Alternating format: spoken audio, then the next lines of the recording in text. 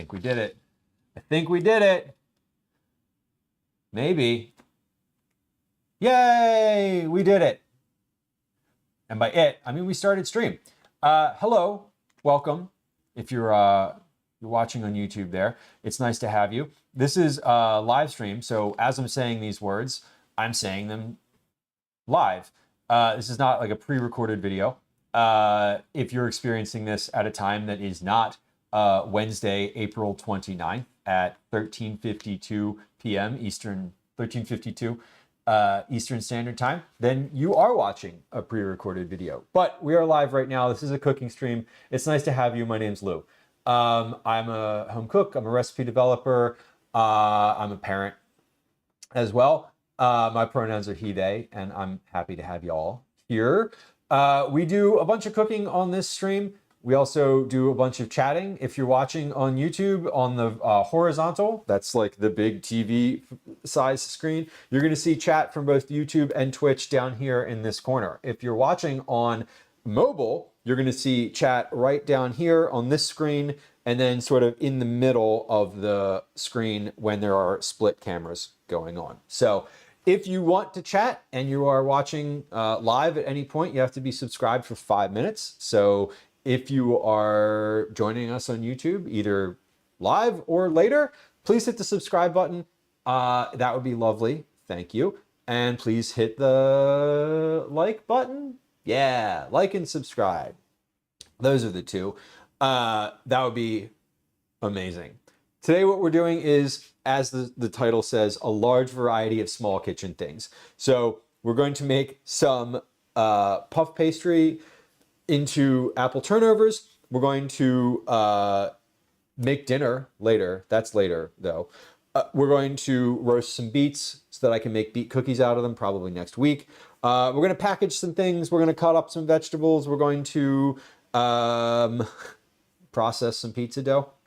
So we have quite a bit of things to do today, and that's what we're up to. So anyway, thank you for joining us. If you are joining us at a later time, usually live, you can check the schedule on the website, and away we go. We already got our puff pastry out. It's here and it's thawing. It's not quite thawed yet, so we're gonna let that rest for just a little bit. So Cliff says, nailed it. Thank you. We're trying to truncate that. I was thinking the other day about how I would like to have a pre-recorded little like bing button spiel. I don't know that I want like a big video that plays, but I do think it would be fun. I do think it would be helpful to have some of those things that I say when we get a raid, like recorded already. And you know, maybe it's just an audio only thing, or maybe I pop it up in like the video where the overhead thing, the other camera goes. I don't know. Splits, welcome in. Philly cheesesteak turnovers. Oh, I think those would be lovely. And cheesesteak pockets. That's like a past plate hors d'oeuvre at like any Philly event. Where someone from Simon was like, would you like some Philly cheesesteak pockets, squares? I don't know. See, and so the other thing is like, I forgot to, there's always something I missed. It's like, I need to consolidate that into like a tight 30-second elevator pitch. Not even 30 seconds. I would like to consolidate everything I say when people raid into a 20-second thing that I can just say or have pre-recorded. Not that, I don't know. But then the other thing is that I don't know. I'm saying when I'm going to say it, it makes me feel like an asshole to say it. It loses a little bit of the charm of the like talking to the person who rated and blah blah blah. Yeah, you have to catch people before they dip, right? That's fair. That's fair. And I'm not good at that. Maybe I am. I don't know. Nobody's told me that I'm not, but nobody's been like, damn, you had me from the start. Although every once in a while, someone will come in and be like, oh, I saw you had this thing on the counter and it was like, I was hooked right away. But I do like when people raid, I kind of like to sort of read the room. I don't know. Like not read the room. Like I, I listen, I try to read the room. I try to read the chat room, but you know, it's how it goes. But it depends who it is. If it's someone like I know, if it's someone I don't know, you know, I kind of I don't want to like jump into it. If it's someone who's a food streamer, that's probably a little different than someone who's like been gaming. I don't know. The audience is always different. You know what? I'm not going to do it today. I know that for sure. Bow tie fly, no hat. You know what? We're cooking now, so let's actually put a hat on. Hey, get your last looks in. If you're trying to see me hatless, here we are. This is the last bit. We are gonna put a hat on because now I'm making food. So professional.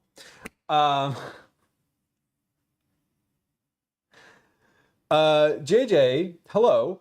I'm trying to interpret what the best way to read your name is. If you have a particular way that you like to be referred to in chat and you feel comfortable letting me know, that would be amazing. Otherwise, I hope it's okay that I call you JJ because those are the first two names of your username. And no, I would absolutely love if you asked some food related questions. I can't promise you that I'm going to provide an informed, accurate, or even entertaining answer, but you can ask the questions and I'm happy to respond in the way that is available to me in that moment. Okay? Cool. And I should also say that if the questions are troll-ish in nature, that my tolerance level for that is super low. Since we don't know each other, I just want to say that out loud. That's all. I'm not saying, yeah, anyway, hi, welcome in. First question is, what is your favorite food? My favorite food is anything that someone else cooks for me, but that's really kind of an answer that's like too broad. I would say mostly, I do love pasta. So there's that. Pasta is always a big like draw for me. I like making it by hand. I like when it comes out of a box. Not any specific type of pasta either, just like pasta general.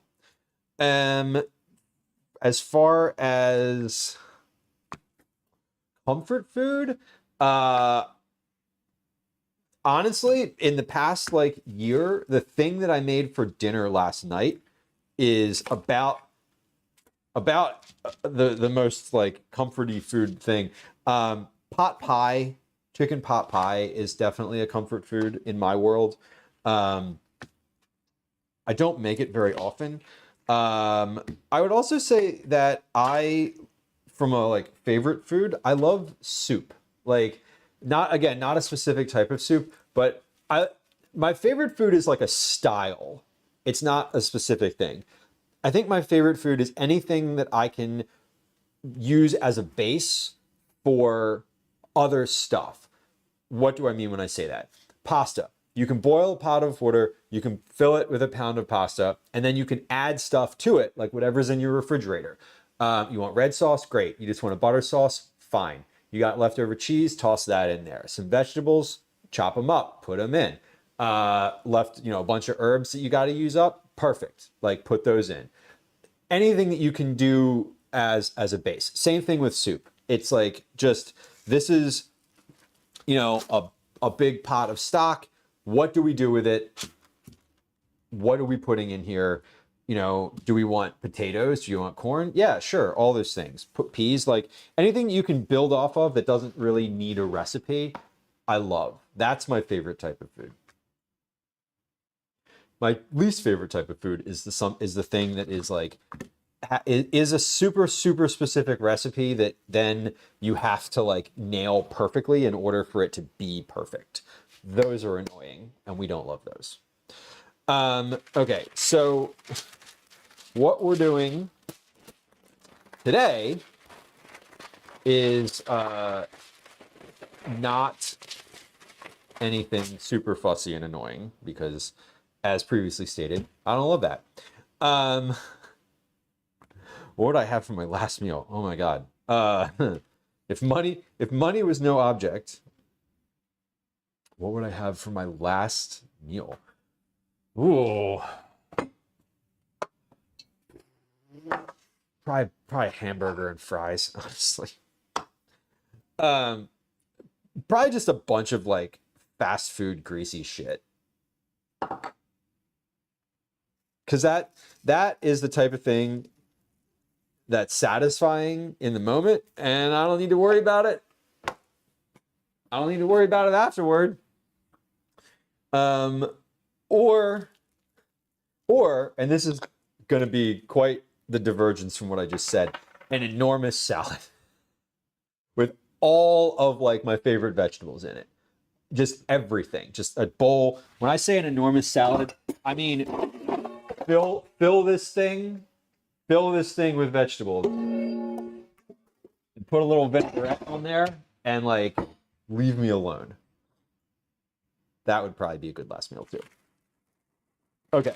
So thank you for the shout outs. We have some shout outs to friends of stream in chat. If they're not still sitting at the top of the screen with like, they're not still sitting at the top of the screen. That's not how shout outs work. But I would encourage you, if you're on Twitch, to scroll up, click those links in the shout outs, and hit the follow button, please, because we like to support our friends in the food and drink world and in general. It's like a cherry on top, but it's a hamburger. Well, yeah, okay. That would actually be kind of amazing. Does anybody have a weird last meal? Like a thing that's like, you'd never guess what my last meal is if you were doing a TikTok. That would be like that would be the thing. It would be like, and then the statement would be like, I don't know, weirdest last meal, or like, you'll never guess what I ate before perishing. Grim, but grim and hilarious. a macabre story. If you could pick anyone to give cooking lessons to for a year, who would you pick? Are they interested in cooking lessons, or am I forcing cooking lessons on them? Because those are two different answers. I would probably I would probably want to give cooking lessons to my kid. If he was like willing to do it. That's the thing. Because then I would sort of know that he was set up to do adult type cooking. And I don't know, and that would be kind of nice because then we'd get to like spend time together. Is that like that's my answer. Like that's my honest answer. Is like if it was like, hey, you're gonna give cooking lessons for a year, I would be like, hey, come here, like let's do this together. That would be fun. But otherwise, I think nobody's specific, because I don't really give a shit about celebrities or sports or any. I don't give a shit about people in like the public space, like the sphere. Like I care about them, and I don't want them to like. I don't want harm to come to them. I don't wish ill will. Generally speaking, but like I don't care. There's not like a celebrity where I'm like, ooh, let me give cooking lessons to Steve from Blue's Clues, like the literal the only celebrity I can think of right now. Because they're not relevant to me in my life. So I'd rather I'd love to give cooking lessons to like, I don't know, a group of like teenagers or something who were just like trying to figure out how to life. You know what I mean? Just like people who would use it and care. That would be fun. Would I want Steve to give me cooking lessons? No, not really. I mean, does he want to? I don't know. Does Steve even cook? Would Steve from Blue's Clues play me in a movie? I don't know. The other celebrity, there is a celebrity that I've gotten, and trying to remember who it is. I've been told I look like Paul Rudd by multiple different people, different times. I don't understand. Like, I don't know that I get that or see it, but so Fluff, you definitely do have to have cheese in the salad, though. That is an accurate statement. Cheddar, please, shredded. Okay, so beets are in the oven. Done. Puff pastry is out to thaw. Done. Let's cut the apples. No. Let's shape. Oh, hold on. This is thawed. This is thawed, and it's starting to hit the point where I'm like, okay, maybe let's not. Or like, okay, maybe we gotta like use that now. I think what I want to do before I do the puff pastry, because the beets are in the oven, we're gonna set a timer for the beets. Let's do that now. We're gonna set a count up timer because they're gonna be in there or they're not. I'm not like, I don't know how long they're gonna take. One of them's gonna take less time than the others. That's why I wrap them separately. What I want to do now, though, is shape this pizza dough, because that's going to be relatively easy to do. I need to get flour out, and flour, my scale, and that's it, I think. Flour, the scale, and that's it. We are going to shape this and then just like let it sit on the counter. I'm going to put them on a tray so that I can move them around easily if I want to. But this dough, this did rise number one. We're like, this is big in here now. This was less than half the container last night, and now it's like, what up? Huge. You see, well, when you see it, you see my chin. It's my strong chin, isn't it? It's yeah, I don't know, like, I don't know. I take it as a compliment because Paul Rudd's fucking handsome. Like, when I look in the mirror, that's not who I see. I see myself when I look in the mirror. If I looked in the mirror and saw Paul Rudd, I'd be like, Paul Rudd, what are you doing in my bathroom? That's weird. Also, hi. Non sequitur. Yes. Dan would have hibachi for his last meal. Sofluff says, I definitely have a side of fried pickles. That tracks with all the things I know about you. That definitely tracks. Sofluff. I kind of love that was the answer. I really do. It's great. Let me get my flour out, and not the flour. I just need to get out the little container with the flour in it. That's just like for my hands. Oh, my neighbor's dog is going for a walk.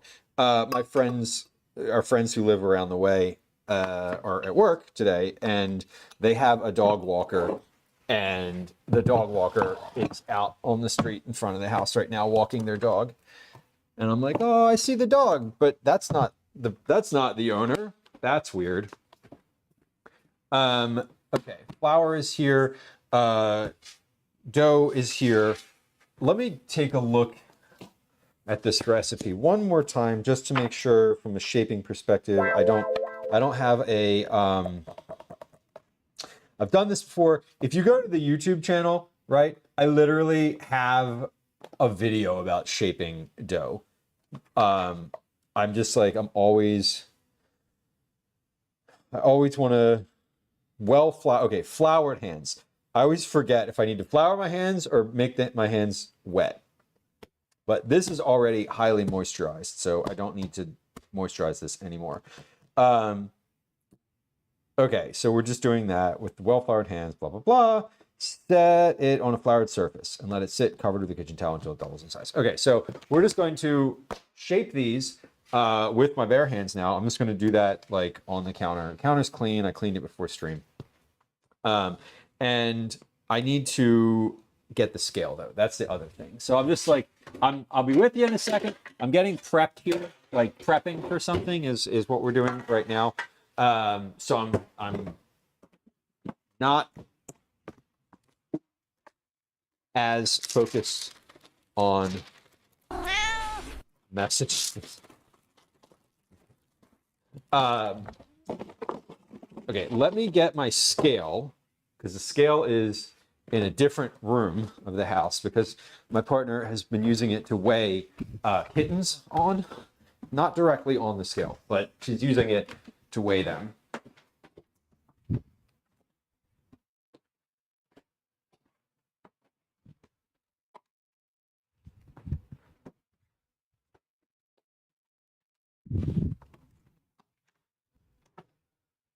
Okay, I stopped talking for a second because I was going in the kitten room and they're in there and they're all asleep. So I'm like, let me not go in there blaring like a fucking foghorn. Okay.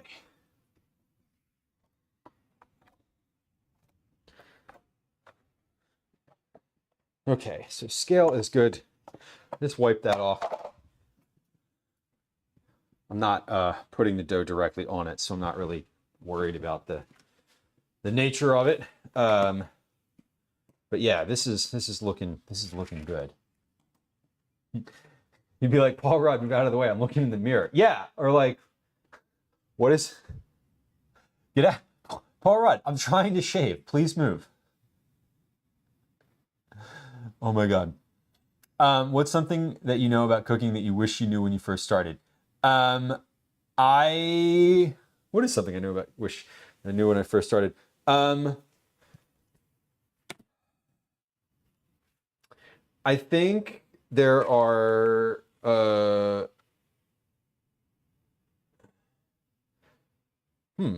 I don't know. That like following a recipe is not the most important thing about learning how to cook. That's it. Just being, I think that getting stuck on following recipes is not important. And I would say that I think that's more around the what's something I wish people understood more about cooking, less around the what I wish I knew when I first started. What I wish I knew when I first started was that asparagus is fucking delicious. Like that's kind of what I wish. Moon Dice, welcome. Hello. What do I think about adding pineapple to soup? Yeah, great. Pineapple would be great in soup. It's in curry. Like it's in lots of other soup-like foods. I think adding pineapple to anything is fine as long as you enjoy it. Like don't listen to whatever other people say about it. I put pineapple in pizza. I love it, and you're allowed to not like it, and I think that's fine. We have this pizza dough here. This looks really, really great. It is huge. And I don't have a weight for this, but I need to cut it into 4. So here's what we're going to do. We're going to dump it out on this. We're going to put this tray and this piece of parchment on the scale. I'm going to flour the tray and the parchment. So we're just getting all of the weight on here that's not the dough.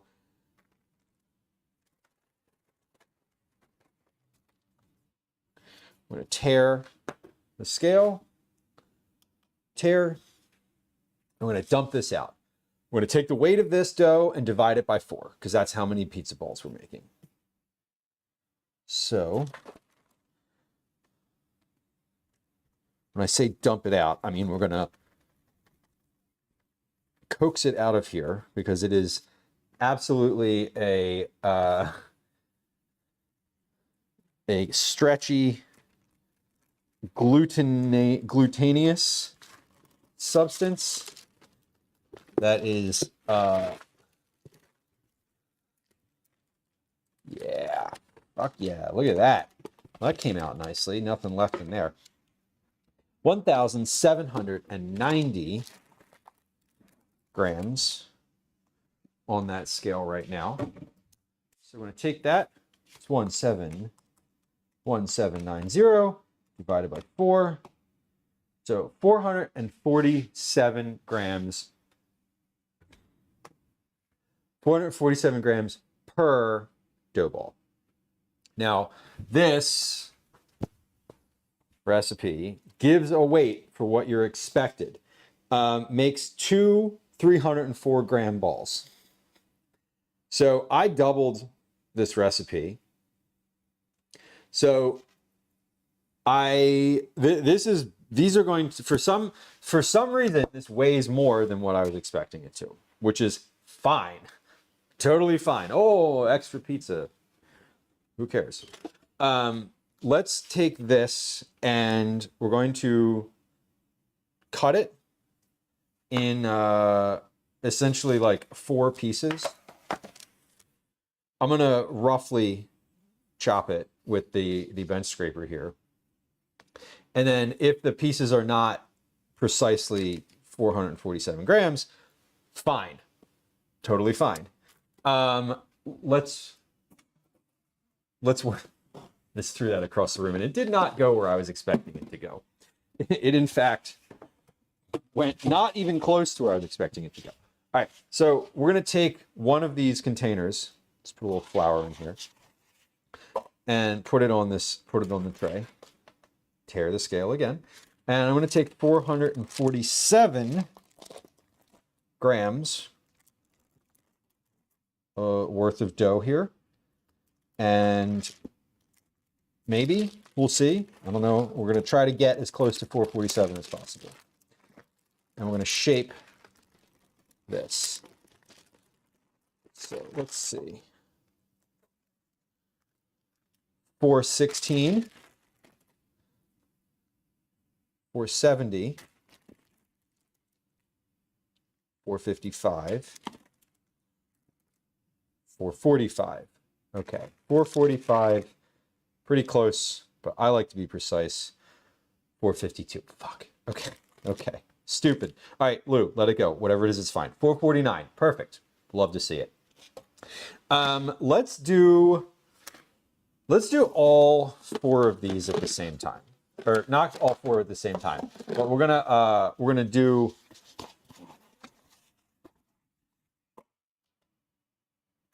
cut and weigh the dough all at once, and then we'll shape it all at once. 412.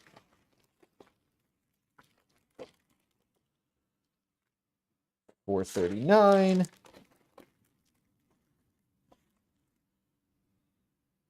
No. 453. We're very close there. 448. Perfect. 2. So I'm just kind of doing each individual task that is basically the same in order, instead of like cutting, shaping, and then having to cut more. We're just cutting all at once. This dough is super sticky, which is lovely. Like that's great. Definitely feels good for the stage that it's in. This is pretty much exactly how I was expecting it to feel. 378. Okay. 447. Hello. Getting closer to like cutting these. So if I was doing like 50 of these dough balls, it'd be pretty good right now. It'd be almost to the point where I could like get the exact amount off without multiple little teeny cuts to get additional pieces. Okay, so if my calculations are correct, this dough that's remaining on here, which is not coming off of this portion of the paper very easily because there was like one little bit that wasn't floured that it's now kind of decided that it wants to stick to, which is also fine. I'll get it off. I'm gonna pull the whole ball off and pop it in here. Wait, did I tear this scale? I did. No. Yes. Okay, I did, but I just did it again for the lulz. Okay, 419. Perfect. We got about 20 grams worth of dough left on here. So my measurements were pretty good. 433. Yeah, one of these can be slightly smaller, and that's okay. If I can't get the rest of this off here. 437. Yeah. All right, this is good. We're not going to futz with that any more than I already did. All right, so the dough balls are all weighed out. They are good. So now we go to step 2, which is shaping. So I have 4 dough balls that are not going to fit on this tray, which is annoying, but fine. So with well-floured hands, which we have, or we're about to have, let me get some of this dough that's on my hands off. I'm just scraping it. I have my compost bucket down here. So I'm not scraping this onto the floor. We don't live in a medieval times here. I have a compost bucket down here. So FYI. Anyway, this is a pretty straightforward process to shape these.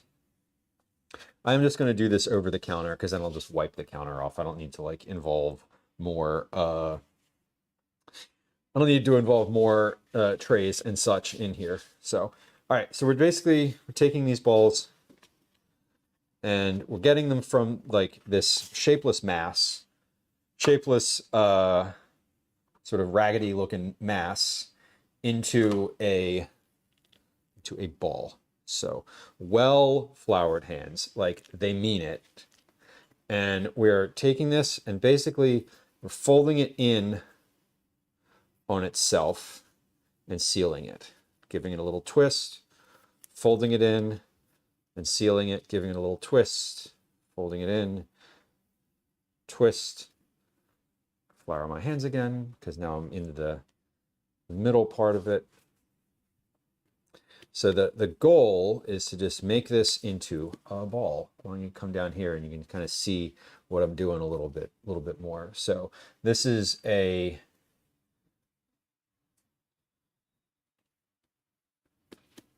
process. So we're shaping. So I'm kind of putting a little dent in the middle, folding it in on itself, then folding these other pieces in. And then we're squeezing that little bit that we just joined, squeezing it together just a little bit, not too tight, and we're giving it a twist. So it has like a little twisted up bottom. And then we're just doing that again and again and again until what we have left over is a smooth ball of dough. The camera doesn't even want to focus on that. So that is a pizza dough ball. Let me give this one another couple turns, actually. This is a ball. We're ready to rest this. Now I could make this pizza today.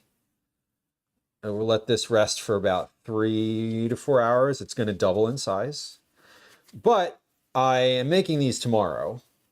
So what we're going to do is I'm making these sort of towards the earlier part of the stream today so that they have time to sit out on the counter and rest in the air. So this is going to get about twice as big as it is currently. It will probably end up filling this whole container, which is great. But see, we're taking them from this into this. Flour is the difference. Flour and just shaping it. So I'm just now that I've got like a big layer of flour out on the counter, I'm just going to dump it out on the counter because that's pretty easy. Okay, so this is how they go from raw, like a large batch of dough. And if you were doing this in a pizza place, you know, you would you'd have like a giant mixer bucket of dough, and that would be fun. Would you shape them with olive oil? I don't think so. I don't, because they're there's so I know where I think I know where your head is at, Oruma. Like with focaccia dough, you use like a ton of olive oil on. It's like cover it in oil, basically. If they're super, yeah, if they're super sticky, but I don't want to introduce more moisture into these if I can help it.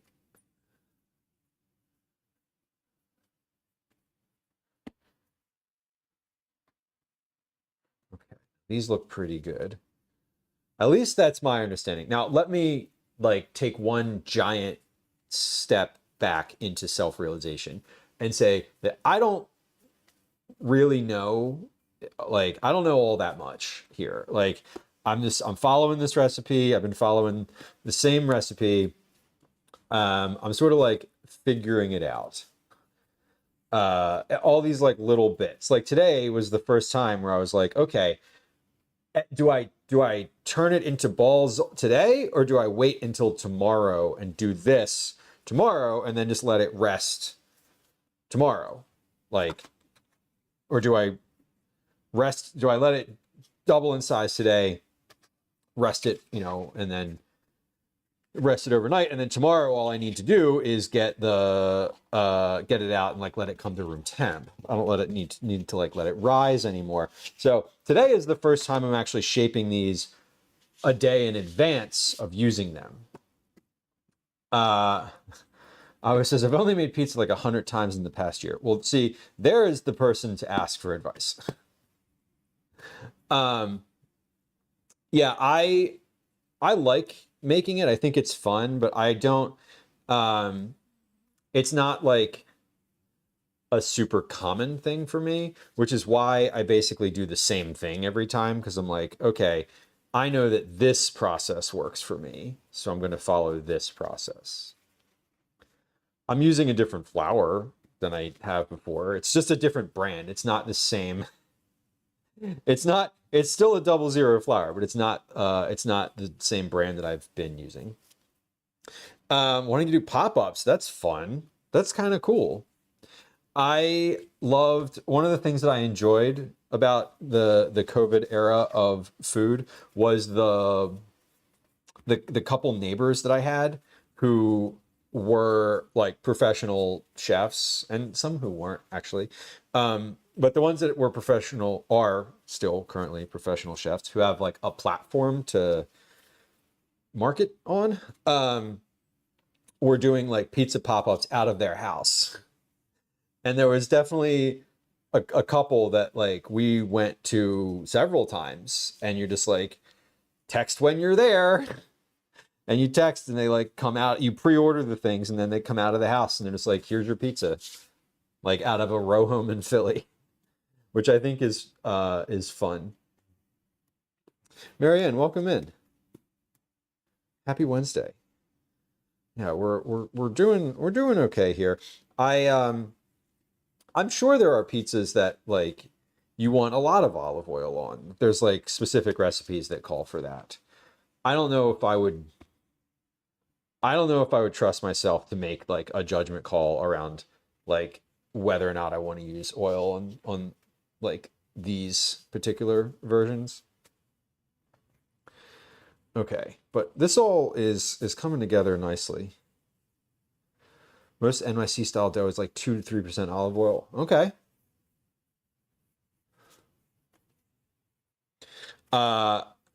Again, I don't know that I put olive oil on this. I know that I use it on focaccia dough. Obviously everyone's used a wiped on olive oil. I mean, I've always just put them in a floured container because they're like, I'm flouring them as part of the process. Sometimes they stick when I take them out. So I honestly never considered using olive oil. Should I? I would literally, like, if I've never considered it, and I've never like observed enough of someone else doing it. Wash one out. I'll just get another one. They fall right out. And that's honestly, that's the problem with using the flour, is that if they're too wet, or if the flour gets absorbed too much, they will stick. And then I'm sort of like shaking the dough out, trying not to break it. Interesting. All right. Listen, I am going to make an adjustment here. And you said try one. I'm just going to do it for all of them, because that's the type of thing that that makes sense to me, right? Like, because that solves the problem that I have with the process that I do. And I am not like beholden to this process necessarily. I'm sort of, I've already, how do I put it? I've already sort of gone back and forth on whether or not to even shape these today. So, you know, the worst thing that'll happen is they have a little bit of olive oil on the outside when I don't really want them to. I was thinking of oil with the like focaccia scenario, where you have a whole big like container and you cover the dough in oil. That, when we were talking about olive oil a minute ago, I was like, would I like cover these in olive oil the same way I do a focaccia? I didn't think the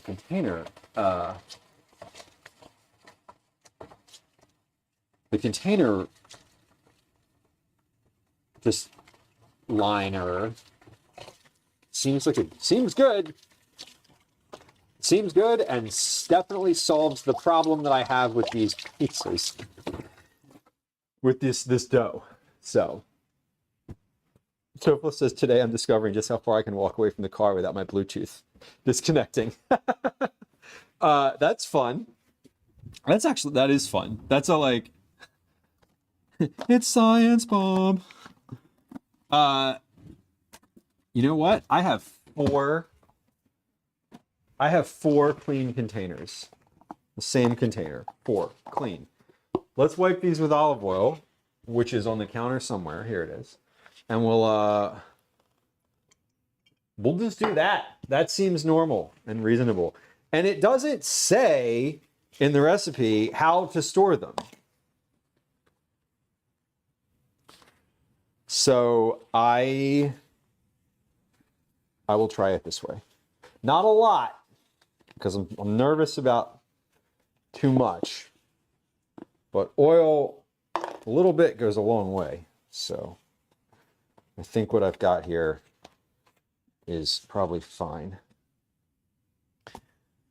So we're gonna try it. We're gonna try it, and if it works, great. And if not, if it doesn't work, I will not blame you. How's that? I will not saddle you with the responsibility of messing up the pizza dough. Because I'm saying this now out loud, that this is my choice. I did not feel pressured to make this change. I've made it of my own free will and volition. And if it doesn't work, that is on me. Except the part where I ban Avo from stream. I'm just kidding. I won't actually do that. I wouldn't do that. That seems like an unreasonable reaction. Okay, so greased containers. 1, 2, 3, 4. Perfect. 15 meters. That's long. That's a ways. That is quite the distance. Killer Creek, did I say hi to you? I said it in my head when I saw your name. I don't actually think that I voiced a verbal hello, though. So allow me to do that. Hello and welcome. All right. These are... Now we got a lot of flour going on here, so that's fine. Let me wash my hands. Then we're going to wipe the counter. Then we're gonna dust the counter. Then we're gonna wipe the counter. Then we're gonna move on to the next step. And won't that be lovely? I heard it. I heard it in my head. Arma says mine usually gives out once I get to the front door. I don't know how far mine goes. When I'm in the house, it usually craps out pretty quickly because the interference from walls and such. Okay, we have a tray. Let's get a tray for these. Now, they didn't all fit on that other tray, so we're going to put them on this tray instead. Okay. Well, I'm realizing that I'm the one who's weird here with regard to the flouring. And weird is not even the right term. The process is like, okay, it doesn't say how to store them. It says, so here's what it says. Once the salt is incorporated, so you put it in a plastic container. The original, you mix all the stuff together, you put it in a plastic container. No, it says nothing about the container. Once the salt is incorporated, cover the bowl with plastic wrap and put it in the fridge for 24 hours. Great. It says, after you have a smooth dough ball, set it on a floured surface and let it sit covered with a kitchen towel until it doubles in size. So this recipe assumes that you are going to shape those balls, put them down on a floured surface, and then 4 hours later, you're going to shape them into dough. So I think when I read set them on a floured surface, like I usually do that. If I'm making them the same day, I will put them on a towel with a bunch of flour, or I'll put them on a sheet pan. So I just kind of extrapolated that into, okay, well, if I'm not setting them on a floured surface now, I should set them on a floured surface I should flour the inside of the thing. That was where that's where my calculation happened. Again, I've never shaped them a day ahead of time. Let me set a timer for 3 hours here, just so I have a baseline on how long those have been resting and rising.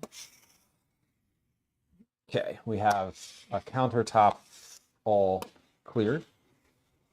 I'm gonna wipe this off now, because it may look clean, but it is still covered with a very thin dusting of flour.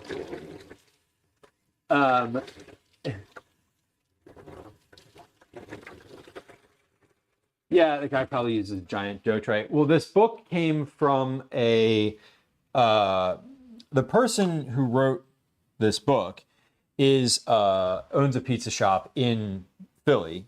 He is a Philadelphian. Owns a pizza shop in Philly. It was like lots and lots of places were like voted it, top 10 like pizza in the country type of thing. He was on all the lists. And there's still a pizza shop there. It's still very good. But but this is obviously for home cooking. I think he clearly works in a much larger volume in the shop, you know. So I think you're probably right. Jane, welcome in.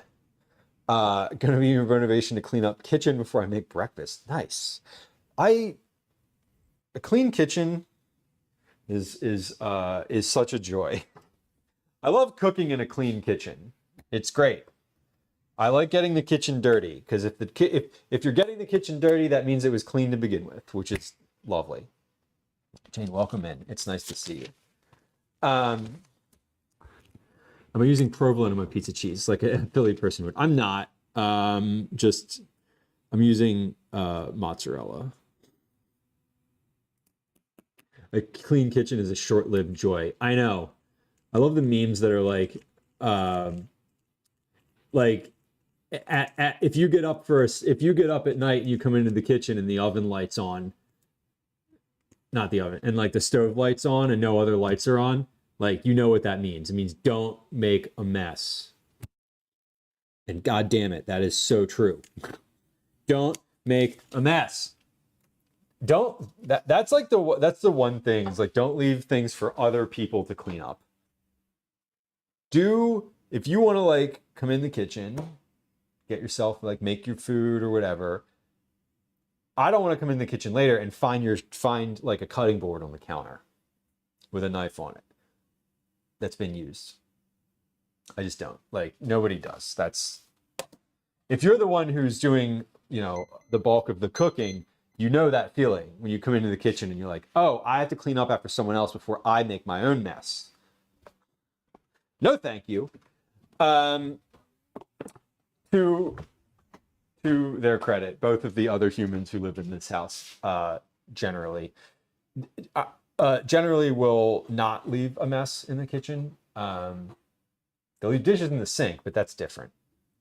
So let's do our cutting up things next. We have a bunch, not a bunch. We're going to cut up and season some apples, parsnips, carrots, and cantaloupe. Then we're going to make a puff pastry in the oven. I don't really know. I've only got one sheet of puff pastry. So I'm going to cut this up into probably 6 little pastries, which seems about right. They're not for anything. There's no occasion to make pastries other than like I love pastries and want one. So I'm gonna cut up some apples here, cut up and season some apples. I think what we'll do is it's knowing that I only have one puff pastry sheet. I think we're gonna do like some square pastries, and I'm going to put like apple slices, just like lay them kind of flat. So we're gonna slice we're gonna do some slicing, apple slices, and we'll just make them pretty thin. So I might need like 1.5 apples. That's all. Jane says a clean kitchen makes cooking so much easier when you don't have to worry about putting your elbow in a sticky patch of something. Yeah. Yes. I don't care if the dishes are in this, or if there's like dishes in the sink. I do. Let me walk that one back, as they say. I don't love dishes in the sink throughout the day. Fine. Dishes in the sink when I come downstairs in the morning. No. Like, absolutely not. I'm the type of person that I will be like most days. Now, this is like a 95% of the time. There's always the 5% of the time where I'm just like, I don't care. It looks awful over there. I'm going to bed, which happens. But that's definitely the exception. I'm generally like, okay, like dishes that are there at night, I'm going to do. And then when I get up in the morning, I put them away.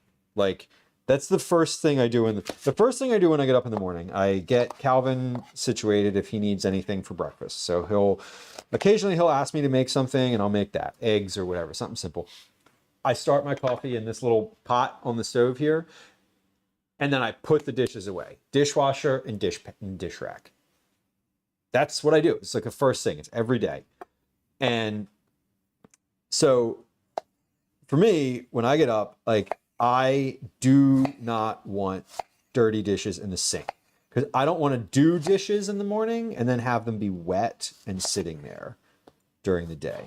That's annoying, because I'm going to create dishes at breakfast. Like, I don't need to then, I don't know. I don't need those dishes to be added on top of other stuff. I'm not going to complain about it anymore. It's okay. Finally, the kitchen is clean. I can make something. Exactly. All my pots are where they're supposed to be. All the pans are where they're supposed to be. Everything's where it's supposed to be. What a good feeling, right? Albert says I leave myself a lot of stuff to clean up. You know what's funny? Yeah. We do, whoever's doing bedtime with Calvin, the other in our house, usually the other person does the dishes that evening. So like last night it was my turn to do bedtime. So I was like, you know, he was saying goodnight and Gwen was like, I don't want to do all the dishes. She's like, I hate doing dishes on stream days. Which, fair, totally fair. That's also why I try to make an effort to do some of the dishes during stream any day, for her benefit and for mine. So yes. Killer Cree, these tomatoes look good. I hope so. They are from Canada. I got them yesterday at Reading Terminal Market. They were, they looked great. I was like, I will buy those. The reason that I bought them was because I was going to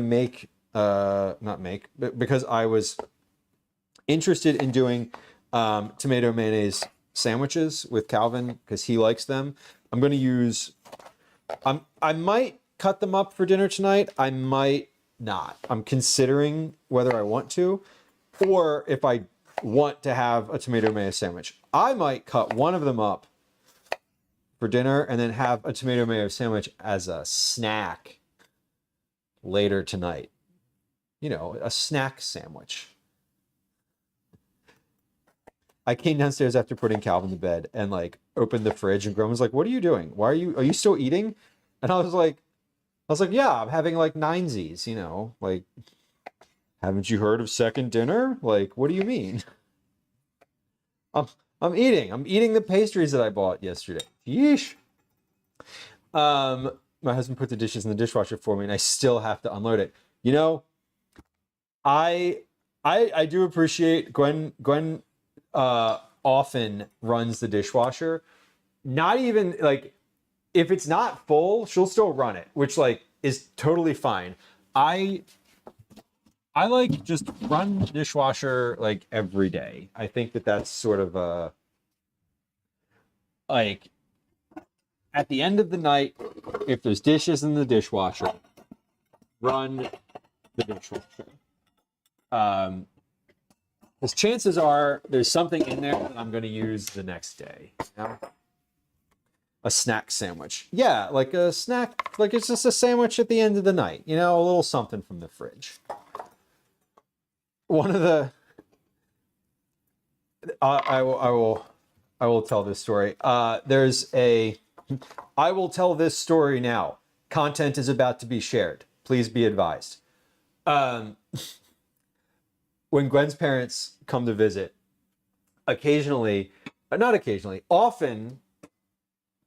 more often than not, when Gwen's parents come to visit, they will buy like, I made you some content. There it is. I haven't even told the story yet. All right. When Gwen's parents come to visit, they'll often go to the grocery store and buy like cold cuts or cheese, like they buy deli stuff, like, and some rolls, like Kaiser rolls. Like, I don't know. I don't, maybe it's just like, hey, we have these at home all the time. And so it would be nice to like have them here. There's never like, it's not, they don't buy them because like I don't cook well enough for them or something like that. Like they're not buying them for that purpose. But they'll buy them. And to me, it's always kind of funny because like we never end up eating all of them. Like they never get eaten, right? There's always leftovers, no matter what. And usually the day that they leave, or like a day or two, within a day or two of their departure, I will go in the fridge and take all the stuff that they like purchased, like all the fixings, all the stuff that they purchased, and make myself like a giant sandwich out of it. It'll be like, just 2 different types of cheese, lunch meats, like lettuce. There's usually like a tomato kicking around. And I'll literally just make myself an enormous sandwich with everything everything that was left in there. And I'm just like, this is good. Like, this is great. Because and that's a thing that I started doing within the past couple of years. Because like, we don't really get lunch meats and sandwiches like that. We don't have like lunch meat in the household often. We do occasionally, and every once in a while, Gwen will like request it. But usually not. Usually we just have, we're not really a big sandwich household, like an uncooked sandwich household. So often it is funny when they leave and I'm like, all right, sandwich time. And it's always like pretty shortly after they leave because, otherwise it will go bad. So what I'm doing right now is I cut up these apples and I'm adding a bit of sugar, a bit of brown sugar, a little bit of salt, a little pepper, some cinnamon. I'm gonna go get the nutmeg out of the drawer and like look at the other things that are in here. Probably some cloves too, if I can find them. Here they are. Cloves, nutmeg, and let's go with that. I think that's fine. Is there anything else in here? Szechuan peppercorns? No. Pumpkin spice, maybe, but no. Cardamom, yeah, cardamom. We're gonna put some just more dry spices in here. I do pull out a Dagwood, Jane. Yes, good reference. What comic strip was that? Blondie, right? Do we think that Blondie is a sexist name for a comic strip? I don't know, but Dagwood is not very useful as a partner. Anyway, we're not going to jump into that conversation, but I do read the comics on Sundays. But yes, a Dagwood sandwich. Good reference that I absolutely got.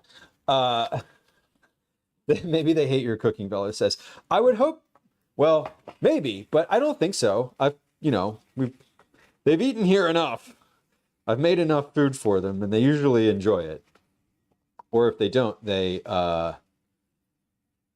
haven't expressed that to me. So, which is also fine.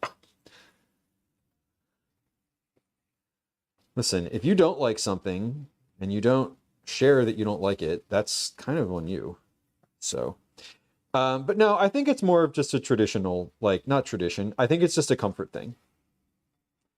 They have when Gwen's parents come down, they stay with us for a little while, and a couple days, 2 maybe 3 times a year, and I think it's just a thing that like they've been doing forever. They have it at home. It's like, I want a little sandwich. I just want like a little something to eat. It's an easy thing. It's an easy thing for them. And also I get it, because when you go stay with someone at their place, like their house, right? It's not your kitchen. And I can say as much as I want, like, just go ahead and like open the fridge, like whatever you want, it's fine. But like, in your own place, when you have leftovers and you sort of, what kind of bread is in there and what's in there, like you have a mental list of all the stuff in your house, right? Like I do. it's easier to like get a snack. So I'm pretty sure that the reason that they do that is because like if they want a little something to eat, they don't want to put me out or have to ask or like have to wonder if it's okay to eat this thing or was I saving it for some stupid recipe for other, for other purposes. Because I've definitely had that happen before where someone in my house has eaten something and I've been like, oh, I was saving that because I need it for a recipe like 2 days from now or whatever. So, I'm also a little bit scary when it comes to like the food stuff because I sort of know everything that's here and manage all of that very directly. So, okay, these are apples. This is what's going to go on my puff pastry. I don't really know what we're doing with it or calling it, but it is what it is. My timer for my beets just went off. No, that wasn't the timer for the beets. What was that the timer for? I don't know what that timer was for. Also, I didn't set a timer for the dough. The dough's probably been in there for 20 minutes so far. So let's set, oh, that was a timer. I know what that was a timer for. My timer went off. I set a timer. It was for 3 minutes, not 3 hours. So the dough has not been in there for 20 minutes. The dough's been in there for 5 minutes. Whatever. Let's set a timer for 2 hours and 50 minutes. We need an extra 0 or 2, so it's not 2 minutes and 50 seconds or 25 minutes. Go. Okay, cool. It suits her. It's like little Abner. Fair. I mean, I think it was also that strip started a while ago. It's old. Yeah, Dan, my family does the same thing. I do. And I do that, when I go to I will say when I go to her parents' house, I'm in the refrigerator rooting around and shit. I'm like making meals. I'm like, there's chicken in here. Let me grab that. Like if you tell me to go in your refrigerator, 100% chance I'm going in your fridge and I'm eating what I find. I might make myself a snack. Would you like one? They're like, make yourself at home. And I'm like, cool. I'm going to like fix your Tupperware because it's all fucking in weird piles. That's what I would do at my home. So Cyber says I'd be scared to eat anything from your kitchen. I know that you don't mean the food itself. I know that you mean like, if I'm not here to ask, would you like grab something out of the fridge and like make it? And I get that because Gwen definitely has that level of like, can I eat this? Is this okay? Is this like, whatever. I've taken to, if something is for a specific purpose, I'll label it. Often I'll just like put a little note on it to make sure that people know that it is not to be touched. Don't mean safety or taste. Yeah. Like, and that's kind of exactly what I'm talking about. Is like I am, because I do have plans for something. It's not unreasonable to think, hey, like maybe I should ask. So, and yeah, I didn't take it that way either. To be fair, I'm just voicing it out loud. I'm surprised that Gwen doesn't make me buy lunch meat. I mean, yeah, listen. When we were all sick in the house, and I was like buying groceries one day. Not one day. There was a day where Gwen like sent me a shared note, like Apple note, and was like, here's a bunch of groceries that I would like in the house. And it was stuff and lunch meat was on there. And I just tossed that lunch meat out because it went bad. Not all of it, but some of it. Like just yesterday, I was cleaning out the fridge like I do probably twice a week and was like, oh, this lunch meat is no longer any good. So I definitely I try to stock things, but there's certain stuff where like it goes in cycles, you know, where like sometimes you want this thing and then other times you don't. So I don't generally like keep it in stock because I know that, you know, there was a day or two where she like wanted lunch meat and then asked for it and I got it. And then like 2 weeks later, didn't want it anymore. But I don't really eat it because I don't usually eat lunch. So there's that. Honestly, y'all, I forgot it was in there, or else I would have eaten it like a week ago.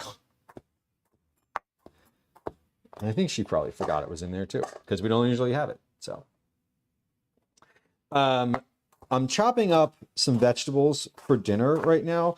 I'm just kind of rough chopping these. There's no size or pattern needed here. It's okay if some of them are a little bit thicker, a little bit thinner, whatever. Cutting up a parsnip right now, and then we're going to cut up some carrots because these are two root vegetables that take about the same amount of time to cook, roughly the same texture. Oh shit, I should be saving the fuck, I should have been saving this. Okay, it's fine. I'm just thinking of the pieces of parsnip here for my compost bin. I want to save those. We have a cat incoming. I will pick you up we will have a cat on stream in a moment here. We currently have a cat at my feet. He is decided to be around. He wants attention. You see his little face right here? Here he is. I don't know if you can see him on the counter. But we have a little cat face. Oh, he's up my shorts. We can't do that. Okay. Buddy, you can't go up there. Okay. Hold on. We have a very insistent cat who really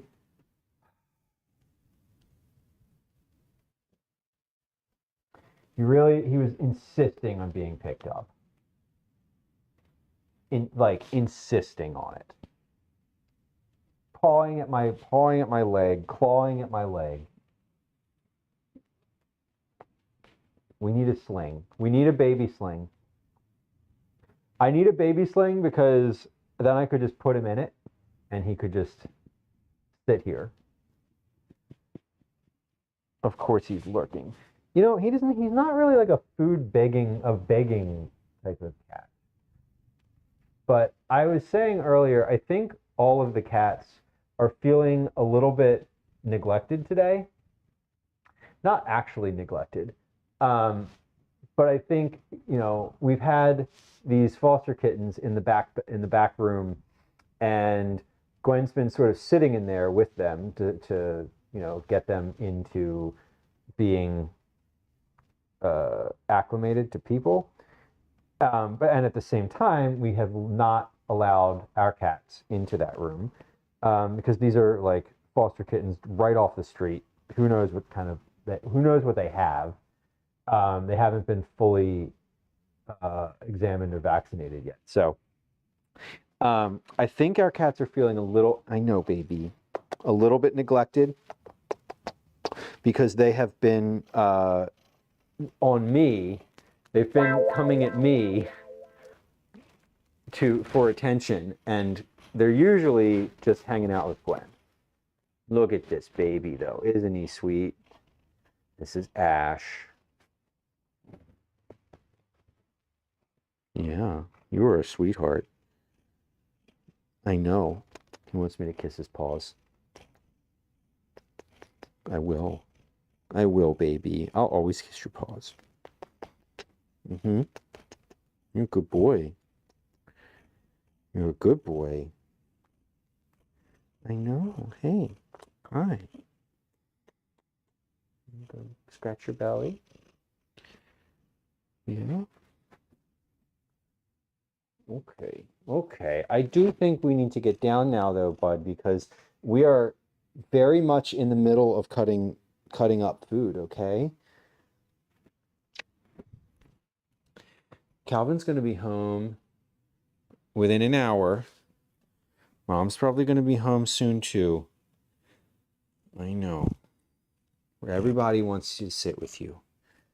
Everybody's going to want you to sit with them.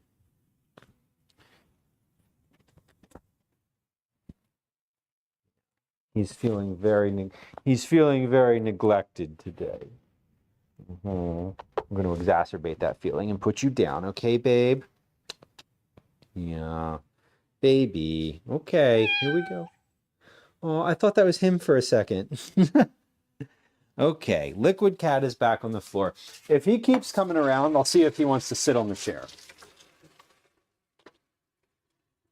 And by if he keeps coming around, I mean he's probably going to continue to come around.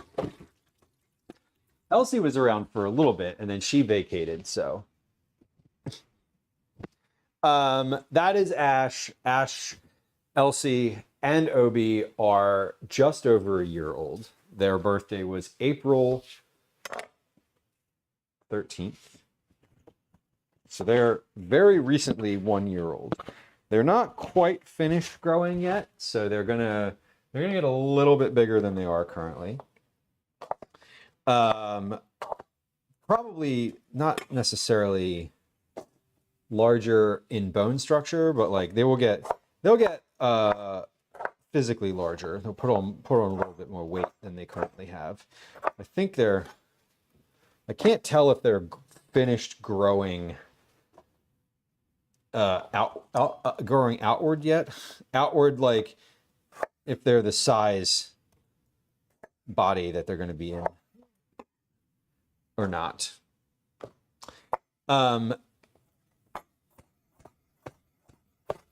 Yeah, but they're just a year old. Just 1 year old at this point. Oh, that is the container for the apples. I don't want to put the parsnip chunks in the apples. Although apples and parsnips are good together.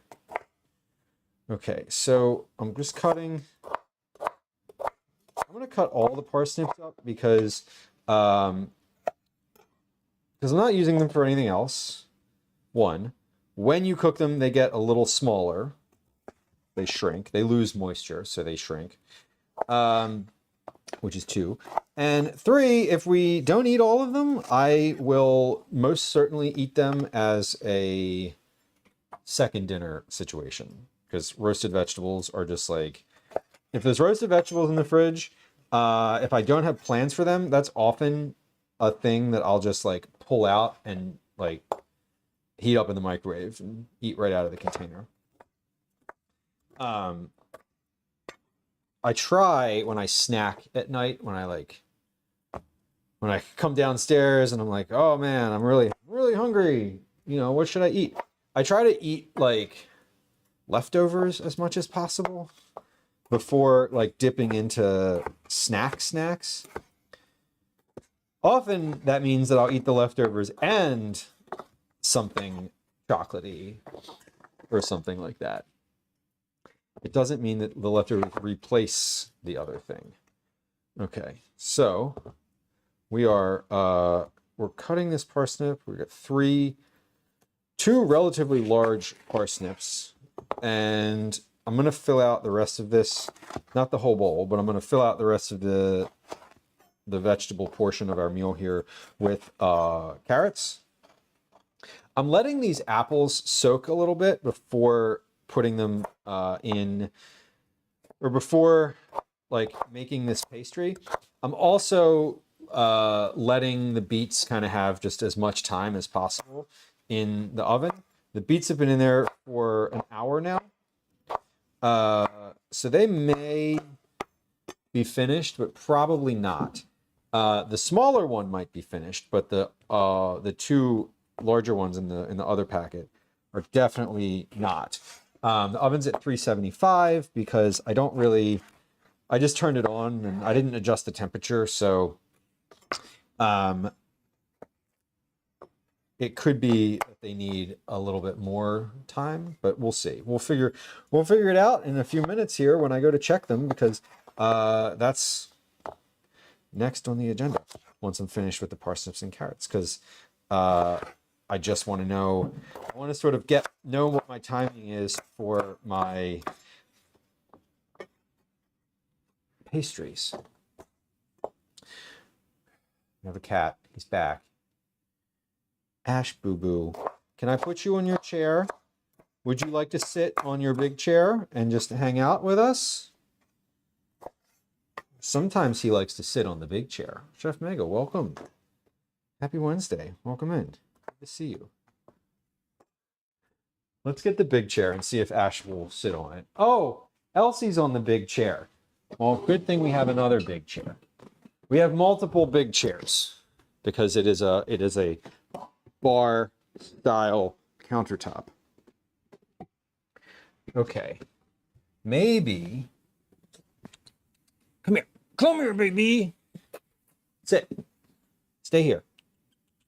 Come here. Hey, here we are. Look, you can just hang out right there. You can be as close to me as right there. And won't that be nice? Yeah, just stay right there. Why don't you sleep a little bit? Hmm? This means we can't use the refrigerator. Yes, it does. Which is its own kind of annoying, honestly. Because I would like to pop that puff pastry back in the refrigerator right now because it's a little soft. But we'll just finish this real quick. And he seems to be like enjoying. I don't know if he's enjoying the company or the visuals or what, but like, I don't actually really care which of those things he's sticking around for.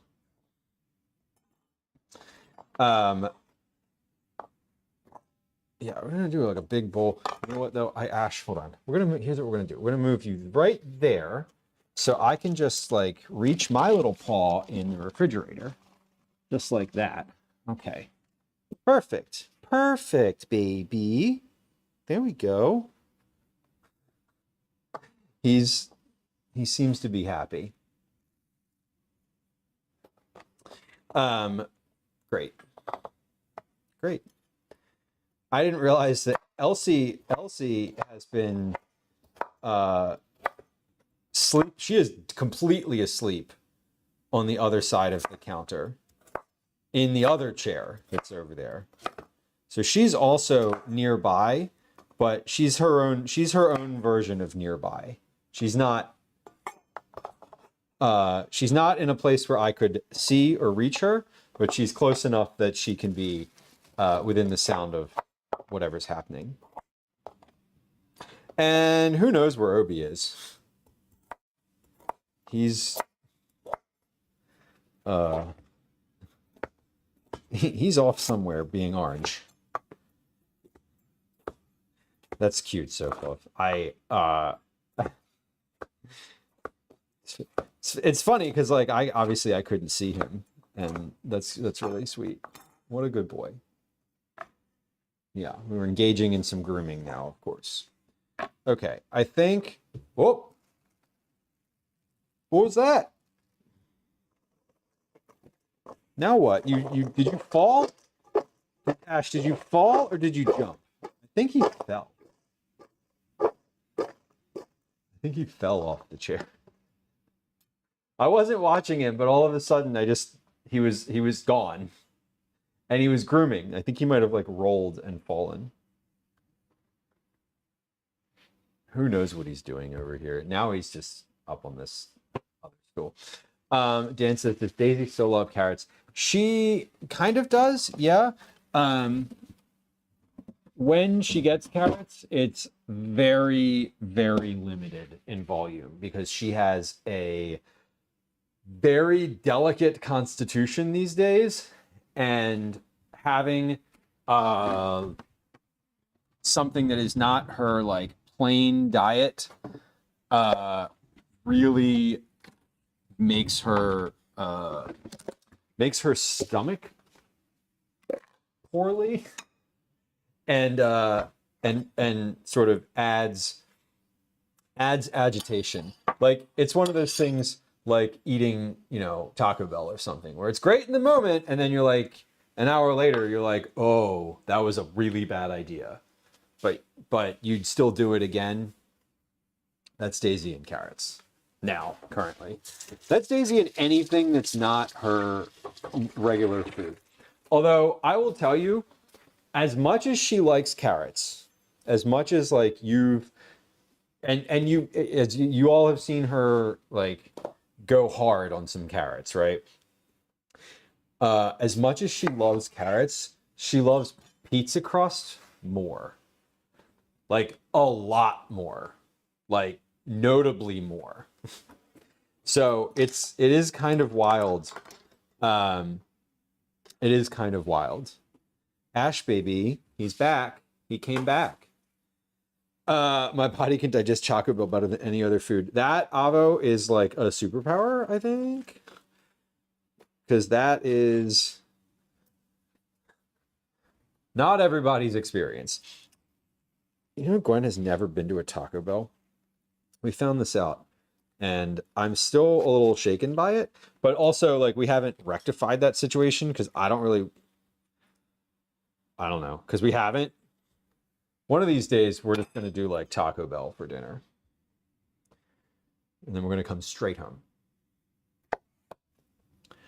I'm cutting up, this is not a cantaloupe. It's in the cantaloupe family. It is a different name, differently named melon. And I'm struggling to remember the name. I wrote it down though. Tuscan melon. There we go. Tuscan melon. That's the one. It's still a cantaloupe. I mean, it tastes like a cantaloupe and looks and really relatively tastes like a cantaloupe. Calvin likes these, and I saw them at Reading Terminal yesterday when I was there, so I got one. Now I'm gonna cut it up, and we'll see if he wants to eat it when he gets home. He should be home in about 30 minutes or so, unless he decides to stop somewhere else on the way, which he might. I don't know. Softer and juicier. I do love these, and importantly, they were $1 cheaper than the ones that were cantaloupes. So I was like, interesting, and thank you for the deal. I was like, really? Like, these are less expensive than cantaloupes? Okay, I'll take that. Which I kind of love. When y'all shop, here's a question. When y'all go grocery shopping, do you look at the label of what's the better question? Do you look at the label when you shop? Obviously. Do you look at the size? Do you shop by size? Like, I guess here's a statement. A statement. When you're shopping, looking at the cost, like the overall cost, is for many items like less important than looking at the volume price, the like how much is this per ounce. I almost always look at the per ounce, like, or the price per unit, I think is the standard naming for that. It's always fascinating because like sometimes the really small containers have a better price per unit than like the larger ones. And I'm always curious when that happens, like why? Because there's less processing. It depends if I can afford to get more for less. Well, that's also valid. Like, yeah, if the price per unit on the gallon of olive oil is less, but the gallon of olive oil is like $50 and the regular container is like 10, like, yeah. Like, That obviously that tracks.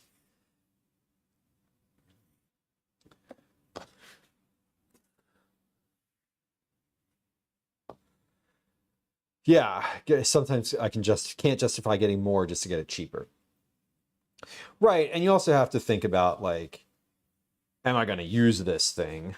Like, if you are buying produce, like buying the larger version of the produce doesn't always work out. You know, I don't need 4 quarts of strawberries. They're not going to go, I'm not going to be able to finish those. If I get like the large pack, like the family pack of berries, for example, like you gotta, that's a, like, I'm gonna have to make something out of those. I'm never gonna eat all of those. It's not even possible. They're never gonna get eaten in this house either. That's for sure.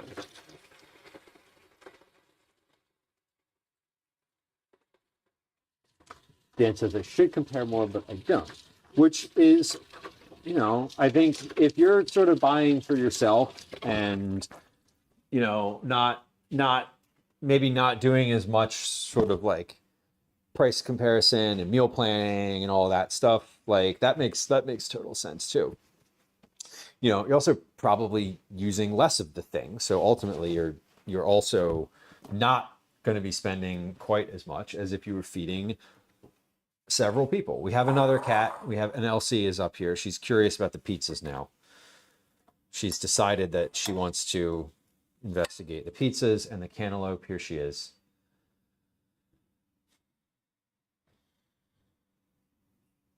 What are you doing, babe? You are, I can't turn away. I cannot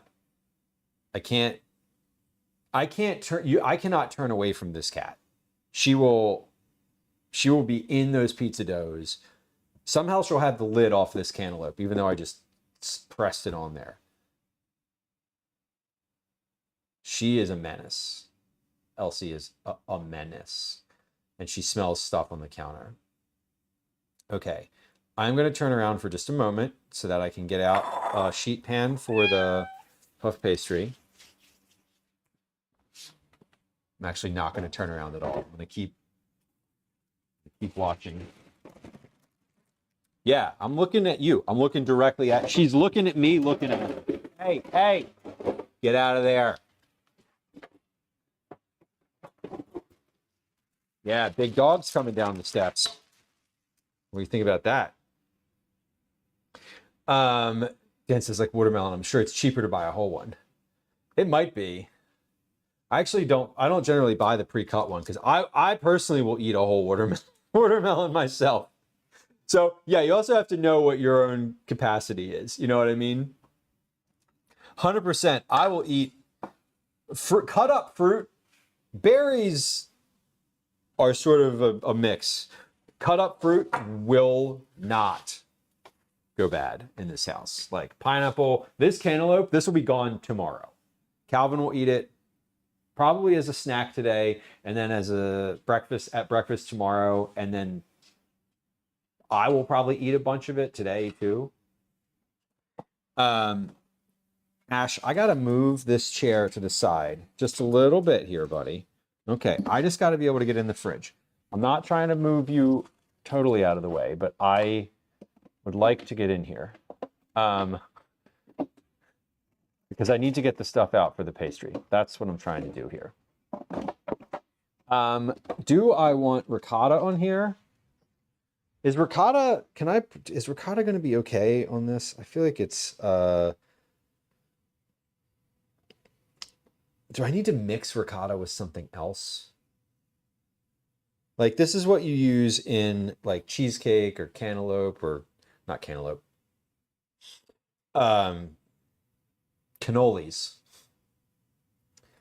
I think I'm just gonna put this on the pastry with like, you know what? I'm gonna mix the ricotta with a little bit of honey. I'm gonna whip the ricotta with some honey, whipped ricotta, apples, puff pastry. That's it. That's what we're doing.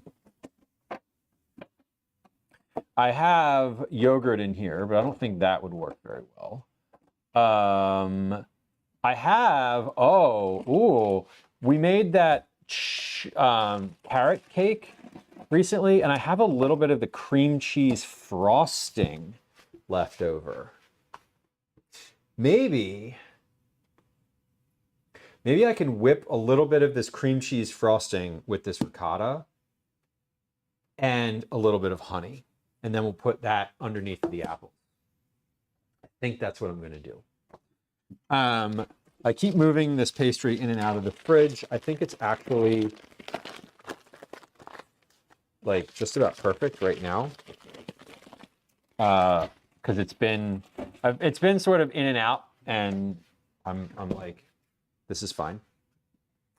Did the carrot cake turn out good? Dan asked. Yes, it did. It was delicious. A good time was had by all eating it, including myself, who definitely ate more than half of it. What suggested temperature does the puff pastry box say?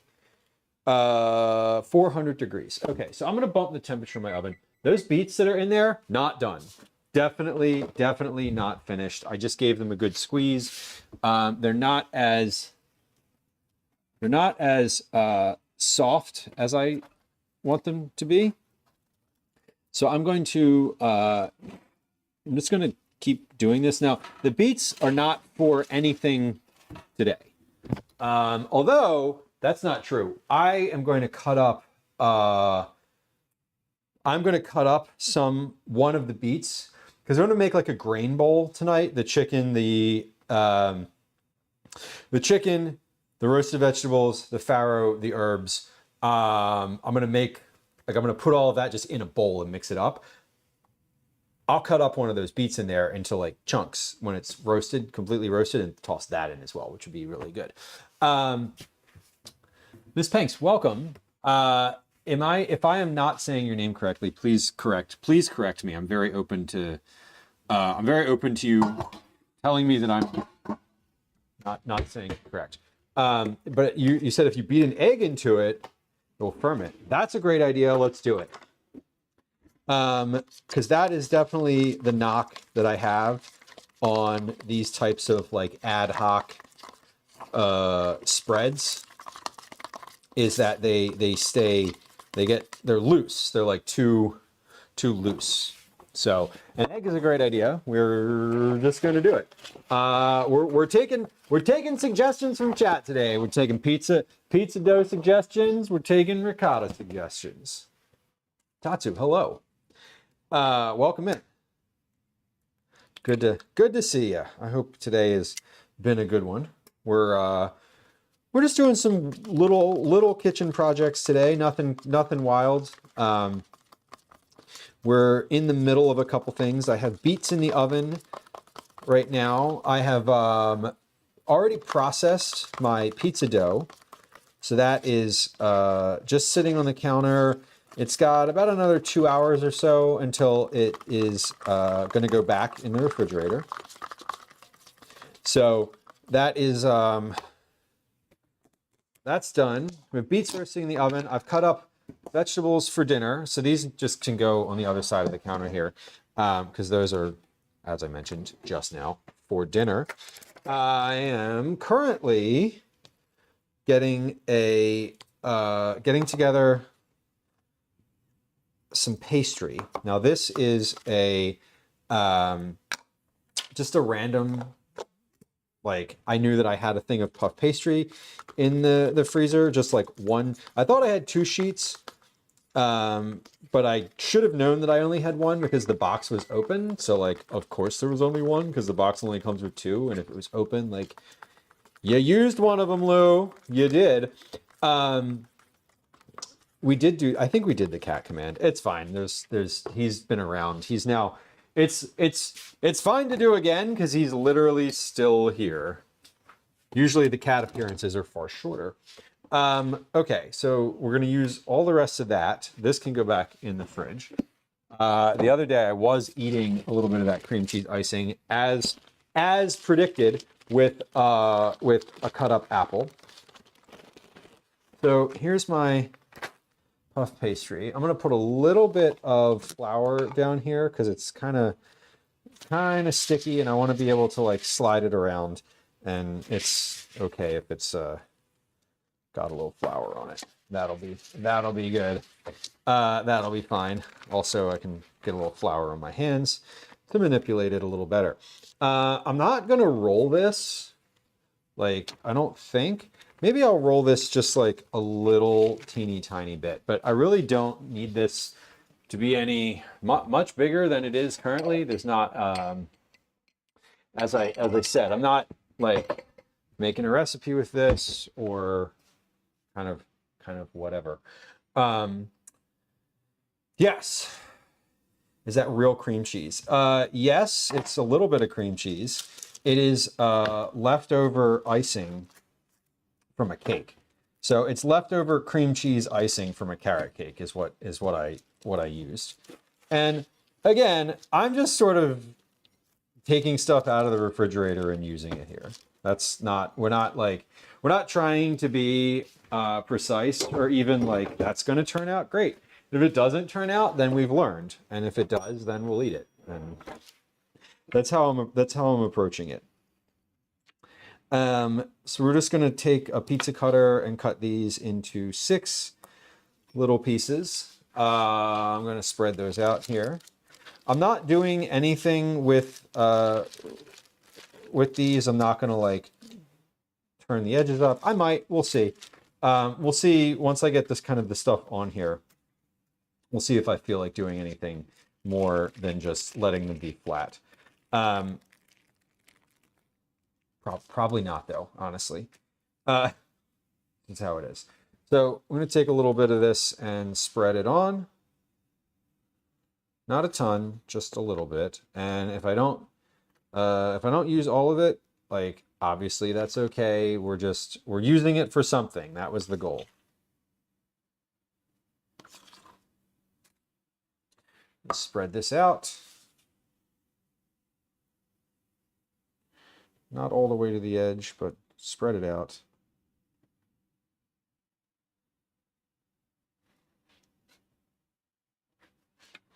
So these are just because I had a sheet of puff pastry and a bunch of apples. Dr. Hex Mikey says, the motto in my house is if it doesn't taste good, we can always get Taco Bell. Right. Taco Bell has now come up. Taco Bell has now come up more on this stream today than any other stream. I brought it up earlier, to be fair. I'm not accusing anyone else. I was the one who named and shamed Taco Bell for causing intestinal distress. Okay, just a little bit more on some of these. Good. Good, good, good, good. Now, here's what's going to happen. These are going to not puff, and that'll be okay, and I'll just eat them that way instead. Wonderful.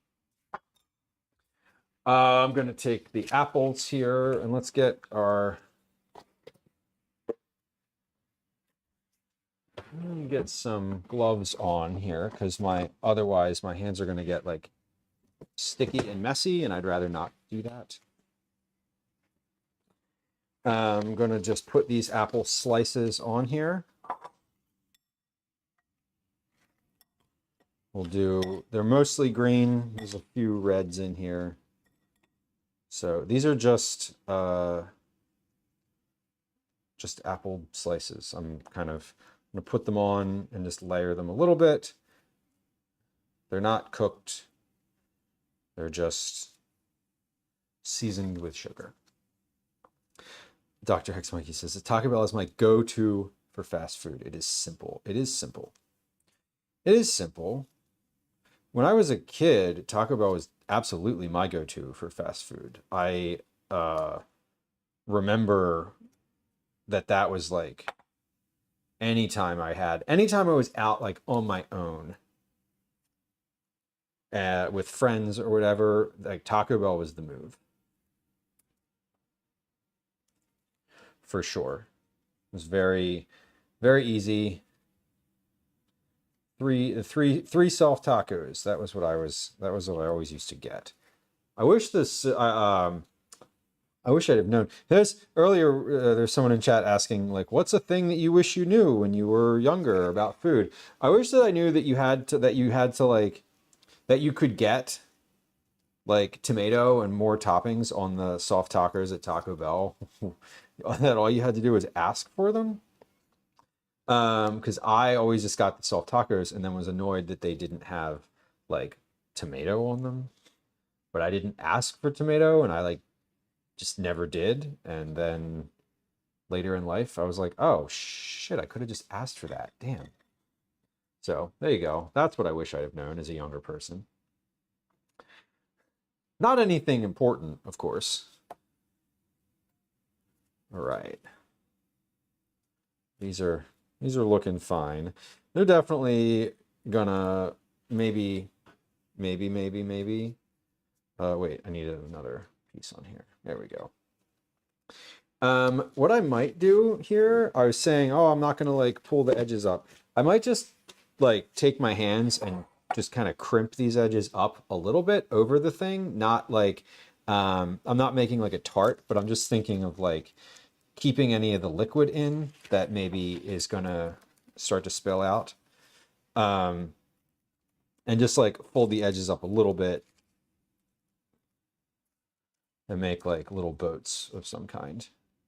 There we go. Perfect. And should I put an egg wash on here? I don't really want to. I know that the answer to that question of should I put an egg wash on here is like, yes, you probably should. But I'm going to be dead honest with y'all. I don't really feel like it. You know what I could do? You know what I will do though? I will put a bit of a milk wash on the outside because I don't really feel like cracking and whipping an egg, but I am open to putting a little bit of milk in a small cup and doing that. So we're gonna do that. We'll do like a little milk wash on the exposed parts of this. These are, if you were selling these in a coffee shop or somewhere where pastries are sold, you would call them rustic, right? Because they are, because they're looking something awful in terms of their physical appearance, shape, etc. But they're otherwise, I'm assuming they'll taste good. Just milk. Egg just gets washed in my wasted.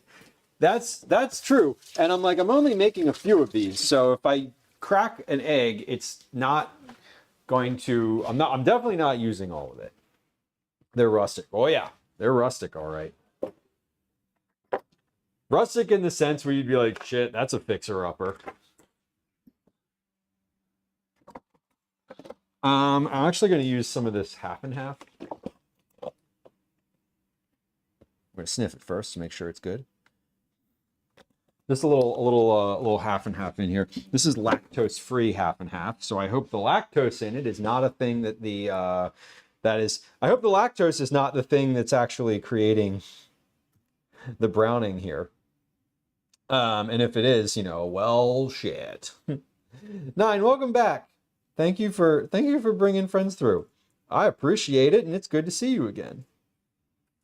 We are almost about to put some rustic apple tarts in the oven. Thank you for the shout out.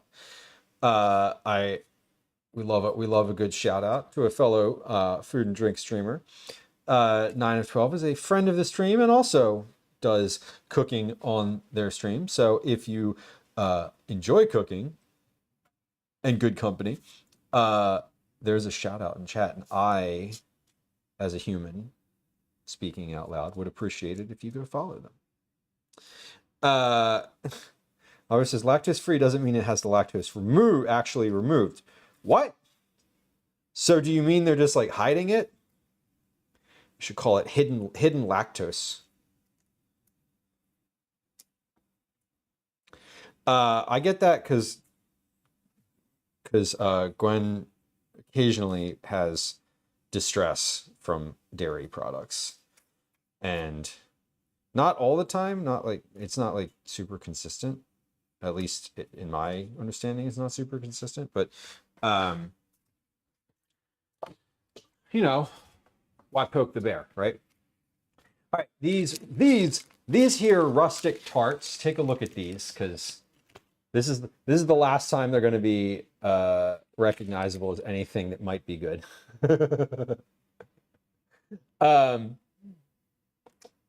They're going in. I don't know how long to cook these for, so we're just gonna go for it. We're putting them in. Oven's at 400.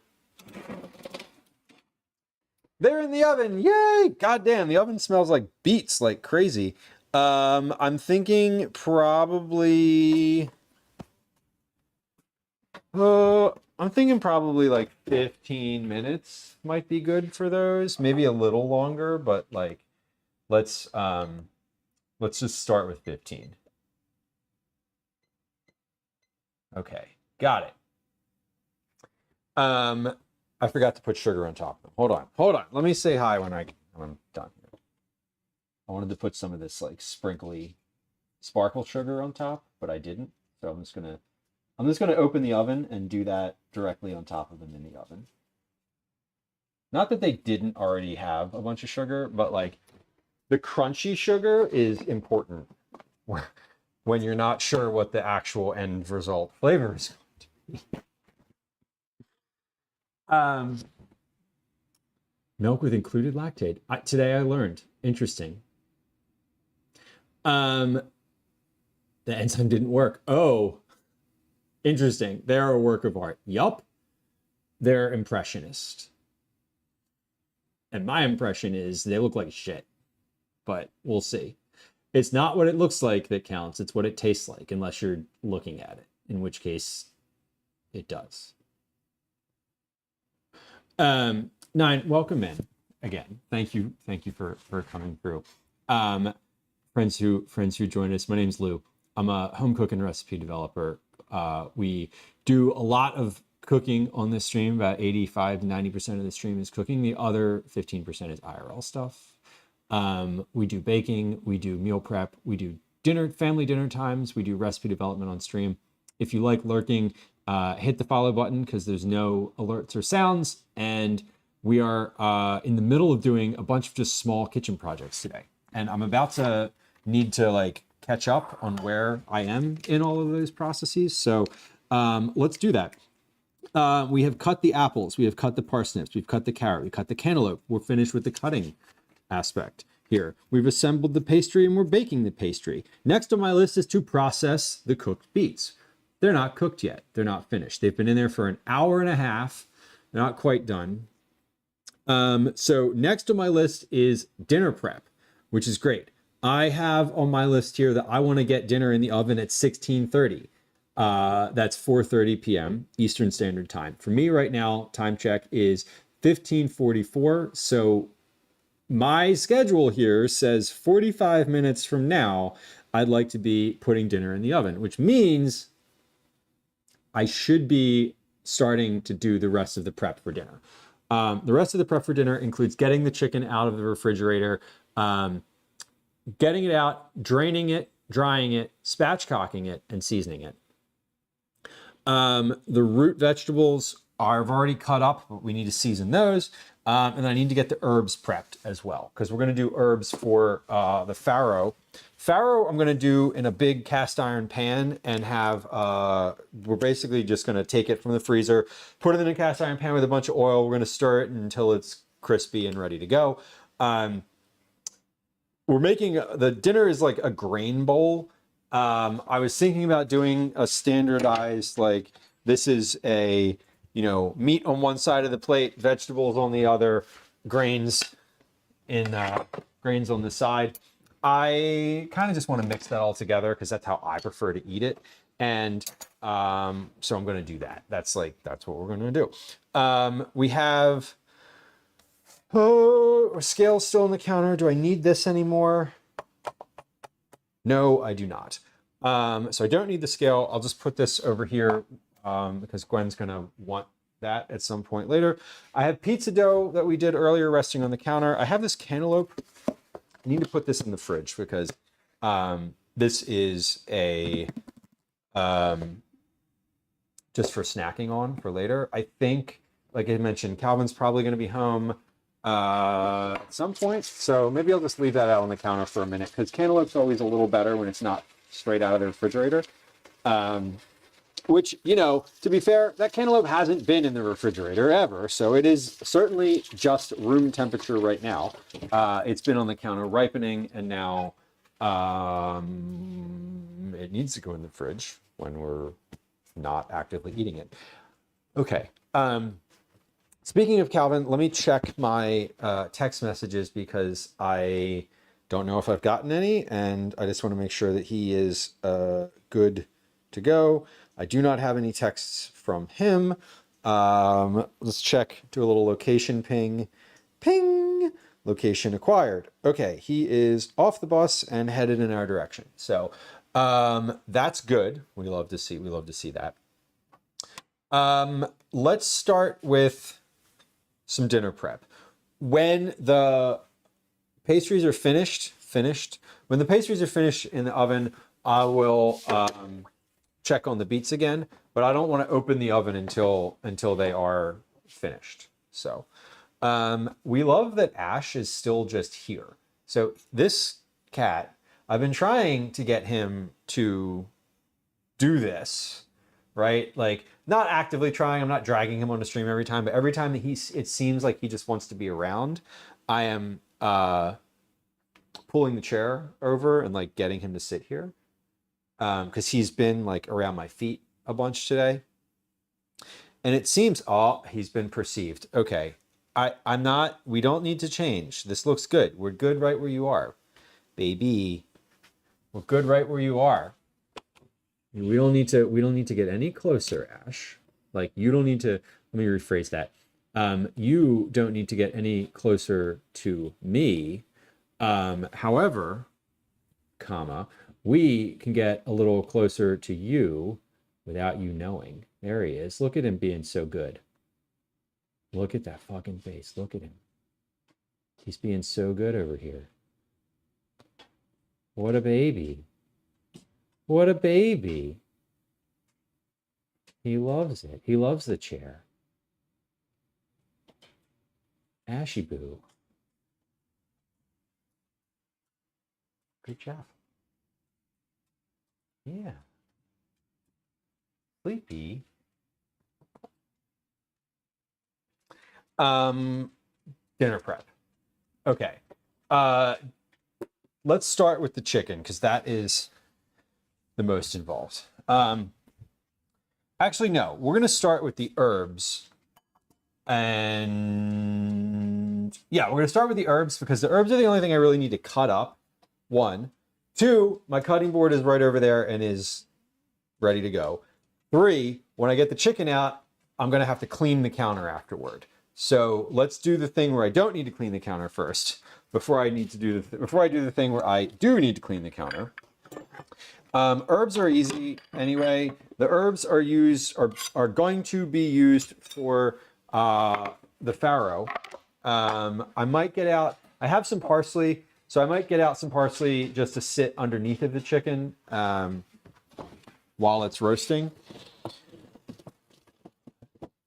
Because I have a lot of parsley, so I think we are gonna, I will do that. But before we do that, let's get a little bowl. We're just gonna cut up like a bunch of the herbs that are in here, because some of them, I only have a few, like this dill. So we're gonna use the rest of this dill. And I have parsley, sage, thyme, and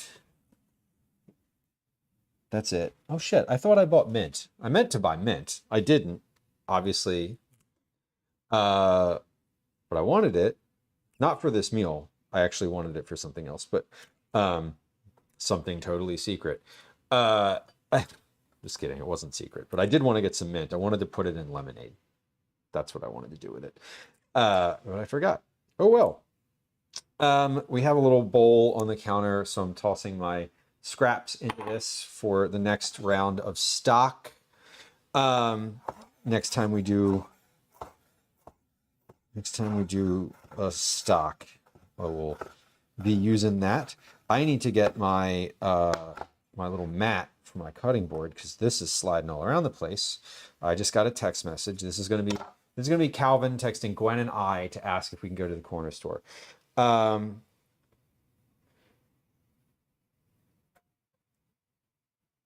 Probably not.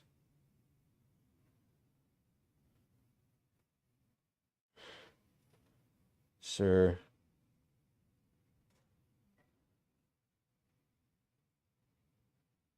Okay. He's out in the world, so I may not may nothing's changing, but I may need to be a little bit more responsive to my phone, which I don't always love doing while we're streaming. So okay, that's good. We've settled. That's settled. He's asking questions. Now he's going to ask something else. What else does he need? Okay, cool. We're good. Carol on YouTube, welcome in. Happy Wednesday.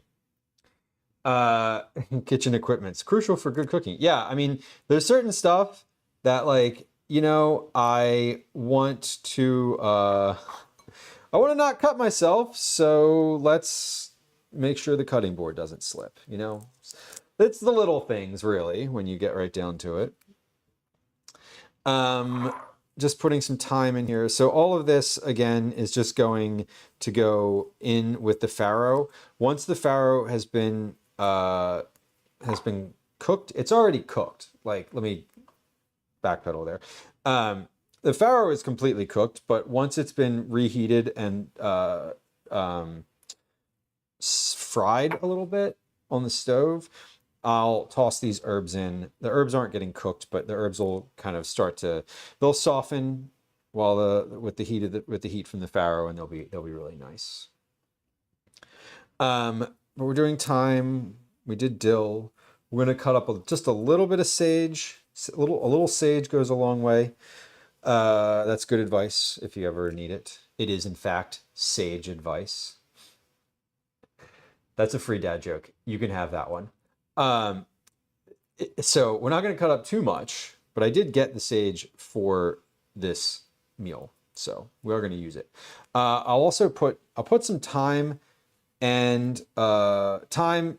I'll put a little of each of these herbs underneath of the chicken as well, because excuse me, Daddy. Sorry. Because I have a lot of Daddy. Sorry. Yeah. Daddy. Sorry. Daddy. Sorry. Daddy. Sorry. Daddy. Daddy. Sorry. I'm sorry. Daddy. Bye. I know you like that dad joke. I was proud of that one. I was proud of it. That was just off the top, not pre-planned. Ah, what you want, kid?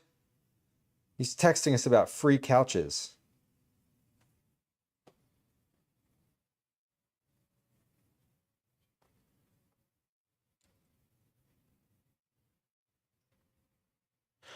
Okay, cool. He's gonna have a friend come over.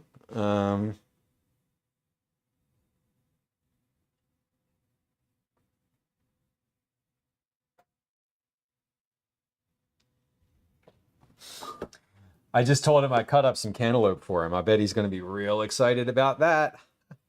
He would not be excited about that. He probably rolled his eyes and moved along with life. Okay, so we're gonna have Calvin's gonna be home in just a bit. He's gonna have some friend with him, not some friend, a friend who I know. This is not an abnormal situation, but we will not be seeing said friend on stream because other children that are not my biological children are not allowed on this stream in that capacity. Oh, he said he wants cantaloupe. Hey, all right, good. Anyway, I'm giving you the play-by-play of the text message between my kindergartner, kindergartner. Oh my God, what? Why did I say kindergartner? Because I feel like I don't know. K is like 5. He's not a kindergartner. Don't tell him I said that. Between my 5th grader and me. Okay, sage.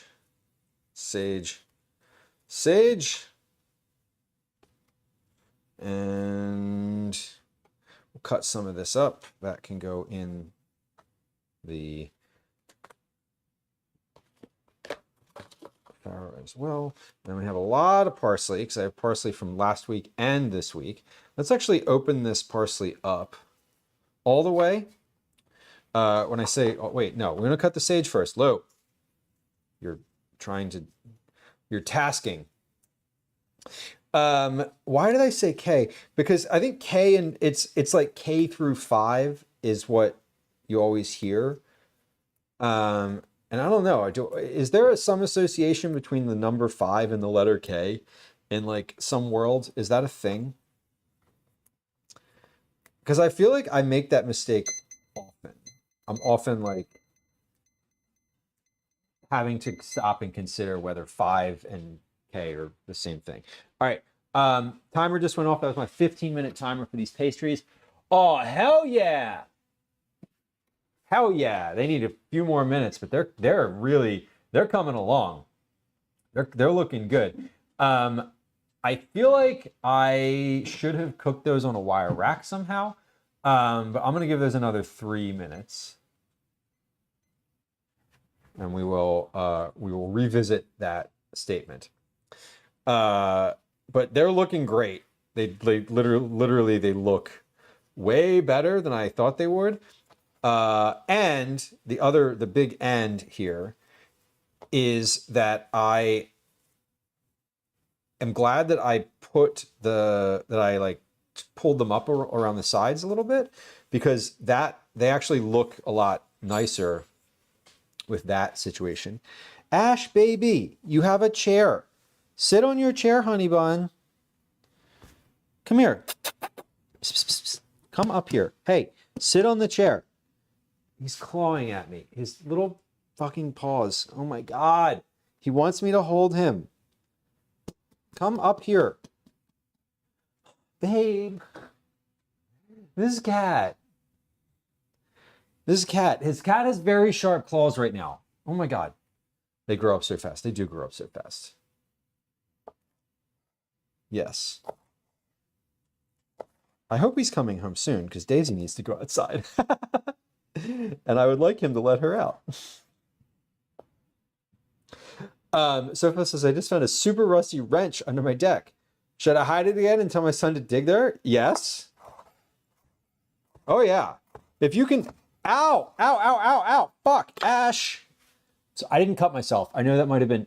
Ash's claws are fucking sharp. But, okay, hold on. Sit here. Sit. I'm about to clip your claws on stream. Damn. He got his hooks in there. Ouch. Oh my God.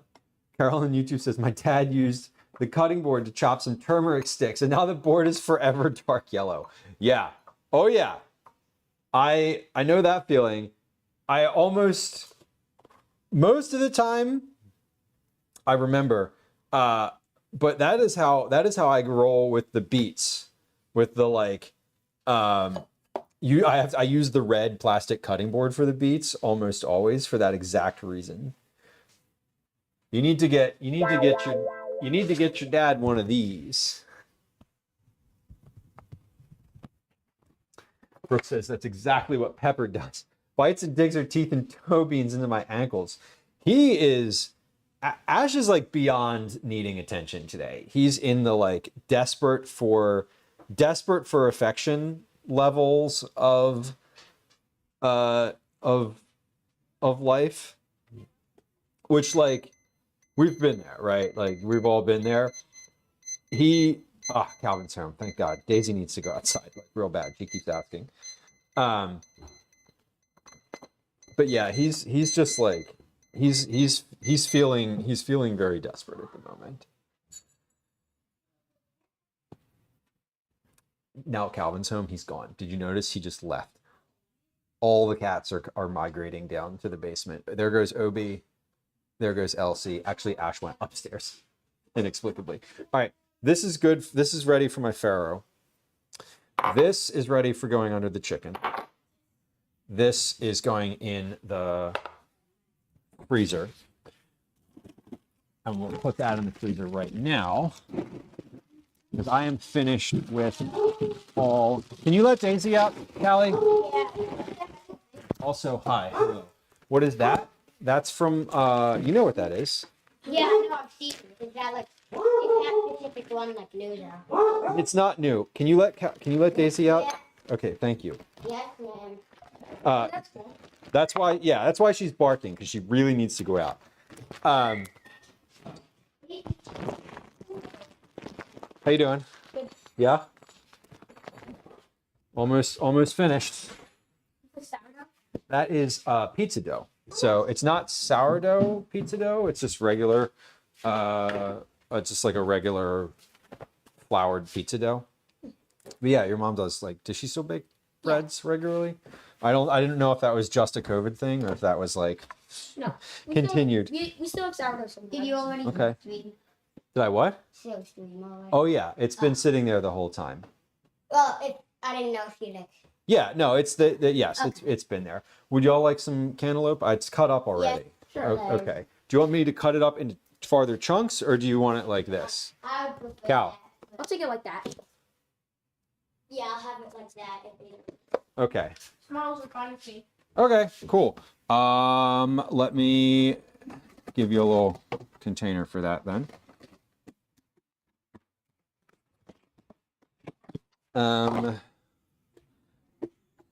Okay.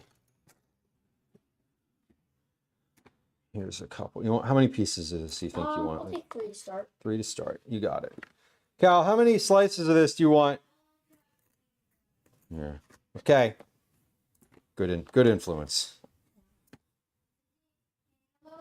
It's a cantaloupe. It's a Tuscan cantaloupe, so it's a cantaloupe. You wouldn't, if I told you it was a cantaloupe and gave you no farther info, you wouldn't know the difference.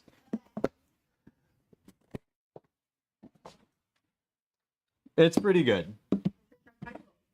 It tastes like cantaloupe. Yes, it should. It's just a variety of cantaloupe. It's not like it's not fundamentally like all that different. Yeah. Carol, thank you. I appreciate that. It's a hobby though too for me. That's like, yeah, it's like functional and also I enjoy it. Okay. Now we did prep. Okay. Dinner prep. We have done the herbs and so we seasoned the chicken and we're going to season the carrots and parsnips. Oh, okay. We're going to season the chicken first and get that ready to go in. Because the carrots and parsnips, I'm just going to season in the bowl that they're in. I'm not doing anything like unique for those. Actually, I'm going to use the same cutting board for the chicken because I can. There we go. All right. What do you mean? I made a couple things today. We did that pizza dough. I cut up that cantaloupe. I made these apple turnovers or apple. This? What's the right word? From that. That's just the leftover. That's what I thought. Yeah, that's the little pieces of apple. Would y'all like to see these apple turnovers? Here they Yes, are. please. Here they are. Ooh. So these Which hot, look good? hot. These turned out really well. Here they are. They're on the screen right now if you want to see them. These turned out. I'm happy with those. We're gonna let these cool for a few minutes here before taking them off of that tray. I think I'm also going to take them off of there and put them on like a wire rack. That way they don't get soggy on the bottom. Dinner is a grain bowl with chicken and carrots, parsnips, beet, and raw tomato. Chicken and raw tomato on grains. What carrots? Farro is the grain. Sorry, I said grain bowl and then I didn't say a grain. You're correct. Okay. I'm getting roasted IRL here. This is not great. Okay, we're gonna take these off the tray to keep the bottoms from getting any potentially soggier than they are. All the sugars on here have caramelized really nicely. And the suggestion to put an egg in the filling really worked well. The filling has set up and is like actually sort of a solid cheese-ish substance, which is awesome.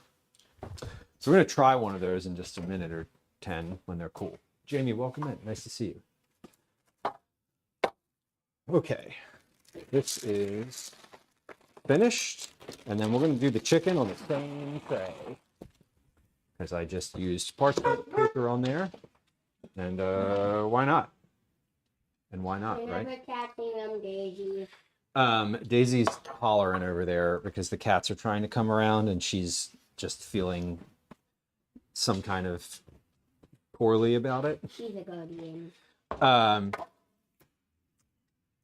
of But the that's whatever. Okay, we have. Let me move this out of the way just for a moment. I mean, I'm gonna need it, but I don't want to put it right on there. What is this? Oh, that was okay. Okay. The chicken in the stock pot here. The chicken has been brining in the stock pot for overnight. It has a couple bay leaves, some salt, and pepper in it. So this is this is for the farro. This is for much later. This is flour that I do not need anymore. These are okay. We're gonna clean up here in a minute. I need to clean up the counter. There's too much shit out here. And the beets are still just in the oven. Okay. So get this chicken out and pat it dry with some paper towels. Do the outside, and then we'll do the inside separately. I'm gonna get a small tray, just so I can sit it on here, because I don't want to sit it directly onto the tray that I'm gonna roast it on yet, because it's wet. So I want to kind of get the stage one with the drying and get it out and drain it. Now this is not the whole thing. We're not going to eat this whole thing today. Part of this is going to be for pizza tomorrow. I'm going to put like barbecue sauce on it. But this is nice and thawed. Just drying it. And when we finish drying it, we're going to put it, actually I can probably just put this, directly on the cutting board and not use this separate pan. So we're going to spatchcock this, which means cut it open down the spine, which will make it easier to season and more even to cook. So let's get that cutting board back again.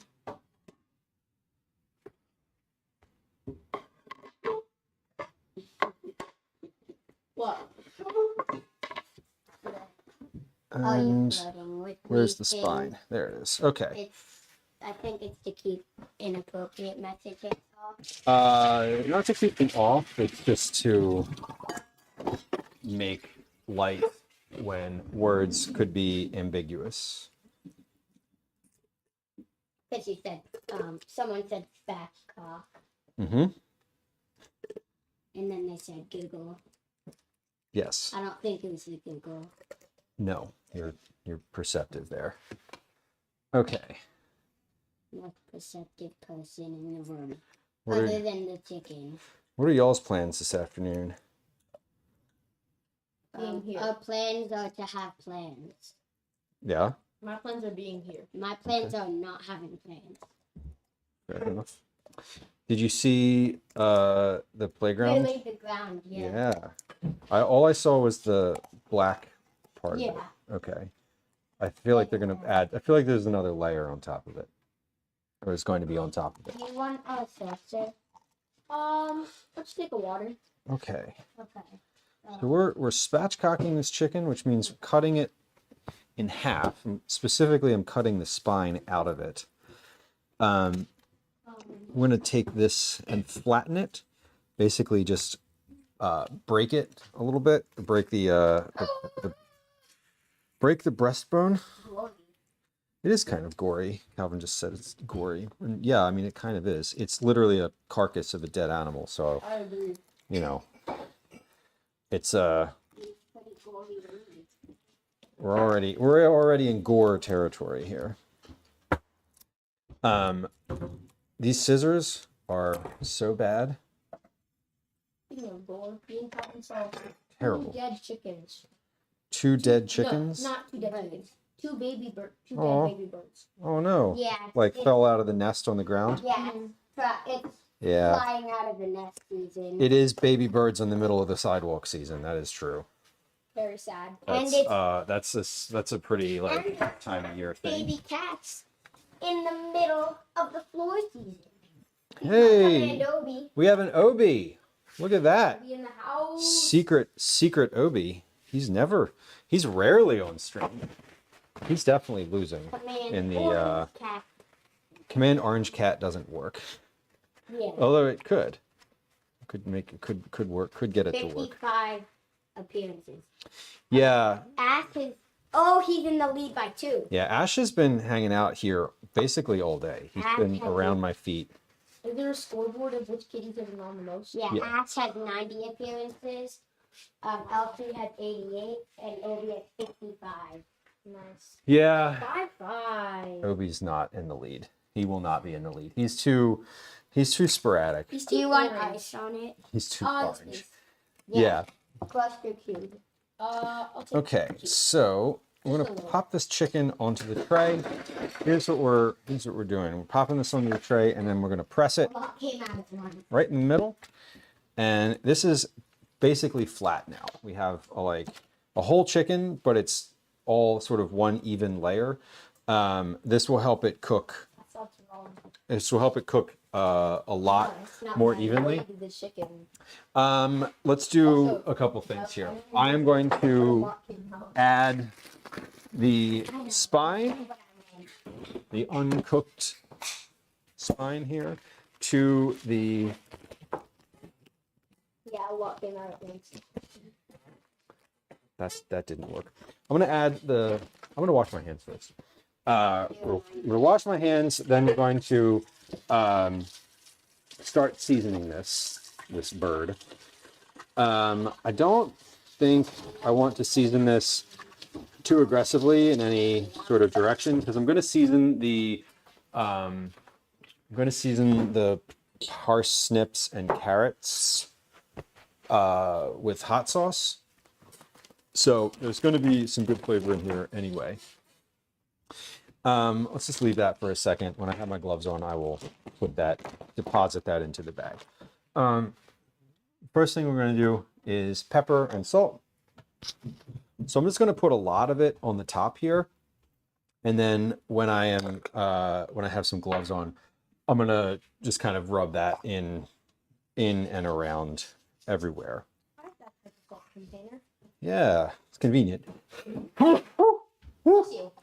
A lot of pepper. Oh, wait.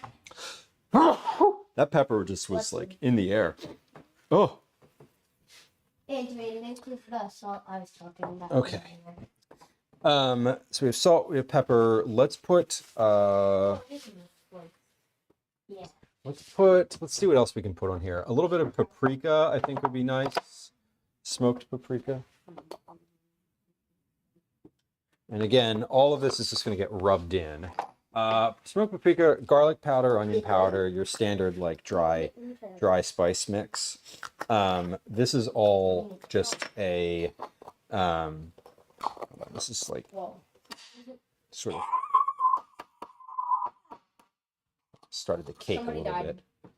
There we go. That's better. Oh, that Lucas is. I think my vision just reset. And what else? We have cayenne. No, I'm good with that. Curry. Cayenne, Dad. I'm good with that. Paprika. Cumin. Yes, a little bit of cumin. Okay, just a little cumin here. And and that is good. So we're good to season this now. Not season, we're good to get this all rubbed in. Let's get a little olive oil all over the place here. There we go. And ready to go. Surplus says I've discovered 5 baby sunflowers that sprouted from fallen seeds from last year's sunflowers. Nice. Bonus sunflowers sounds wonderful. What's this? We don't have any we don't have any dirt that would absorb sunflower seeds in order to grow. That's quite nice. Yeah, we're seasoning this now. I'm just kind of taking, I poured all the spices on top, but now they're like just all over my hands. And now I'm just kind of rubbing everything. I'm separating the skin and getting that in between the skin and the meat. We'll do the same thing down here on the thighs. And I got some oil on the tray, so I'm just kind of like grabbing with my gloves. I'm just kind of grabbing everything and making sure that all gets in. Going to put the herbs underneath of here too. I don't want to forget those. They're over here, and I'm inclined to forget them, which is why I'm like saying it out loud, because I'm like, let's remember that these also go in here. I don't want to put the herbs inside of the chicken. We're just gonna lay the herbs in like a flat layer underneath and have that be sort of an aromatic situation. Let's just do all of those right now. We'll kind of move this to the side, move this one to the side here for a moment. We'll fold that one up, and then just gonna flatten some thyme and sage, and then parsley down here, and then we're going to put the chicken right back on top, just like that. Okay, so chicken ready to roast. We have seasoned it. This is like ready to go. Before I take these gloves off, let's pop the spatchcock spine in my freezer bag. And now we're going to take the gloves off. Oh, no, we're not. We're going to tuck these herbs in. Let's tuck those in on the sides. There we go. And season the vegetables. And then we're going to clean up for a moment. I need to check the beets again, because those have been in there again for a while. I didn't check them when I got the turnovers out. So I want to check them now. They may be finished. They've been in there for 2 hours at this point, but I did have them at a lower temp for a while. So I do think that they're probably finished at this point. So here's what we're going to do. I'm going to wash my hands because we're all chicken. We're going to move that chicken to the side and season the vegetables. So that they start to kind of get nice. Then we're going to check the beets, because that way everything is seasoned and like ready to go in for when I want to put it in. The beets might not be finished yet. They probably are, but they may not be. So we're just going to let them go while the rest of these things are in progress. I'm going to move the chicken over to the stove here. I want to pop the chicken in the oven, as I said earlier, around somewhere between 4:30 and 5 p.m. So we're right on track with timing that we established at the beginning of stream, which is lovely, which is really genuinely fantastic. Season these vegetables. Let me wipe this counter off real quick first before I do any more food related things, because we were just using, we just had a raw chicken out here. So let's give this an actual wipe with disinfectant. Okay, good.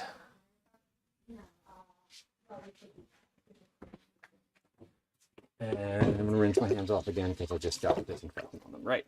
Okay. I'm gonna season these vegetables now. The vegetables I want to season with olive oil, salt, pepper, and I want to put a little bit of hot sauce on here. I'm not sure which hot sauce yet. Probably maybe a couple different kinds. But I love a roasted like carrot and parsnip hot sauce situation. I remember the first time I had carrot with hot sauce like this was my buddy Jesse made it at a trip that we went on. And I was like, wow, that's really good. Maybe we'll do some sriracha because that's a little stickier than Cholula. We're just gonna kind of inundate these with hot sauce and get them nice and mixed up. Kelly, welcome in. Kelly, it's good to see you. Hello, hello. Random game person, welcome in. Hello. There may be an ad. I don't always, I do this every time. Friends who are hanging out on this stream who are not in potentially an advertisement. I would love it if you would go follow Kelly Cakes. Kelly is a friend of the stream, one of these folks that I first encountered on Twitch a long time ago, back when I was like, what is food and drink? What is this category? Now I've been streaming for 4 years in that category. So I know very well what it is right now, but I didn't then. And Kelly was one of the first folks that I encountered in like the first week of being on Twitch at all. And I would say that it was one of the things that, that watching her stream made me be like, you know what? This can be a good environment. Like, this is a good environment here. This is a lovely sort of community that Kelly has. And I distinctly remember that. And I am thankful that you've brought some of those folks here today. I really appreciate you. I guess all that is to say is if you are hanging out here, you will love following Kelly. I don't know what you're up to on stream these days, what your like focus, if it's changed at all, but I do know that Kelly is, I've seen Kelly in her home kitchen. I've seen her in professional kitchens. She's a lovely human. Please go follow. So, Darlene, hello, welcome in. Royal, welcome in, hello. I'm glad that y'all are here though. Let's talk about admin notes. An admin note here. Follows are silent, so if you hit the follow button, nothing happens. You do end up following the channel, which is the intent. But when I say nothing happens, what I mean is that there's no alerts or sounds, there's no chat messages. I won't be like, hello, where are you from? Blah, blah, blah. Because that gives me anxiety when a streamer does that for me, so I don't like to do that to other people. So if you hit the follow button, it's totally, completely, 100% anonymous. Thank you for following if you are. If you want attention though from me, I'm happy to give that to you. That is a whole level of the stream that we enjoy. My name is Lou. I am a home cook. I'm a recipe developer. I am a parent also. We live in Philadelphia, so I'm a city boy. My pronouns are he, they. I'm happy that you're here. We do a lot of cooking on stream. It is the whole point of the stream most of the time. We do some IRL stuff as well. We do a lot of vegetable forward family meals, which we're doing right now. We do a lot of meal prep. I do recipe development on stream. for work purposes. So if you want to get into like the nuance of things and how, how that all works and watch me look at all these little rulers, we can do that as well. We do IRL stuff, as I said, out in the city. We're a very chatty community. I love talking with people. The whole function and purpose of the stream is that I had company while I was making dinner for my family. It's evolved from there, but that's where we're at now. We're here. We're here. But again, we're a very chatty group, food, life, whatever. I love talking about parenting. Sorry, I don't talk about sports, but because I don't watch, I neither watch nor care about sports. So if that's your thing, I'm sorry. Anyway, we're generally very kind of weird, and that's that. We're also live on YouTube if you prefer watching there. There's a link to that in chat.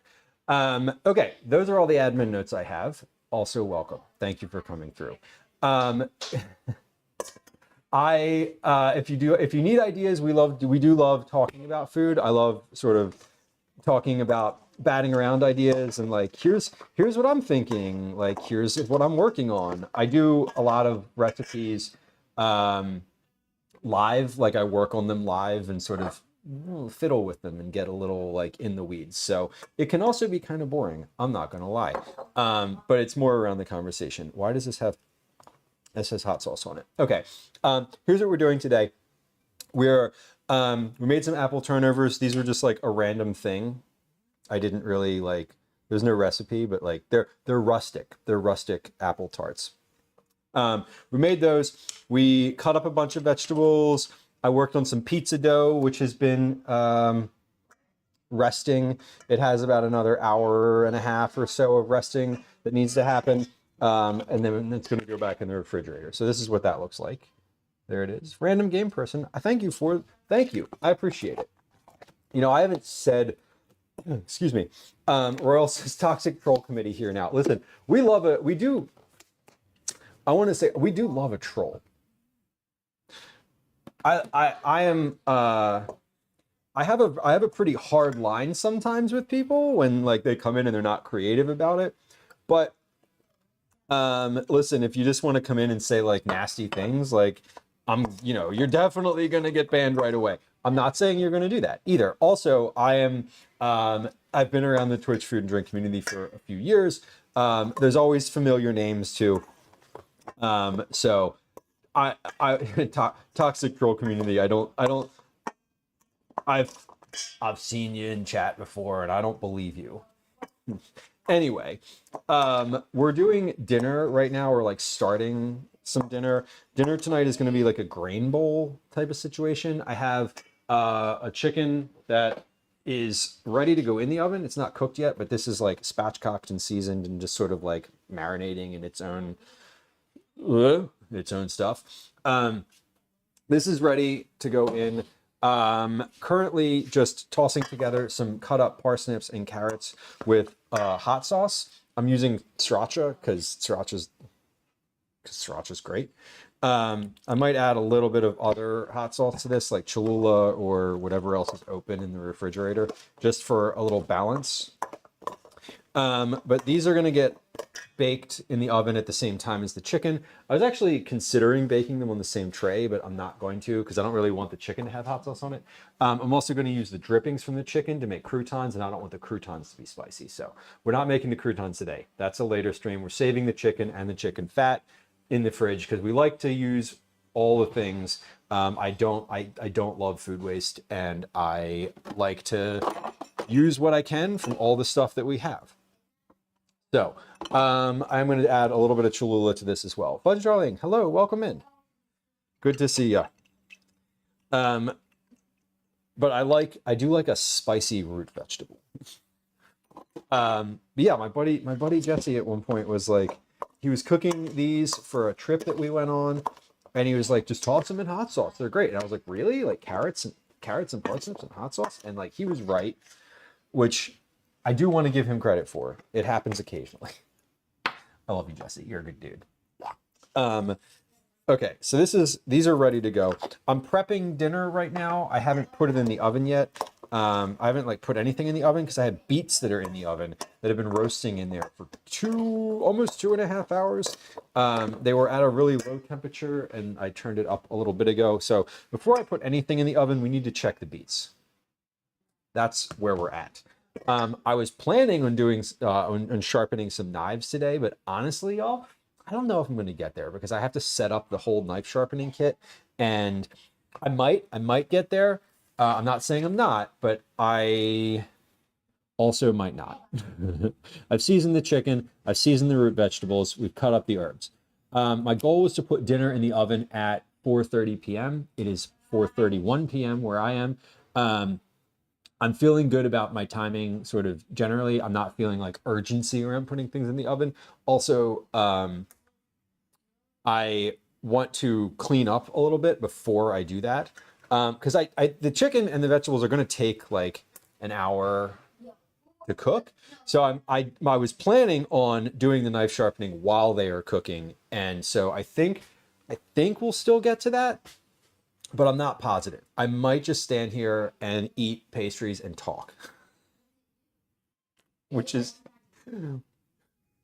I could fill an hour with just that. So I definitely want to eat one of these though, because they look really good and I'm hungry for pastries. Anyway, let's put these carrots and parsnips. I'm going to put these, I'm going to leave those in the bowl so I can continue to stir them. I'm going to leave that with the chicken. So we have chicken, carrots, and parsnips. I'm also going to cut up a tomato, a raw tomato, and put that in there. And then we're going to use some of the beets for that as well. So, Kelly, this pastry I made today is a very, very made up thing. I bought more apples than I needed to this week. I had leftover puff pastry, just like one sheet of leftover puff pastry in the freezer.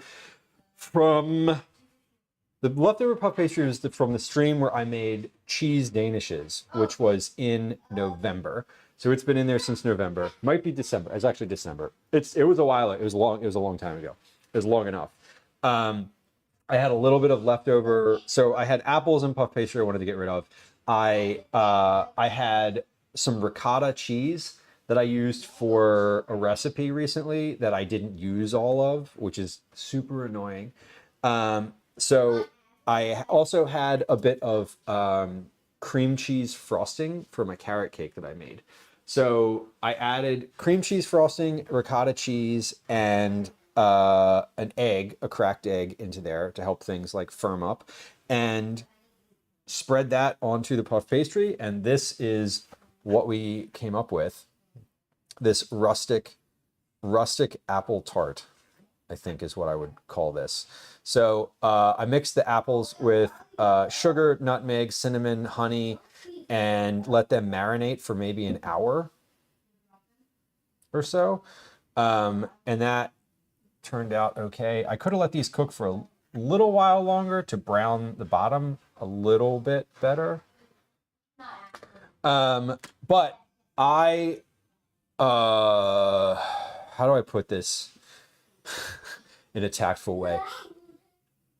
I love pastries. These are not going to last. These will be gone within 2 hours probably. Like I'm gonna have one. I think Calvin might have one. His friend might have one. And then I'm gonna have another one, and then that's 4, and then I will probably have 2 more later today. And I feel no shame about that. I feel zero actual shame about that. It's just how it is.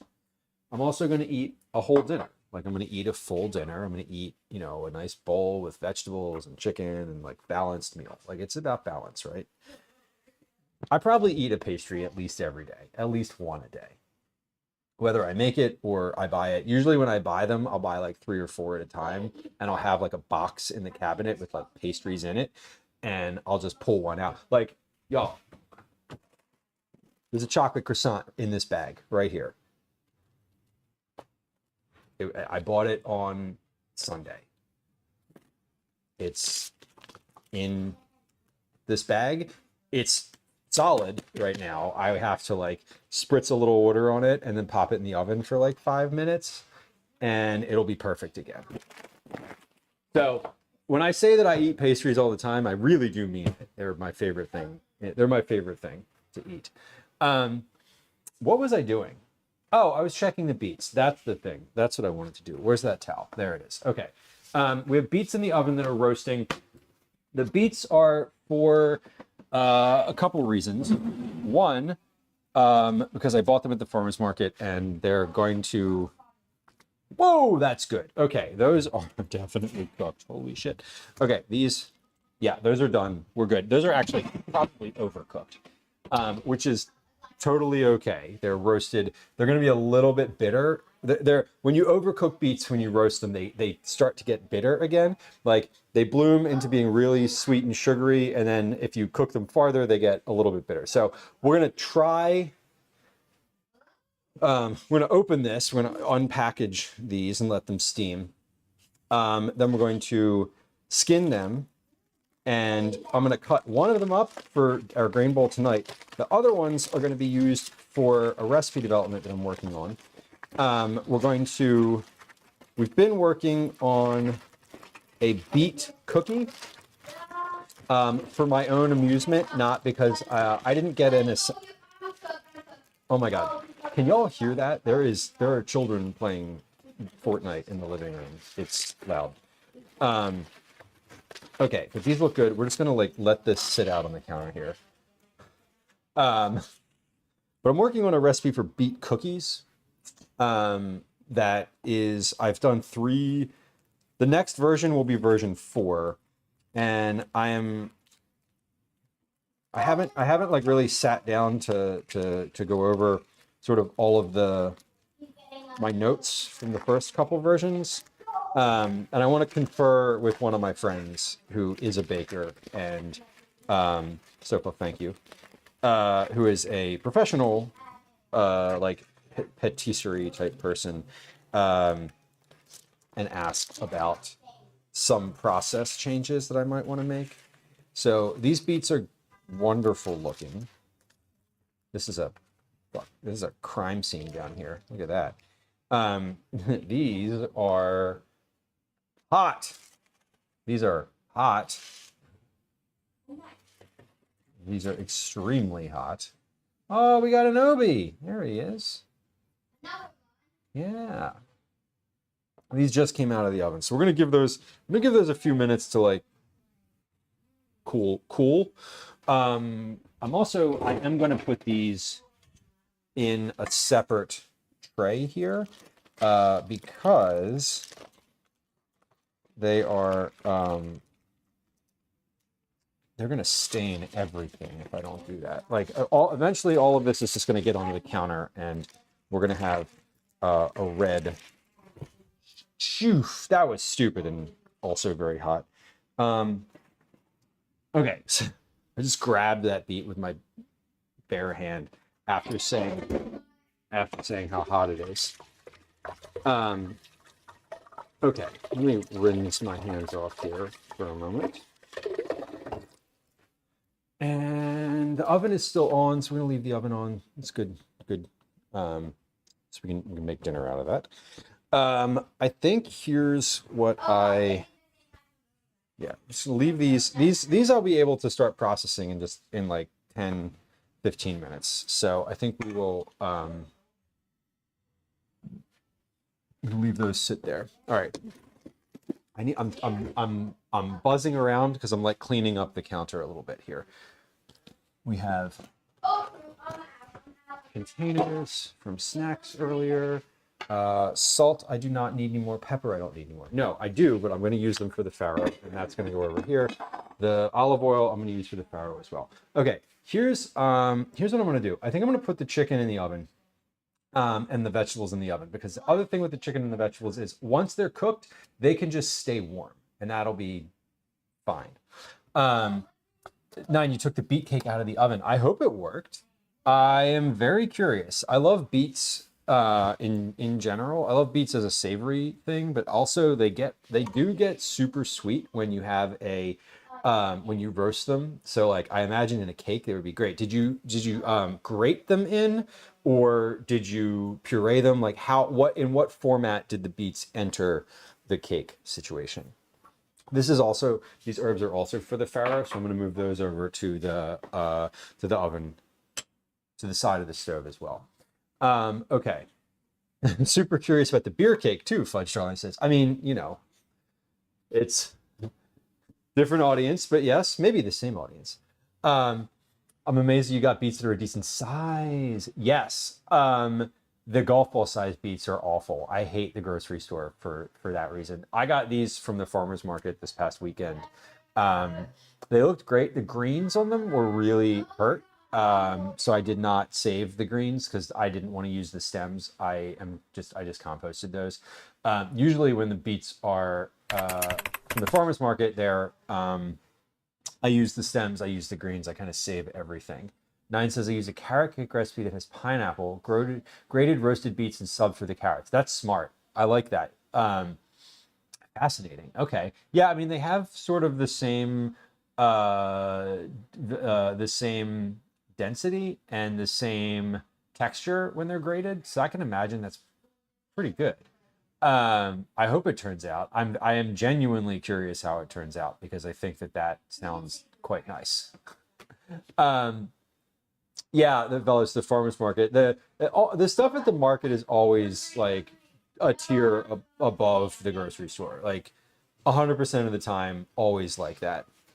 At least that's been my experience. Now, the diversity of stuff at the farmers market is a lot less because they're not supplying. The supply chain is very different. But like for example, my market, the one that I go to regularly, they do have some things like bananas that they buy separately because it's just like people will come and buy all the produce, but then they'll want like bananas. What do they have? They have bananas and oranges are the two things that they have regularly that obviously don't grow here. Everything else they grow on the farm or they source it from somewhere in the county nearby, which is super, super nice to know. 9 says the roasted beets had been frozen. When I grated, they didn't give off a bunch of liquid. Yes, yeah. I mean, and also if they're frozen, they're not spraying beet juice everywhere. That's the problem when you're using beets is the spray. The spray gets everywhere. Which when I process these, I need to process them like this.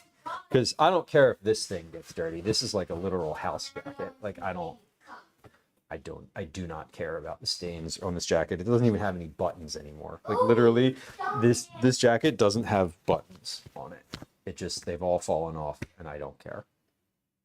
All right, so let's put dinner in the oven because that means that it will be finished. And if it gets finished and we're not ready, which I don't think we will be, that's fine because we'll just put it in this crock over here that I got out at the beginning of the stream, and it'll be okay.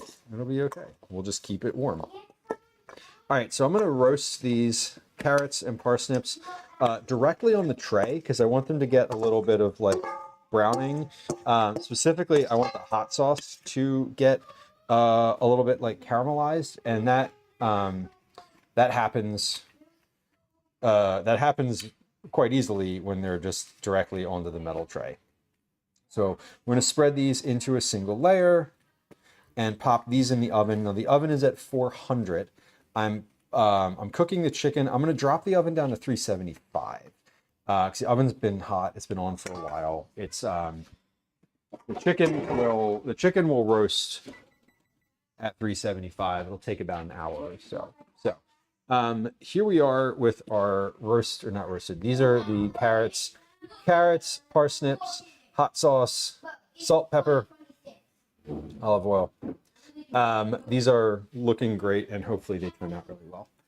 And if they don't, at least they'll be spicy, and you won't really be able to tell. Okay, let's do. So I'm sort of like we're sort of clearing the counter, so I can check off the big one, which was dinner in. at the very beginning of stream, like 12:45, I said I wanted to put dinner in at about 16:30. It is 16:45, so we're 15 minutes behind that schedule, but I think we're doing really well. Okay, dinner prep is done. Processing the beets and sharpening some knives are the only things that I have left today. Not the only thing I have left, but oh, I want to cook the farro too. That's the other thing. Cook farro. I keep saying cook the farro. The farro's already cooked. I need to warm up the farro in the pan, in my cast iron pan. So let me actually just get that not started, but let's get that ready to go so that when I want to do that, I have burner and everything's like set up for it. At some point after setting up for dinner, after setting all this up, after processing the beets, after at some point in the next like 15 minutes, pause. Speaking of timing. Clearing my beet timer. Pizza timer is still going, so we don't want to touch that one yet. I'm going to set a timer for 45 minutes for the chicken and the vegetables. That should be fine. If the vegetables cook a little further and they're soft, not a problem. The chicken should be roughly 45 minutes. It'll probably be more than that, but it is, I want to check it and temp it at that point. Okay, good. We have all the timers on that need to be on.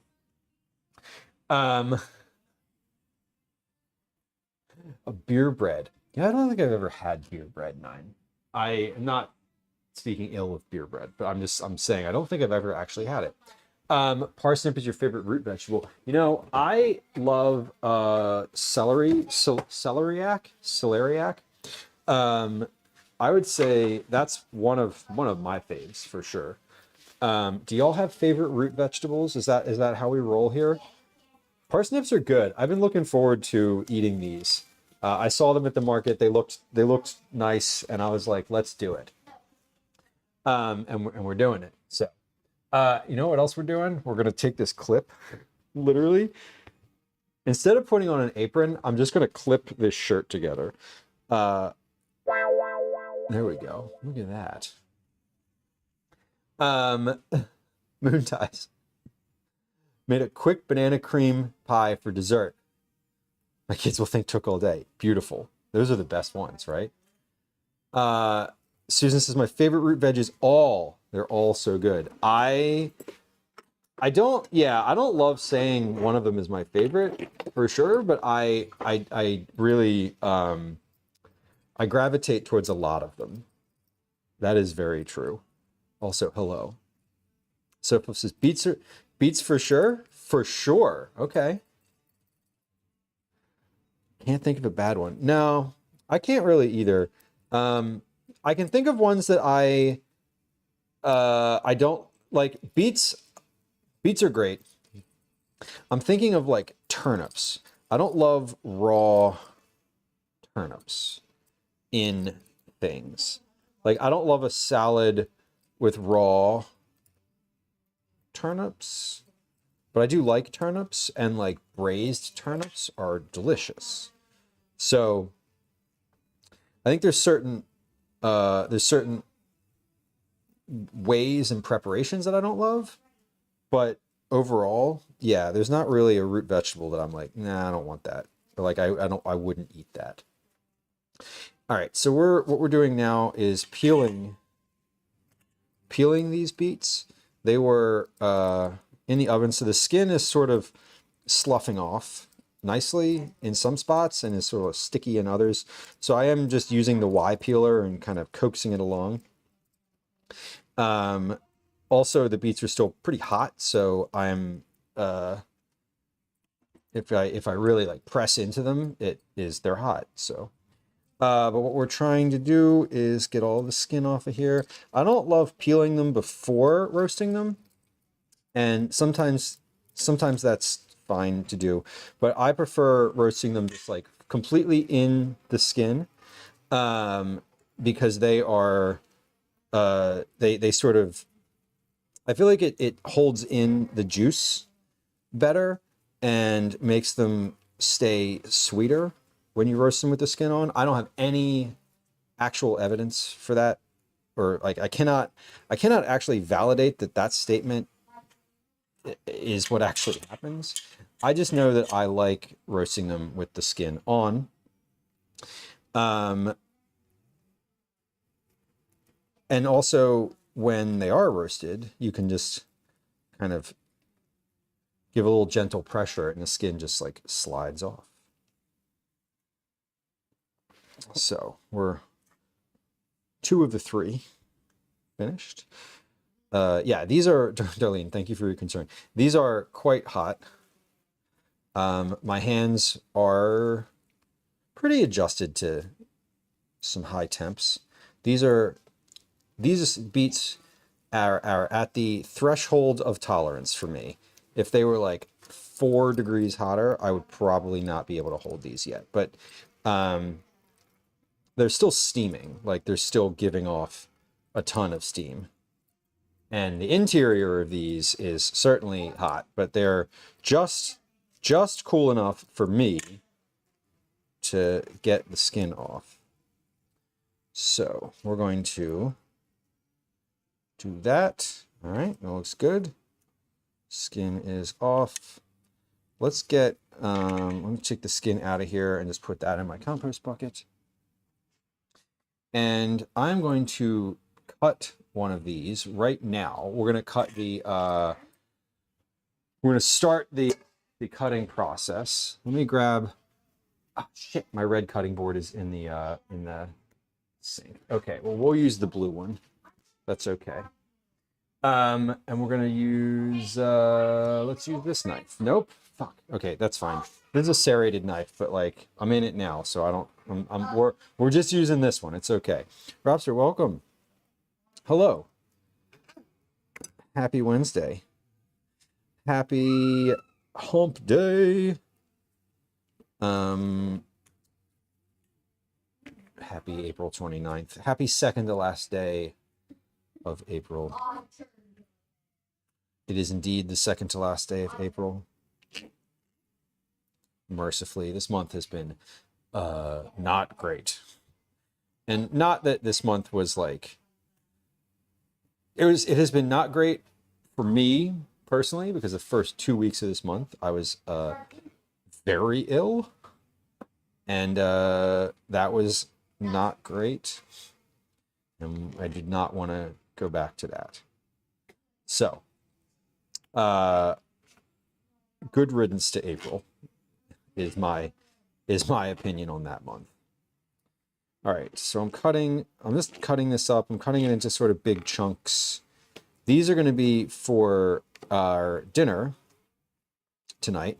I'm doing like a grain bowl, and so I'm just going to add these like chopped roasted beets to it. What I'm going to do is we're going to take, yeah, let's take just one beet. I think 1 beet worth of chop is good.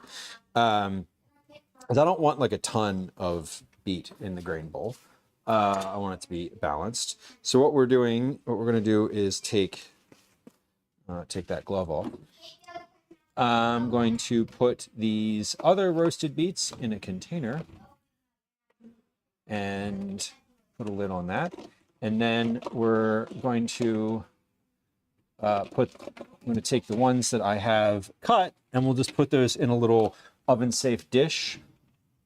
And when everything is done and the chicken is roasted and like finished, we'll put we'll take the oven and we'll turn it off, and it's hot, and we'll just put all of the stuff that's going for dinner, the processed chicken, we'll put the vegetables back in. We'll kind of just, we're gonna put things in the oven to stay warm today. That's the name of what we're doing.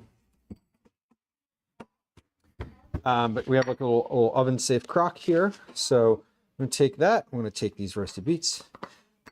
Pop them in there. So these are ready to go for dinner. They look nice. Megan, hello. Welcome in. Oh my God, Roster, that is a traumatic experience. I hope that you have had the time to like reflect and like proper sort of like, you know, what did I just see? Because that's a thing where like, when you like have to help somebody in a traumatic situation, like a life and death situation, like having the time to like think about how that affected you is important. That's wild. Man,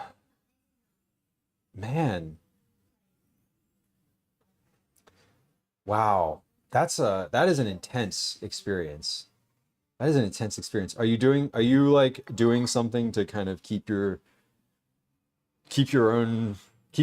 yourself from like spiraling about that? That's wild and scary. Susan, it's the season though. April showers, May flowers. Just expect that the flowers will be here on Friday, right? I'm expecting that. I hope someone gets me flowers on Friday. Cake tastes good. It didn't adequately grease the butt pan. Oh no! Oh no! Well, you learned something today, right? Bot, wrong time. Wrong. No. The bot doesn't read the room very well. Sorry. Cake crumbles in a bowl. I mean, put some ice cream on top of that, and that sounds lovely.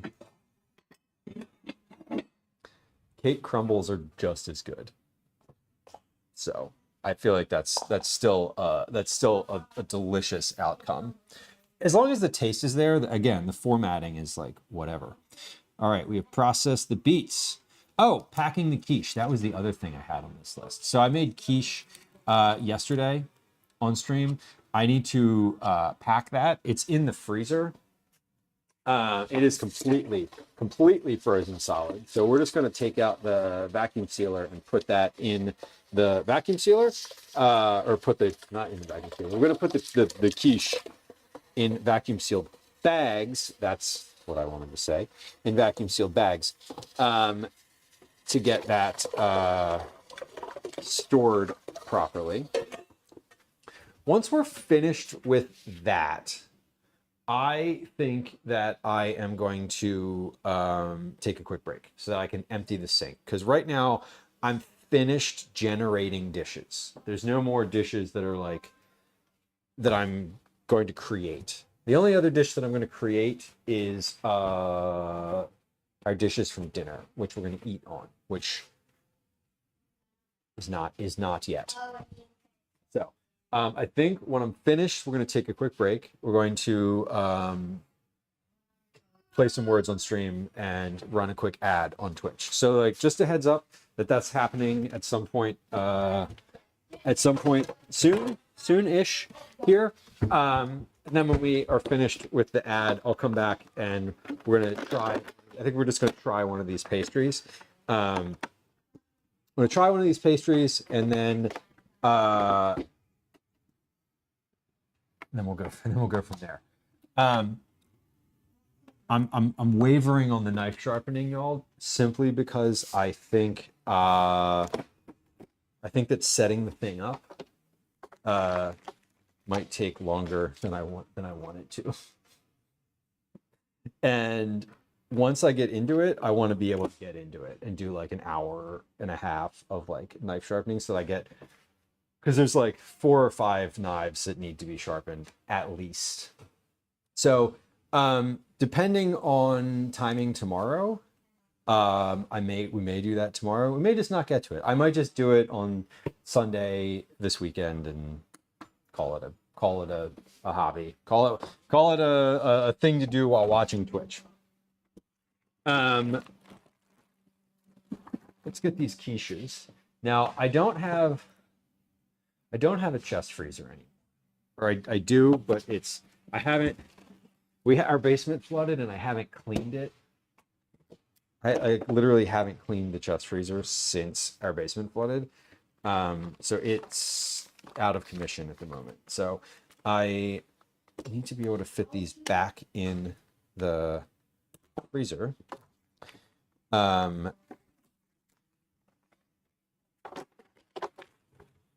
Should be fine. I just need to not make a bunch of stuff that needs to be frozen until I can get myself, until I can either clean that freezer out or get the, or get insurance money for a new one. Either one of those things is fine. I'd prefer to just clean out the existing one. Because I don't know if it is going to be functional anymore. So getting rid of large electronics is like really annoying. So, okay, we've got 2 quiches, exactly the same. Let's seal these.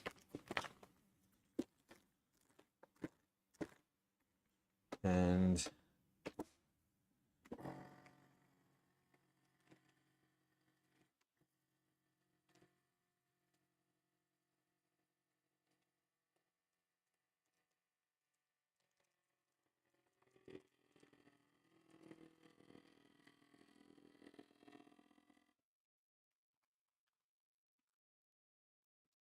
oh, Mike, hello. That's a good idea. Facebook Marketplace. That would require me to be on Facebook in any sort of meaningful capacity. I've never looked at Facebook Marketplace. I hear that it's a big thing, that like everyone's on it and like it's sort of the way to go now.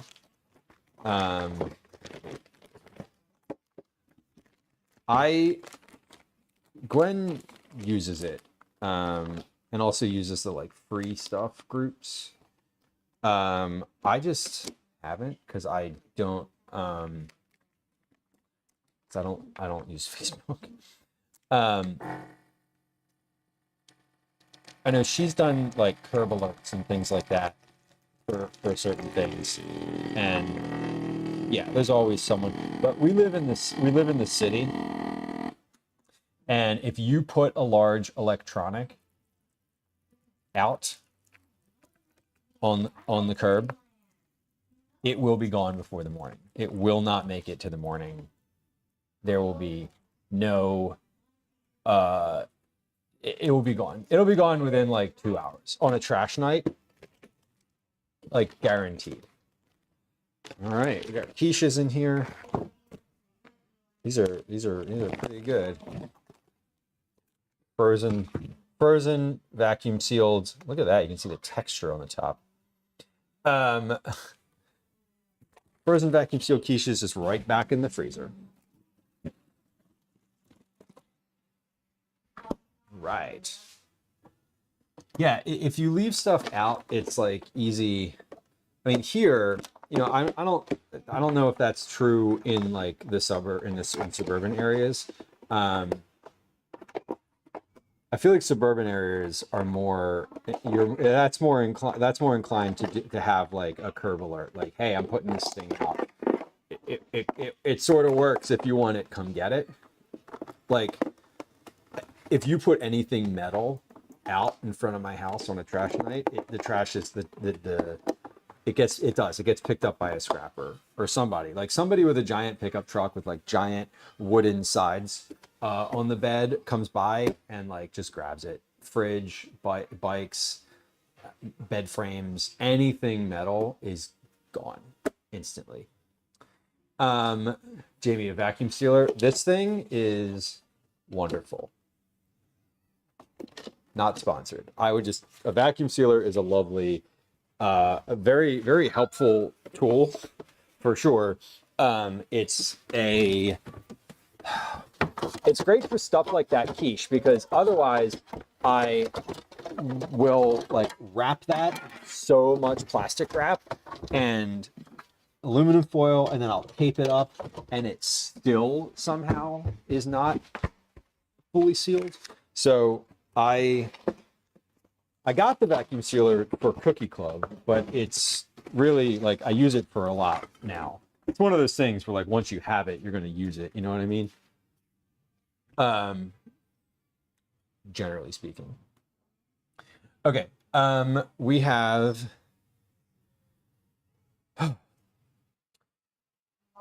in the oven, I have chicken and vegetables. Let's open. I just want to open and kind of here. Yeah, we got sizzling from both trays. The vegetables are like starting to dry, which is nice. That's when they get really good. The hot sauce, like all the liquid kind of comes out and it leaves this like sticky, result on the end, which is delicious. Vegetables and chicken are in the oven. Ready to go for the farro. We have these pastries, which I'm going to try in a few minutes. Beets are cooling. I just want these to cool off. I want these to steam a little bit more before I put the lid on them and put them in the fridge. Because if I don't, what will happen is there will be like a centimeter or two of like steamy water in the bottom of this, and we don't want that. I have a timer on these pizzas. There are 41 minutes left on this pizza dough. So this is dough that I made yesterday that I shaped earlier in stream today. It has very much increased in size. It looks and smells amazing. So I'm gonna give this another like 40 or so minutes. Then we're gonna put the lids on these and put these back into the fridge so that they are ready for tomorrow. Okay, so let me wipe down this counter before I do anything else. And then we are going to take a quick little break. So just a heads up, in like just a minute here, we're going to be doing a 3-minute ad on Twitch and playing a few games of words on stream while I get my sink together, because the sink is quite a disaster, because I haven't touched it at all during stream today. I have touched it quite a few times. I've put lots of things in it and I've washed my hands. Other than that, it is filled with dirty dishes from a variety of different things. So I'd like to make that a little nicer. Kathy, welcome in. Welcome in. Congrats on your 220th check-in. Turnovers look amazing. Thank you. They were a few random ingredients that I didn't plan ahead of time. I just kind of pulled out of the fridge and was like, I think these will go together. And they did. And after we finish doing some dishes, we're going to try one. So that is coming up. Just a little like FYI. We will be giving a little taste test to these. Okay. Everything's good over here. All right. Let's change focus for just a moment. I'm going to get my camera over here to the sink so that we can hang out at the sink together for a few minutes while I do these dishes. And then I did say this, but we're going to play at least probably 3 to 5 games of Words on Stream. I do want to finish getting the dishes out of the sink. So that's what we're doing. Very real work problems. Oh no. I hope your day gets a little better. I appreciate you. I can appreciate the desire to just be like, you know what? It's going to go online for a little bit. I'm going to go online for a little bit because the real world is shitty. And then now sometimes you like go online and you're like, oh, it's shitty here too. Whoops. Anyway, I hope that's not your experience on stream. And if it is, hit the follow button before you leave, I guess. Yeah, Liz, you know I'm happy to have my ear bent over those types of things. my chat be popping. It does happen, and that's okay. I think it happens for all of us on occasion. I don't always vent there, but I know I could if I wanted to. All right, we're gonna do a quick, I say quick. We're gonna do a very specifically timed ad on Twitch. It is 3 minutes long. If you don't like ads and you want to hear what I'm saying during the ad, while the ad is playing, you have two options. Really, you have three options. Option number one, you can subscribe to the channel. So hit the subscribe button if you're on Twitch. You can either subscribe using a regular subscription process, or you can subscribe using your Amazon Prime. If you don't want to subscribe, and you still want to hear what I'm saying, you can hop over to YouTube. There's a link to that in chat. There's no ads. The ads are platform specific, so they do not run on Twitch. But you can always subscribe if you want to stay on this platform. Anyway, if you are listening to me tell you that I'm going to run an ad and you're like, this guy sucks, I gotta go, like I'm gonna bounce around to a different channel, that's fine and totally understood. Hit the follow button before you leave. I want to tell you that follows are silent. There's no alerts or sounds or any type of nothing happens. There's no chat messages, and I'll say hi to you. So hit the follow button, even if you're lurking and you intend to stay around. It would be great if you would do that. I should tell you two other things about words on stream. That playing words on stream counts towards chat messages, and we do have Cookie Club entries based on chat messages. So if you play words, your chat messages go up quicker, a lot quicker. As well, during words, if you're lurking and you're new to stream here, it's a great time to get your first time chat out of the way, because I'm not gonna scroll back through. If you're just guessing words and it's your first time in the community and you're kind of a lurker and you just want to sort of not be recognized, but like me, you have anxiety about the whole first time chat thing coming through, you can chat during words on stream and not be perceived, generally speaking. Liz, yes, Calvin has one of his friends over. They're in the living room playing Smash Brothers right now. I think they're playing Smash Brothers. I don't.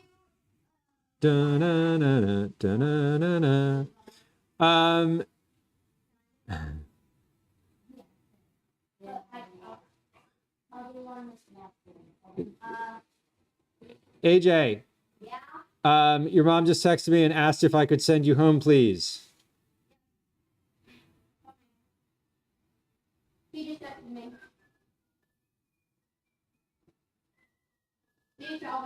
Okay. So Liz, to answer your question is now no.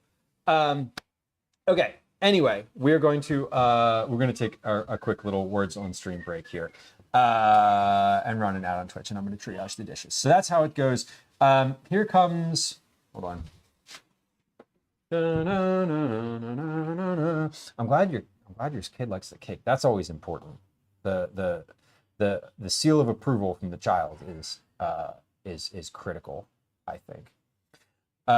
Generally speaking, because that means if you like it, that you can make it again. Because for desserts and stuff, if you're the only one in the house that likes it, it kind of sucks, because then you're stuck with a whole cake, which isn't really a problem, but then you're eating it every day. Callie, are you still playing that? Yeah, I'm gonna stop after this round. Okay. How many kills I can get without the other person. Okay, sounds good. Are you doing reading today? Are you hopping right into that? Yeah, I'm gonna do. I was gonna do an hour, but since someone came over, I think I'm gonna finish in 30 minutes. But I want to try to make up for it on the week. Okay, so maybe tomorrow you can do another 30 because you weren't planning on reading it all tomorrow. Yeah. Possible. Okay, listen, the reason I'm asking is if you're hopping right into that, why don't we try one of these pastries together before you start? Hold on.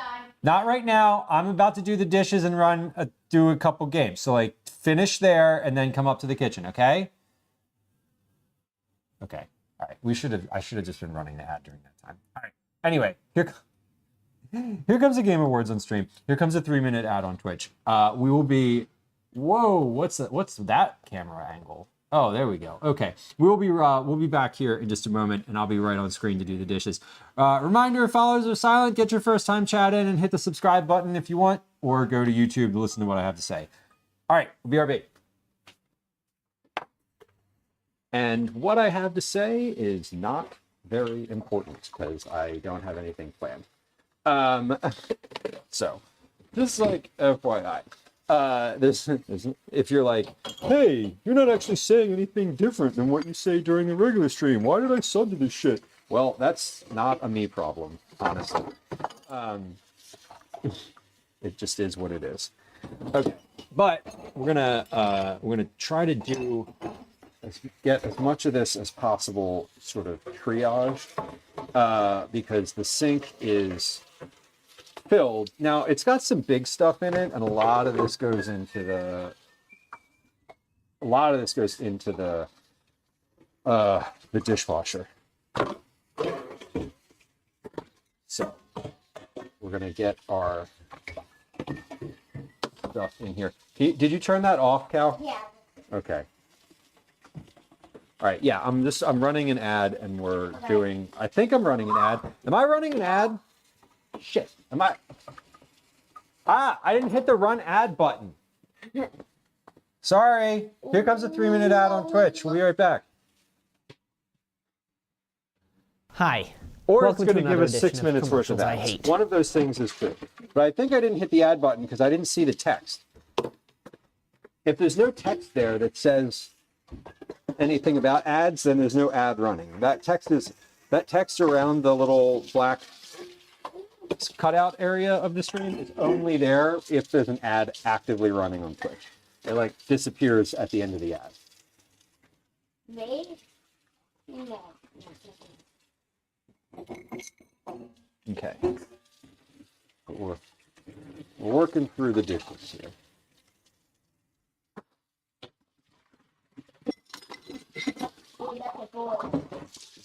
Oh, nice.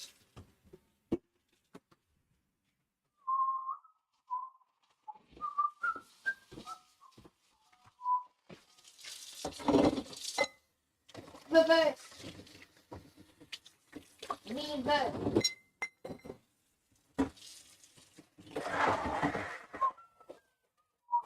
God damn, now I have the Smash Brothers song stuck in my head. Oh, terrible.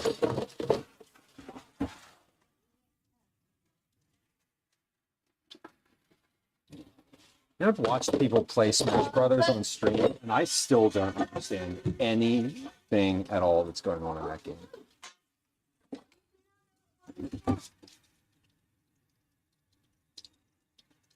So many of Cal, have you texted with Mom at all? Is she, do you know anything about her schedule? Okay, I'm not asking you to, and I don't want you to. If you haven't, I just wondered if you have. That's all.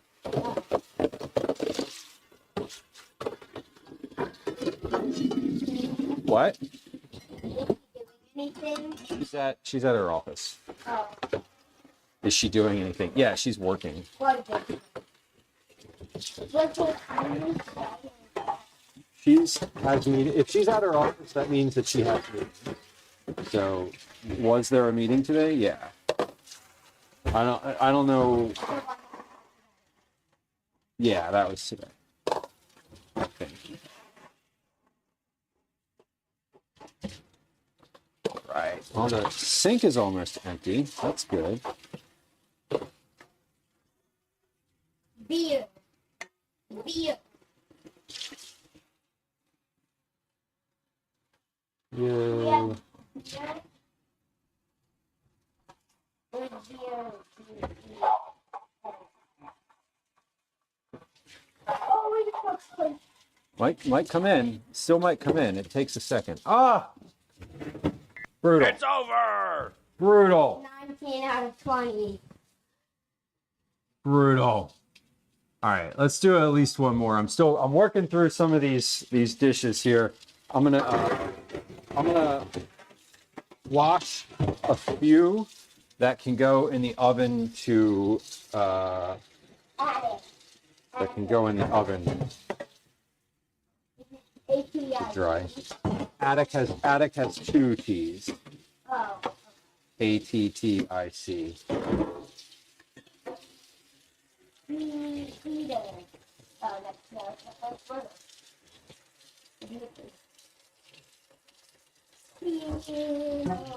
Cal, I don't know if you can be heard on stream. I don't know. My microphone is pointing to me. It's on my shirt. So I'm not even sure. Oh, Sofa says that, you can be heard. Okay, cool. Well, good. Tiara? Like the headwear? Yeah, TIARA. That's a good one.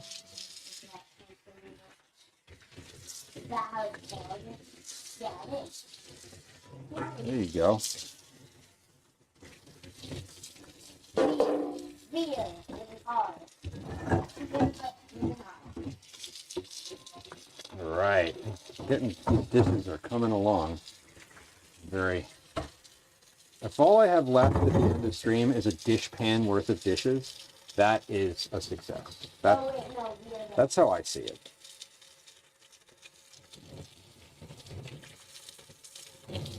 Generally. Now, if the dish pan is piled to the ceiling, that just means we've done a good job piling things. Oh, we're so close. Again. Oh my God. Very close, very close. All right, one more game. We can do one more. Go down, Cal. Go down to Chrome on the bottom. Yeah. And hit that. Go to the Chrome icon. Nope.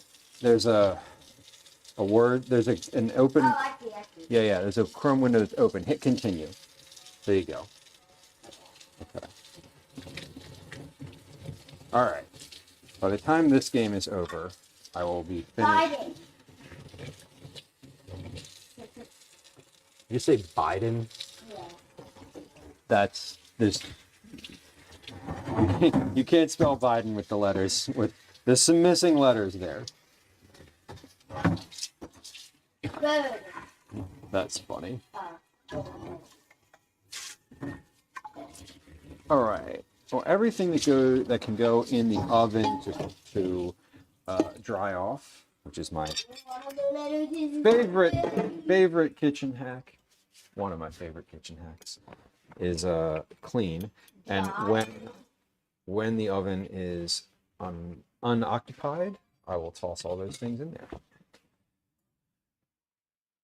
All right, but I think the fake letter is oh, it's already there. Okay. we're doing good.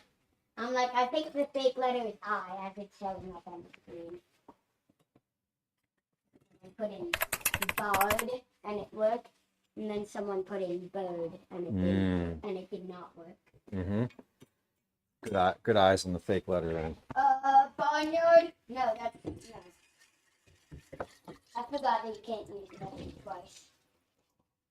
No, you can only use the letter twice if there's two of them. It's like you can, but there has to be two. Yeah, but there have to be two. All right. I was asking about Mom Cal because I thought she might be on her way heading home. One more word we got this time. One more word. It's a 4-letter word that starts with B. Oh! Hey, we got one. Let's go. Congrats. Hit The board we keep going, right? Sad is no noise. Yeah, Cal knows the rules. If there's a board, we do one more. Go ahead. Hit continue again. Go.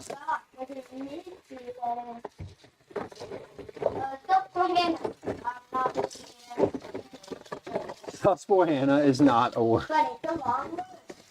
Yeah. But I guarantee you that Susquehanna is not the word. It's not an available word. That is a lot of letters. Ooh, Though. equinox almost works. If there were two X's, I think. How's equinox spelled? Equinox. One X in equinox. Oh, so if the mystery letter is a Q, it could. Well, I don't know what the odds of a Q being a mystery letter are, but you're Someone right. try it. Equinox.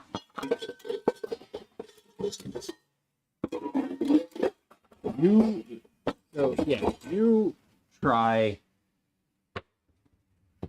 E. Pull the keyboard towards you. Make it easier. The mystery. The mystery letter is not Q. Yeah. It's like that. It'd be like that sometimes.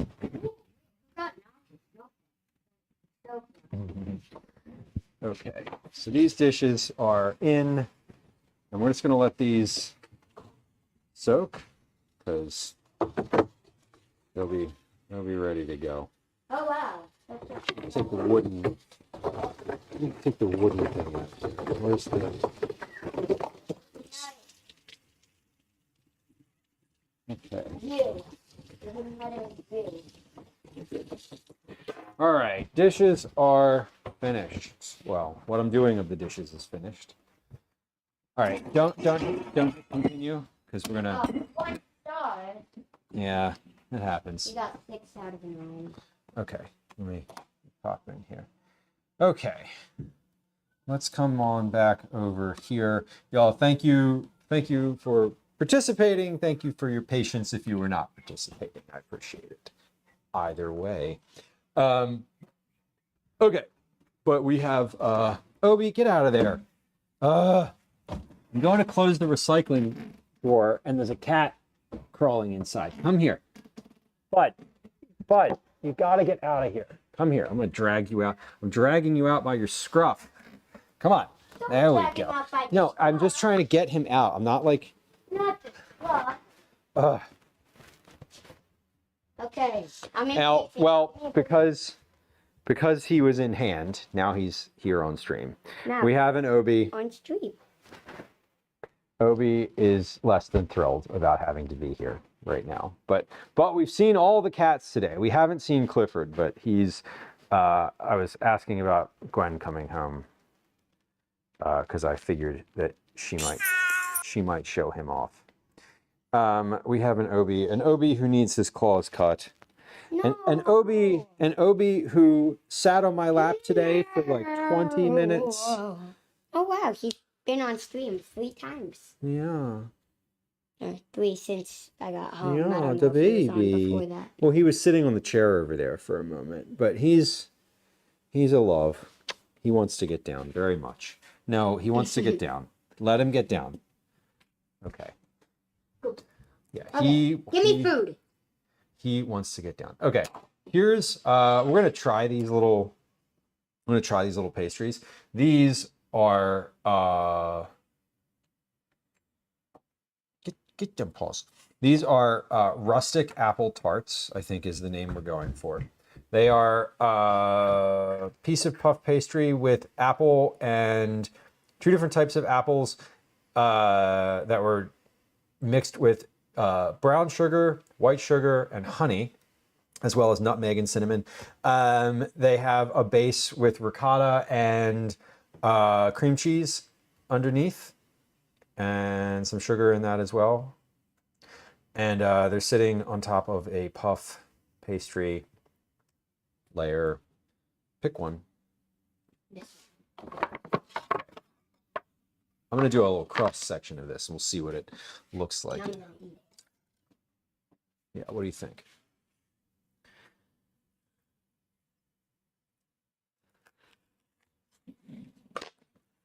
So here's a little cross section of this. It did not puff underneath of the of the things, but that's okay. It's cooked all the way through. This is really good. It had a lot on it. So it's very flat, but it tastes great because when you cover anything in that much sugar, it's got to be okay. Mm. Mm-hmm. No, pretty good.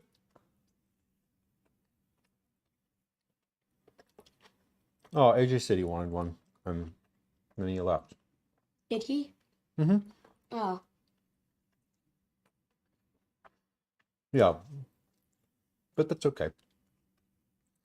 He'll have something the next time he's here. He got cantaloupe. Not Even one of better. these though. Hmm. These will be gone. Yeah, if these are still in the house next time he's here, They will not be then that would mean he has to come back like now. in about 5 minutes. Mm-hmm. Yeah. So he turned out great for just being like little Orange cat. sort of spontaneously put together pastries. I'm glad that I flipped the edges up like this. Like I'm glad that we did the whole like pulled those out and sort of folded them over. Because if I hadn't done that, it probably would have spread more and not puffed. The only part of it that really puffed was the side here where I had pulled them out and like tucked them over. So, not bad. Pretty happy. Okay, that was my 45-minute timer. That's for the chicken and the carrots and parsnips that are in the oven. So I'm gonna get. And I have another one. Can you have another one? Yeah. What are you gonna trade? Because we're gonna have dinner pretty soon. It's apples on it. It's healthy. Okay. It's healthy because it has apples on it, he says. I mean, I don't disagree that the apples are a good choice when it comes to eating. I do think that like covering them in sugar is, the presentation of these apples is not quite what I would say if you were like, if I was telling you to eat an apple.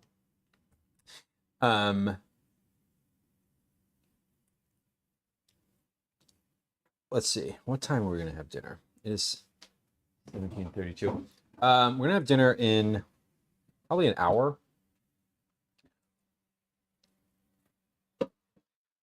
How about this, Cal? Yeah. Do you want to split one with me? Maybe we're gonna have dinner in an Do you want to split one with me? hour. Yeah, sure. Okay. You're disappointed about having dinner soon-ish. Yeah. Right. Not a lot of time for an iPad. No, but you did just have a lot of gaming time playing Fortnite with your friend. Right? Which is valuable. Well, it wasn't And Roblox. I know it wasn't Roblox, but like that's still game time with your friend. You had a fun, good time, screen-based activity. I just want here's what I'm considering. I'm considering that we're gonna have dinner probably in about an hour, and that I want you to eat dinner. I don't want you to eat Okay. like Then a lot. Let's Like split it quick so I can okay, get to my reading. pick one to and then, split. this one. This one. Mm. Okay. So I can get to my reading and then my Okay. Pick which half you want. media. Okay. Yeah, I want you to have dinner. And I agree. This has apples on it, but still.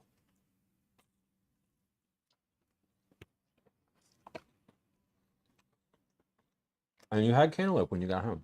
I want to recognize that too. Okay. I gotta get the chicken out and check it. I'm gonna stir the carrots and then we'll make a determination from there. But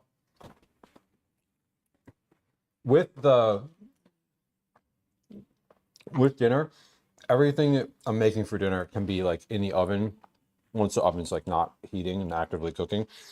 It can all be in the oven on warm for a little bit. So I think the vegetables and the chicken are probably not going to be done at the same time. So I think Gwen likes apples. yeah. Yeah, Dan, she does like apples. Will she eat this? Probably not.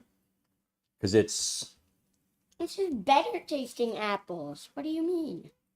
yeah. But like, does she like cooked apples? Not really. You know, I'm just saying that I will offer her one, and I bet you that she doesn't want it, and won't like. It isn't going to be a like just doesn't want it right now because of other reasons. It's going to be like I don't want it at all, which is fine. I didn't make these for her. There was no expectation of Gwen eating them. But let's put these in a little. First and second period for Let's put these in a little container here. the exercise, and I finished like 30 seconds before Dr. D was like, if you're not done, Great. Go to a different room. Great. I'm glad. Okay, my timer did go off for the chickens. We have to check that. We have more dishes now. So I didn't do the dishes, so I'm kind of glad I didn't do them because now there's more. There's always more of them. Let's get this chicken out, and we'll take its temperature. We're gonna get the vegetables out and stir them. Everything's been in there for a little more than 45 minutes or so. I'm filling it up. Do you need your iPad while you're reading your book? Not while I'm reading. Okay. Did you leave your book? Well, Okay. Are you reading? What chapter are you on in your book? Calvin's reading. Which book? What is the name of the book you're reading? Lord of the Rings. Lord of the Rings. Part 1. Part 1. Okay. What is that one called? Return of the King? Two Towers. Two Towers is number 2. Return of the King is number 3. What's the first one? The one you're reading. What's it called? The first Lord of the Rings book. Hold on. I forget. It's on the cover. Take a look at it when you read it. Okay, let's. Regardless of what's going on with that chicken, I'm going to stir these carrots. Okay. The Fellowship of the Ring. Fellowship of the Ring. Right. Okay. He's currently reading the Fellowship of the Ring. Which is exciting. I am very happy. I love these books. And I'm still about midway through. It's about midway through. A Knife in the Dark. A Knife in the Dark. Okay. And the dark. Do you think you'll finish that in 30 minutes?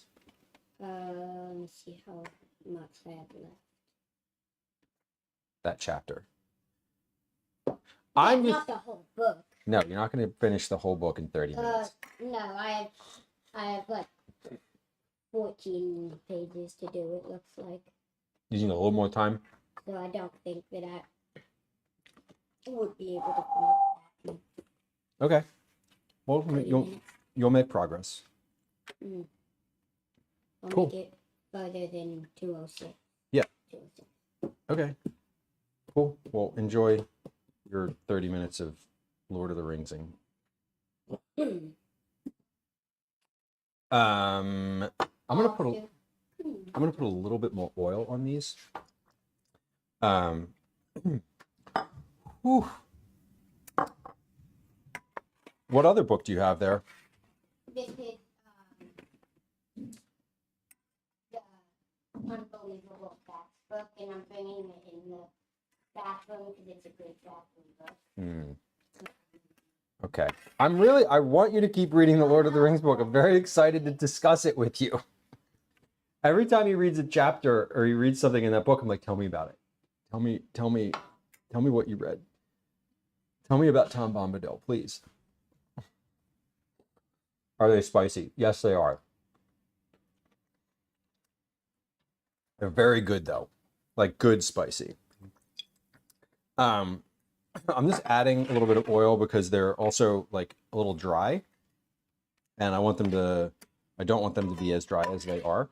I want them to sizzle a little bit more. There's not a lot of browning on the bottom, but these are excellent. I'm going to add a little bit of salt to this as well because they are they're not salty enough. They're just a little, they're spicy, but I don't think I salted them. I know that I didn't salt them as much as I wanted them to be because at the moment when I'm eating them, they don't have that much salt on them. Okay. Yeah, he's starting to read it, and like he read The Hobbit. I just think it's hard because like it's also just a hard book, and like when you only read for like 30 minutes at a time, you don't really get into it. Like you can't. One of the things I've been trying to encourage is like read for an hour, like one whole hour. Like that's a good amount of time to absorb a little bit of that book. If you read for 30 minutes, especially at like as a fifth grader, you are only getting through like 3 to 5 pages, right? Which isn't enough to progress the story to like capture your attention. So you get kind of bored with it, and like you don't want to read it, which is like this vicious cycle. So I'm trying to be like, just read for one whole hour. Like not even a chapter at a time, but just like 1 hour long block. When you pick it up and you're like, I'm going to read for 20 minutes, it's like not enough. It's never enough to really like state to like get into the thing. It's sort of like when you exercise and you're like, if you only run on the treadmill for 5 minutes, like running's always going to suck.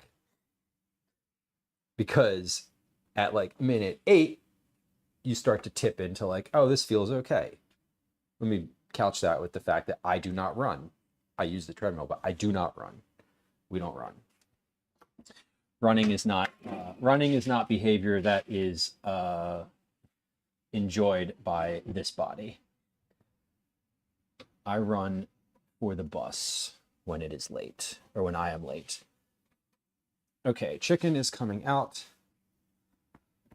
We're going to temp this because I don't think it's quite there yet, but it might be. 45 minutes at 375.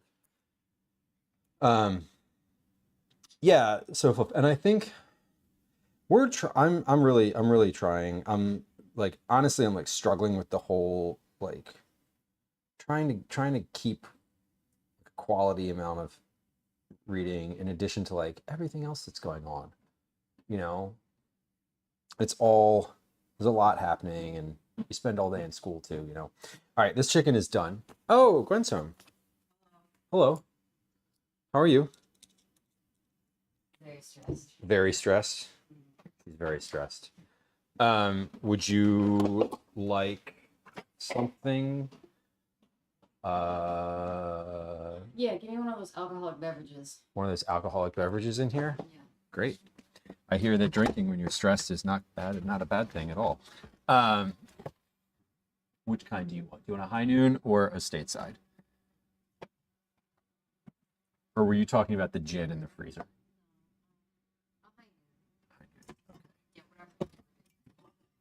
Okay. This cat, Gwen, he's so cute, she says. Yeah, he has been around all day. All the cats are attention starved.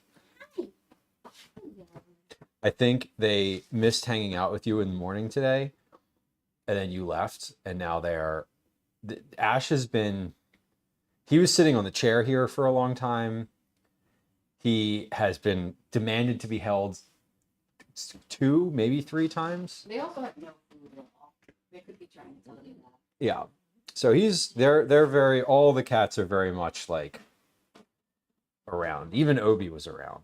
So that's when you know. Okay. I'm cruising into having dinner, like ready to go. I will take the evening if you want to just like eat and then de-stress. No, I don't want to watch Survivor tonight because it'll be too late. Let's watch it tomorrow. He has tests tomorrow, so like I don't want to be up until 10 p.m. Okay. All right. Dan, you love high noons. Do you have a favorite flavor high noon? I've never had a high noon. They came out. High noons were released after I stopped drinking, so I don't have a high noon preference. I don't have a what's the other one? High noon, claw, white claw, white claw. I don't have a white claw preference either, although I understand it was very popular for a while. Is white claw still a thing? Do people still enjoy white claw as a beverage? I'm going to take this chicken apart. What we're doing while I'm waiting for those vegetables to finish roasting, we're going to take this chicken apart, like take the leg and the thigh off. I'm going to cut the legs, cut the thighs. We're going to take the breasts and put those into a separate container because I don't think we're going to have those for dinner tonight. I might put one of the chicken breasts for dinner tonight. But actually, no, we're going to, if I'm doing a grain bowl, I need to break this chicken down into the meat portion too, so I can like mix it all together. So let's do that. Because I do want this to be, I want this to be like a grain bowl. As opposed to like chicken farro, as opposed to like a plate with everything kind of on it. Dan, you don't like the grapefruit one. Okay. I like grapefruit in a flavor. It's one of those I like the ruby. There's always the like ruby red grapefruit or ruby grapefruit version in all of those types of beverages, and that's the one that I enjoy. So you can have all of the other ones, and I will drink all the grapefruit ones. All right, my timer is up for my pizza dough too. So once this chicken is finished, we're gonna take a moment and get that pizza dough in the fridge because it looks good. All right, so I'm just taking this chicken apart first. First step one, take the chicken apart. Step two, cut the legs and thighs. Now, all of the pieces of this are going to go into a bag in the freezer. So all the different bones from here are going into my stock bag for future use. All right, where is the joint? There it is. All right, we got it. So I'm going to cut this up. I think I'm going to put I'm going to do the legs and the thighs in the bowl because the dark meat is better and is my preference. Let's get this stuff scraped off the bottom of here. Now this is parsley, sage, and thyme. Apologies to Rosemary, they couldn't make it today. This is all for the compost. There we go.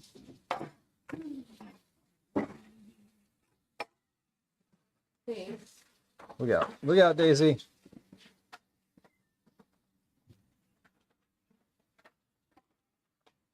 All right. There's that. Now I'm gonna open this chicken up a little bit so it can start steaming, and then I'll cut the meat off of here. So the meat for dinner tonight is going in this bowl because all of this is going to go in the oven when the vegetables are finished. We're going to take and turn the oven off, and then it's all just going to go back in there. Then I'll cook the farro, and we'll put all of it together. Instead of like one big dish, I'm gonna make like just a scoop of farro, some chicken, some vegetables into the different bowls. So it's not gonna be like one big serving container. Because I don't anticipate that all of it will get eaten, and I want to be able to have like the parts separated still. Like if we don't eat all the beets, I don't want there to be beets in the thing. I want to be able to put them in my container of beets that I had in the fridge from earlier.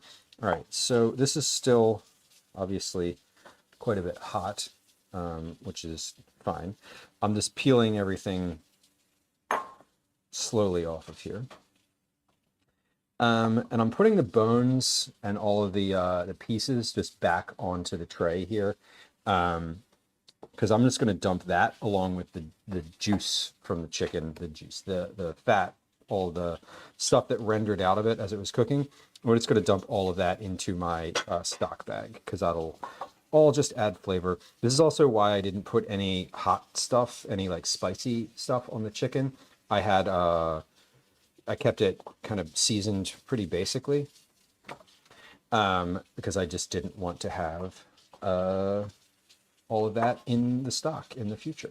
Dan, thank you for the bits. Appreciate it. All right, but chicken looks great. I'll have a whole roasted chicken because you can, it's like several meals worth of chicken.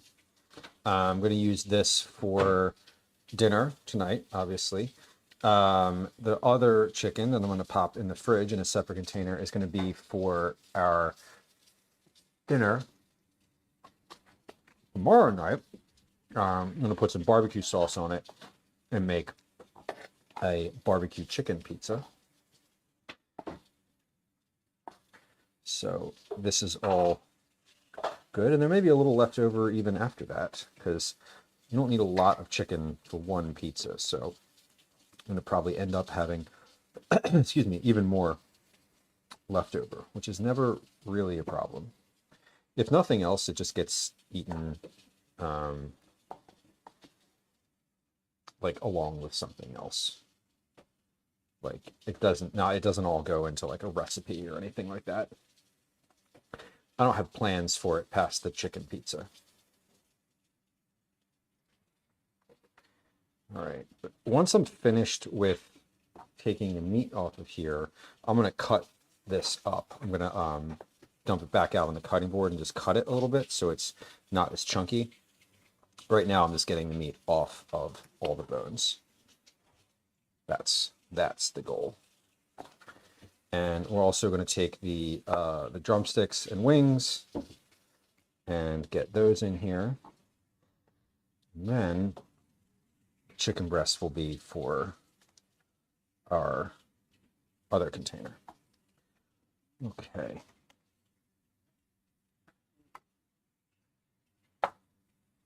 This is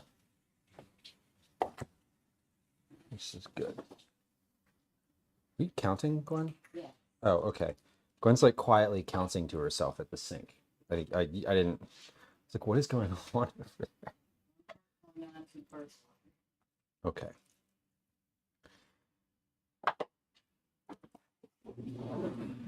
Gwen's making formula for the little ones. Do you think we'll get to see Clifford today? He really wants to come down right now. I thought he was on the step. You see the way you said that, I thought he was on the step. Yeah. Okay. Well, maybe we'll get to see the tiny cat today, in addition to all of the big ones, which we've seen all of. But she's going to feed them first.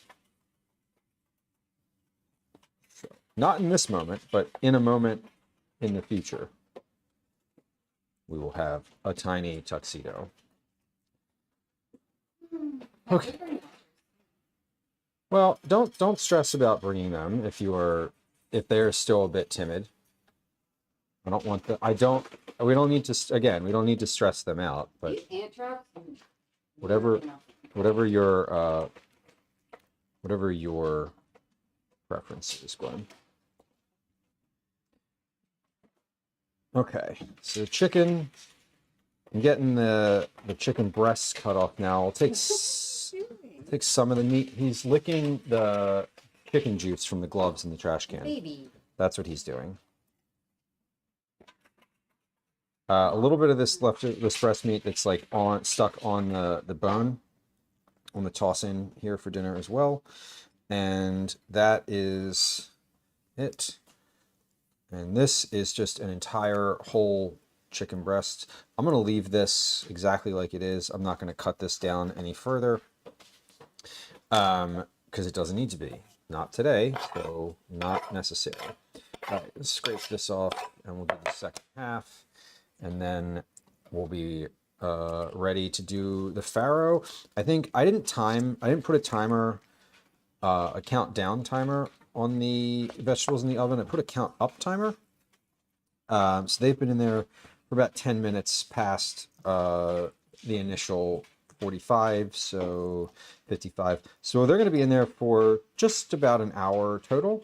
We'll check those in a moment here. They were fine earlier. I think they would have been edible, but not, they weren't as soft as I wanted them to be yet.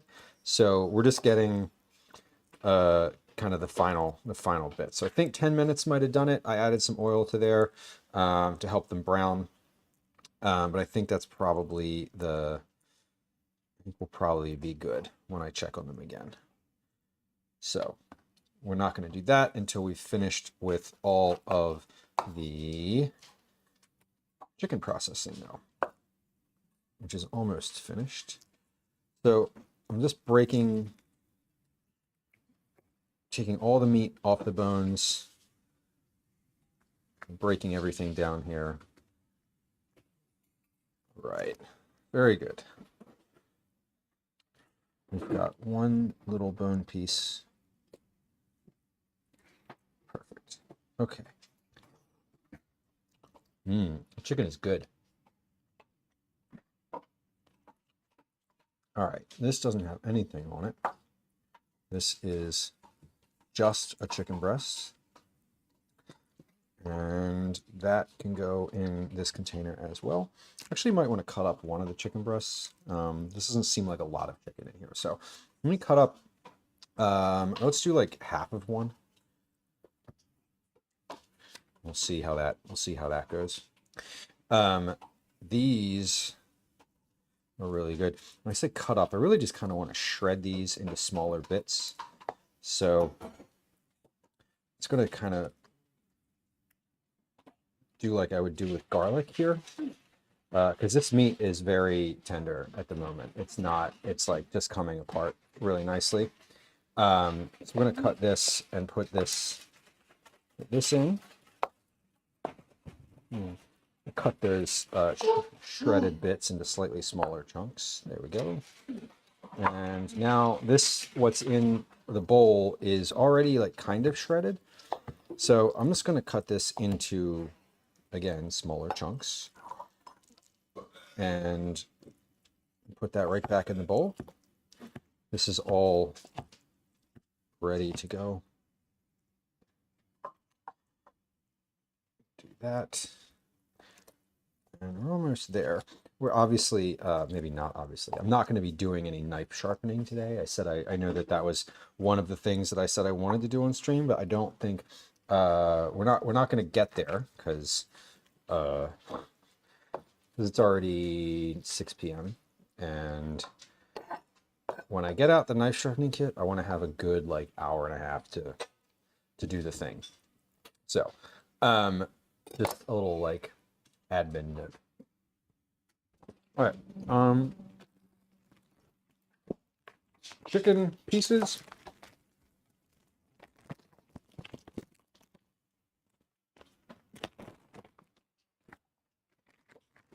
Going in this bag. You have the scale. Scale's on the counter over here. It's underneath the light in the other. I do not need the scale anymore. I can keep it. Does that cat scale you have upstairs work? It doesn't, but I could try new batteries, but we don't have batteries. It takes triple A. Okay. We have triple A. No, but I That would be will. the next step. Okay, I'll add AAA batteries. I have to go to CVS at some point anyway, so I'll add batteries to my. Because that's more ideal for me anyway, List. because it's bigger. Yeah. You can stand on it and it's usually next to it. All right, washing my hands, and we're ready for the next thing. All right, next is going to be cooking the farro, which is already cooked. Doesn't need to be. It's not. We're not cooking it. Just kind of reheating it and putting it in into a crispy situation as opposed to a frozen one. So first, I want to check those vegetables though, because we have those. Those have been in the oven again for about an hour or so now. This is my chicken for dinner, along with the beets. This is going to just go right back in the oven in a few moments here. But first, let's check these vegetables and see how they're coming along. I have the chicken to go in the fridge and the beets to go in the fridge. These are both, I just both have the lid kind of propped on the side of these. I don't need it to be, I just need it to vent properly without having a bunch of condensation built up on the inside of it. Okay, let's put my chicken parts back in the freezer. Really did good work for a stock bag today, I gotta say. While I'm in here, let me get out the farro. All right, so this is just a big bag of frozen farro, and we're gonna get to that in a second. But let's check these vegetables, because if the vegetables are finished, which they very well may be, it sounds good, smells good.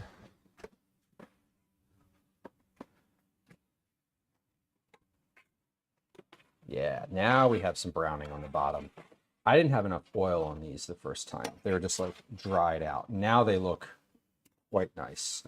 Everything got really small on this tray too. Like even the biggest chunks are way smaller than they were before. So speaking of biggest chunks, that's what I want to try, because if the biggest chunks are finished and cooked, then we're good and ready to go with these. I don't really want to hold this on the spatula, so let's.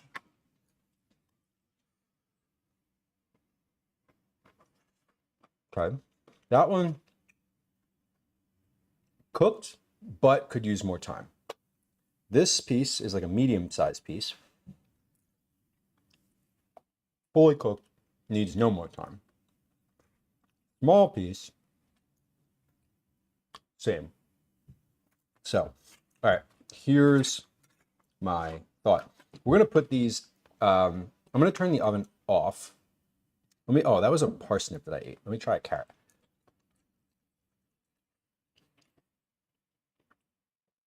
You know, it's only the huge chunks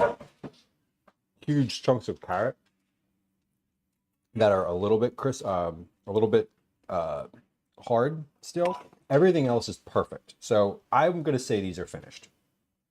Because if I overcook everything, that's not good either. So let's put these in a bowl. Put these in a bowl. We're going to turn the oven off. I'm going to let that kind of vent out into the room for a moment. You know, I said I was going to use that crock over there to put everything in.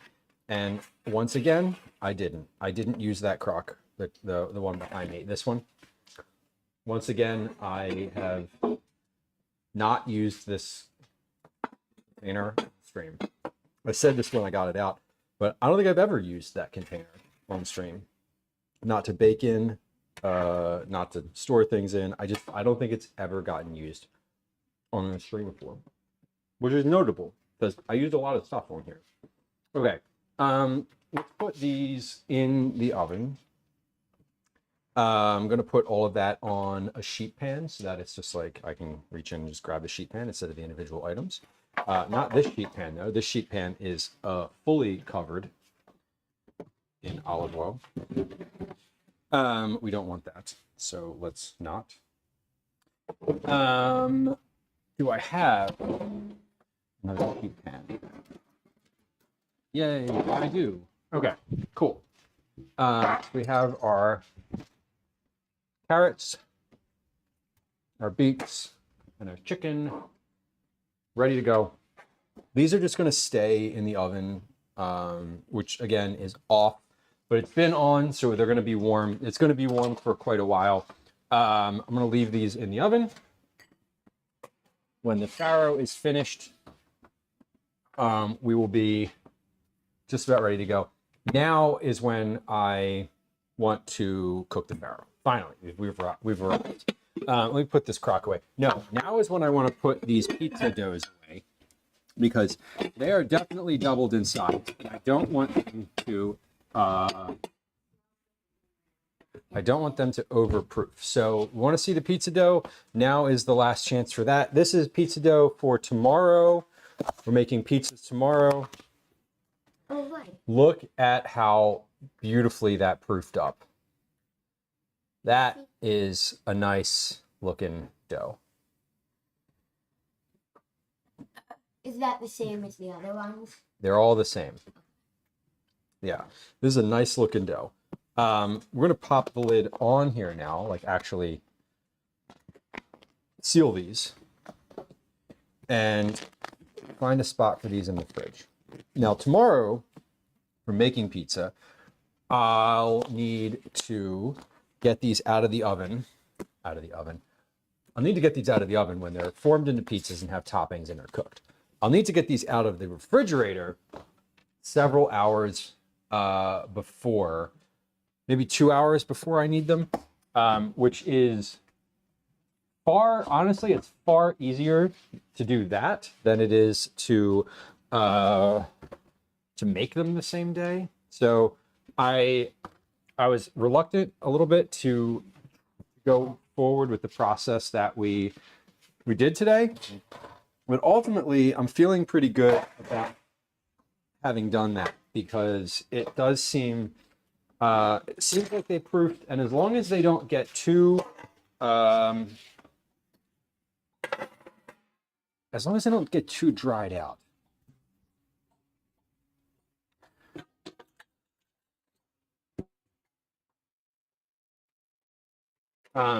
Again, what we're doing, basically, we're trying to do with this process is now that it's proofed and like ready to eat, it goes back in the fridge. It's not going to, it shouldn't expand too much more than it is now. If it gets too much bigger, it's not going to fit in that container. But putting it in the fridge should be it should help with the flavor. But the proofing sort of has already happened. Now, the recipe says to just go ahead and put it in the refrigerator in its like dough ball form. So I think, we're trying something different today. And I am feeling good about it in this moment. Right now, those dough balls are ready to make pizza with. Like we're ready for shaping. So that's where I'm like, okay. Like I'm a little hesitant because what I don't quite know what will happen when they've gone back into the refrigerator and like gone through another 24 hours. So I think they should be okay. I don't see why they wouldn't be. My biggest concern is that they get dry, that they like dry out too much. But I think they'll be. Here's hoping. Farro is what's next. So we're gonna just pop this into a big cast iron pan, our biggest cast iron pan, in fact. I'm gonna use a little bit of my bacon grease that I have in here from whenever it was that I made bacon. When was the last time I made bacon? I don't remember. It was with probably for camping prep a couple weeks ago. Kathy, cavatelli and broccoli sounds lovely. I love cavatelli. It's one of my more preferred pastas. It's very thick. Takes the sauce, accepts the sauce really well. Thank you for coming through. Enjoy the rest of your evening. I hope to see you soon, Sue. We'll be live again tomorrow. We're making pizza tomorrow. Okay, so this is pretty good. I'm gonna make, here's how we're gonna measure this. So everyone in my family likes these bowls, for better or worse. These are like, if we're having something in a bowl, like everyone in my family prefers these bowls. They're ramen bowls. They're plastic. I got them 15 years ago. I don't even remember why or where. But what we're gonna do is basically fill each of these bowls. Oh, Dan, does it still weigh the same? Interesting question. I did not weigh them. I could weigh them. I could actually, I could weigh them, but I don't have the clean containers from before to tear the scale with. I don't know what the container itself weighs. I am also curious about that myself.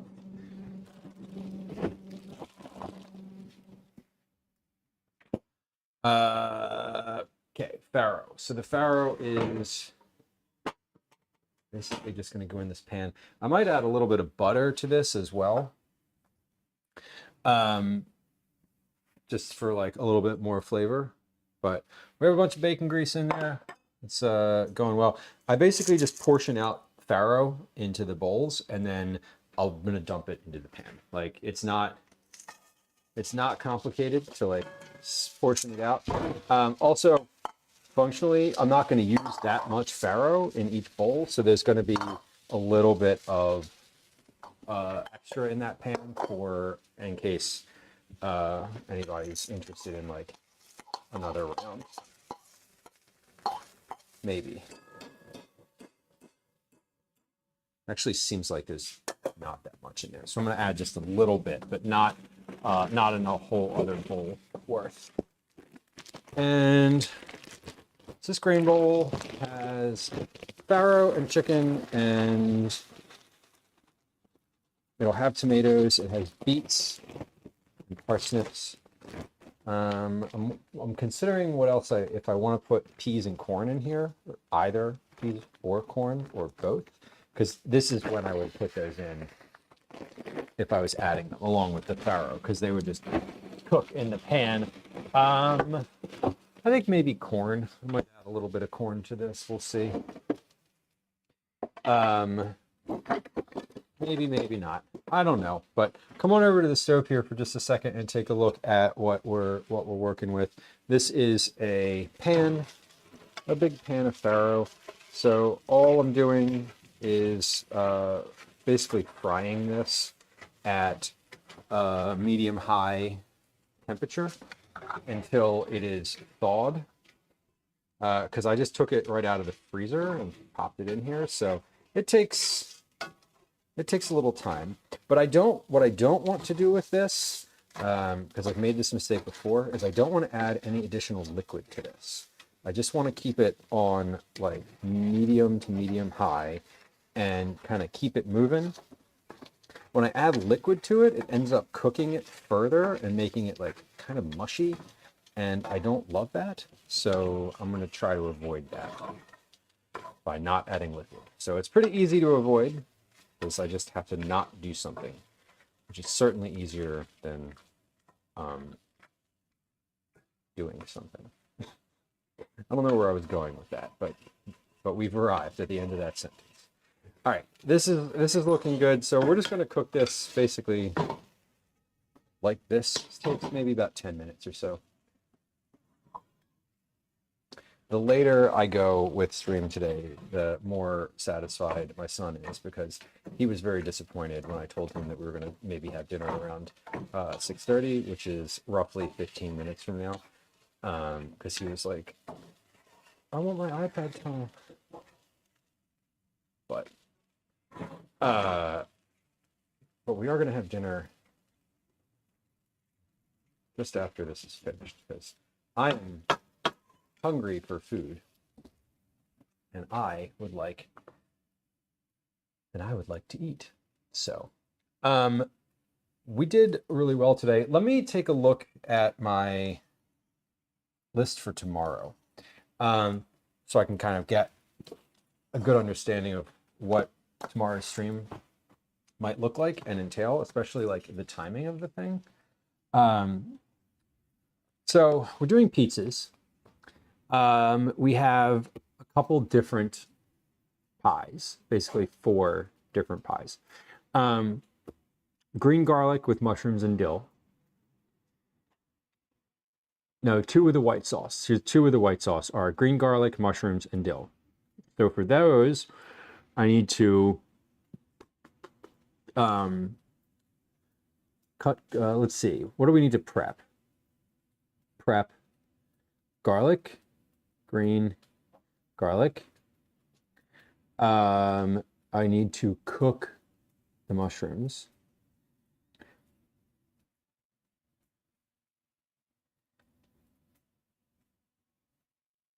Herbs. So let's look at the herbs at the end. We'll talk about the herbs at the end.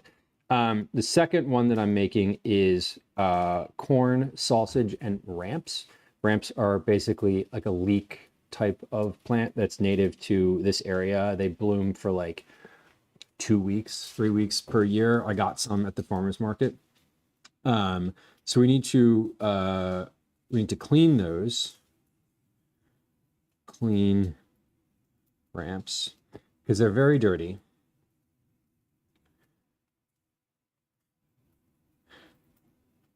I need to cook the sausage.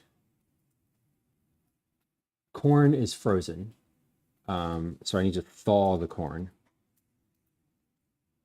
And I need to make a white sauce. So like make the white pizza sauce. It's just basically heavy cream and some seasonings. I also need to make the red sauce. Easy, easy. I can show you what a ramp is. I have one in the crisper drawer. So I'll show you one here in just a moment. Because they're very leafy. They look like a green onion, but they are overall quite they're quite mild. They have a good like oniony sort of flavor to them, but they're not as like astringent in your mouth. So I need to cook the sausage, cook the mushrooms. The onion I need to cut and caramelize.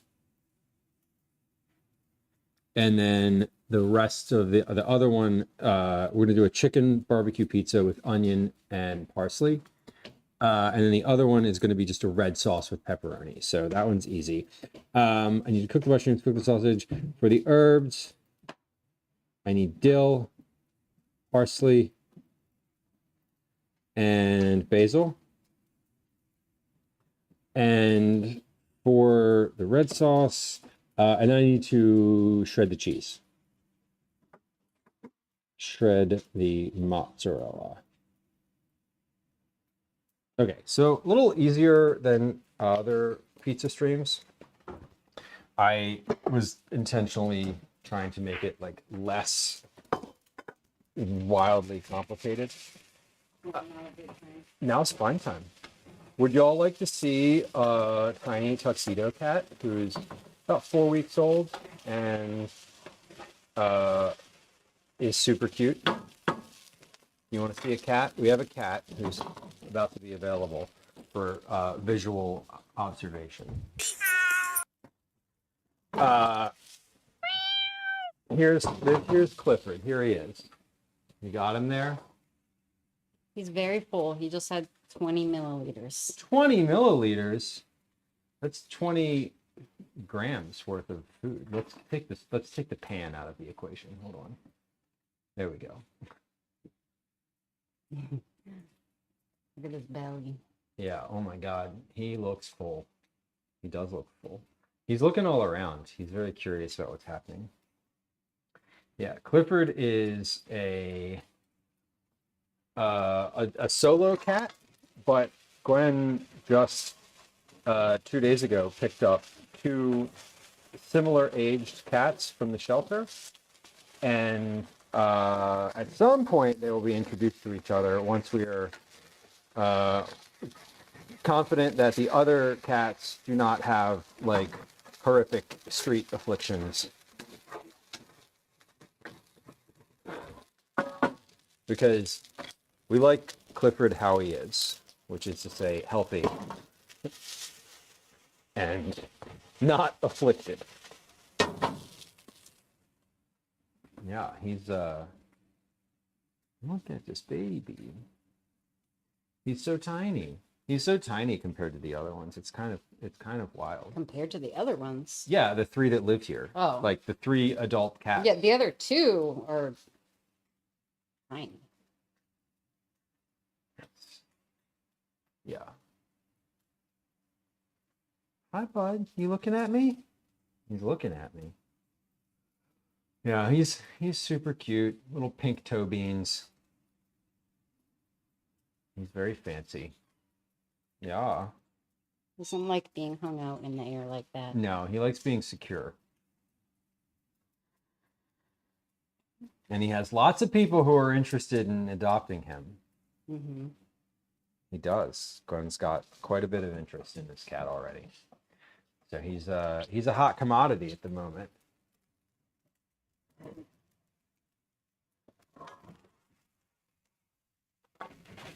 All right. Okay. Sounds good. I will give you a holler when dinner's ready. Okay. Okay. All right. Oh, yeah, the electric went out Upstairs? in the room on me. Oh, weird. Okay.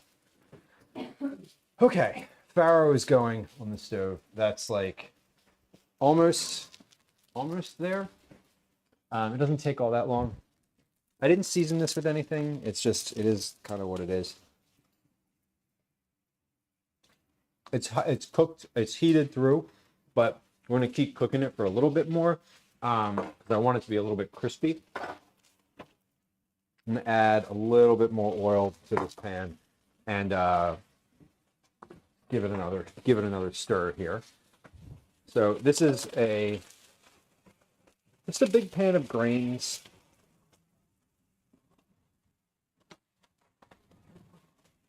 And a little sticking on the bottom, and it's okay. Dan asked do I ever cook with tomatillos? I have. We've made. What did we make with tomatillos on stream one time? I don't recall. I used them on stream one time. I don't. Generally, it's kind of a rarity, but it's not because I don't like them. I don't know why I don't use them as much as other, just like regular tomatoes, but it is a fact that I use regular tomatoes more. Also, tomatillos are, I know that tomatillos are a little bit thicker, they're a little bit more sour, and they are less juicy than regular tomatoes. So I feel like partly I don't use them as much because I just like a regular tomato, which, speaking of, we're going to cut that while we are farrowing over here. And I'm using the serrated knife for this because I happened to grab it first. Is this the right knife? Not really, but that's okay. The serrated knife doesn't feel very sharp either. Come to if I'm being honest about it. All the knives need a bit of sharpening, which is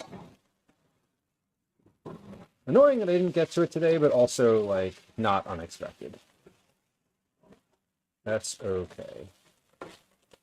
All right, this is still coming along. When I'm finished with the farro here, once this is cooked and is looking pretty good, I'm going to take it off the stove and mix the herbs into it because I want the herbs definitely like want them in the farro. I don't want them sort of floating around in the whole grain bowl. I want them to get incorporated completely. And when you just kind of sprinkle them on top, they look nice, but I want them to be like a big kind of part of the thing. So I have to add them now. All right, I'm just slicing this tomato and I'm gonna put this in a bowl. I'm gonna add a little bit of salt to it, just like a pinch of salt so that it gets seasoned ahead of time. And then this tomato is just gonna go in along with everything else, just raw as it is, because I love a raw, big chunky tomato like this. Glenn doesn't, Calvin does. So he and I will be partaking in the tomato, which is also kind of why I like having a grain bowl, because you can just add the things that you want or don't want to it. I'm going to have him make his own, in fact, tonight. So that is a thing that's going to happen. You select what you're having in your bowl and eat it. That's the goal. All right.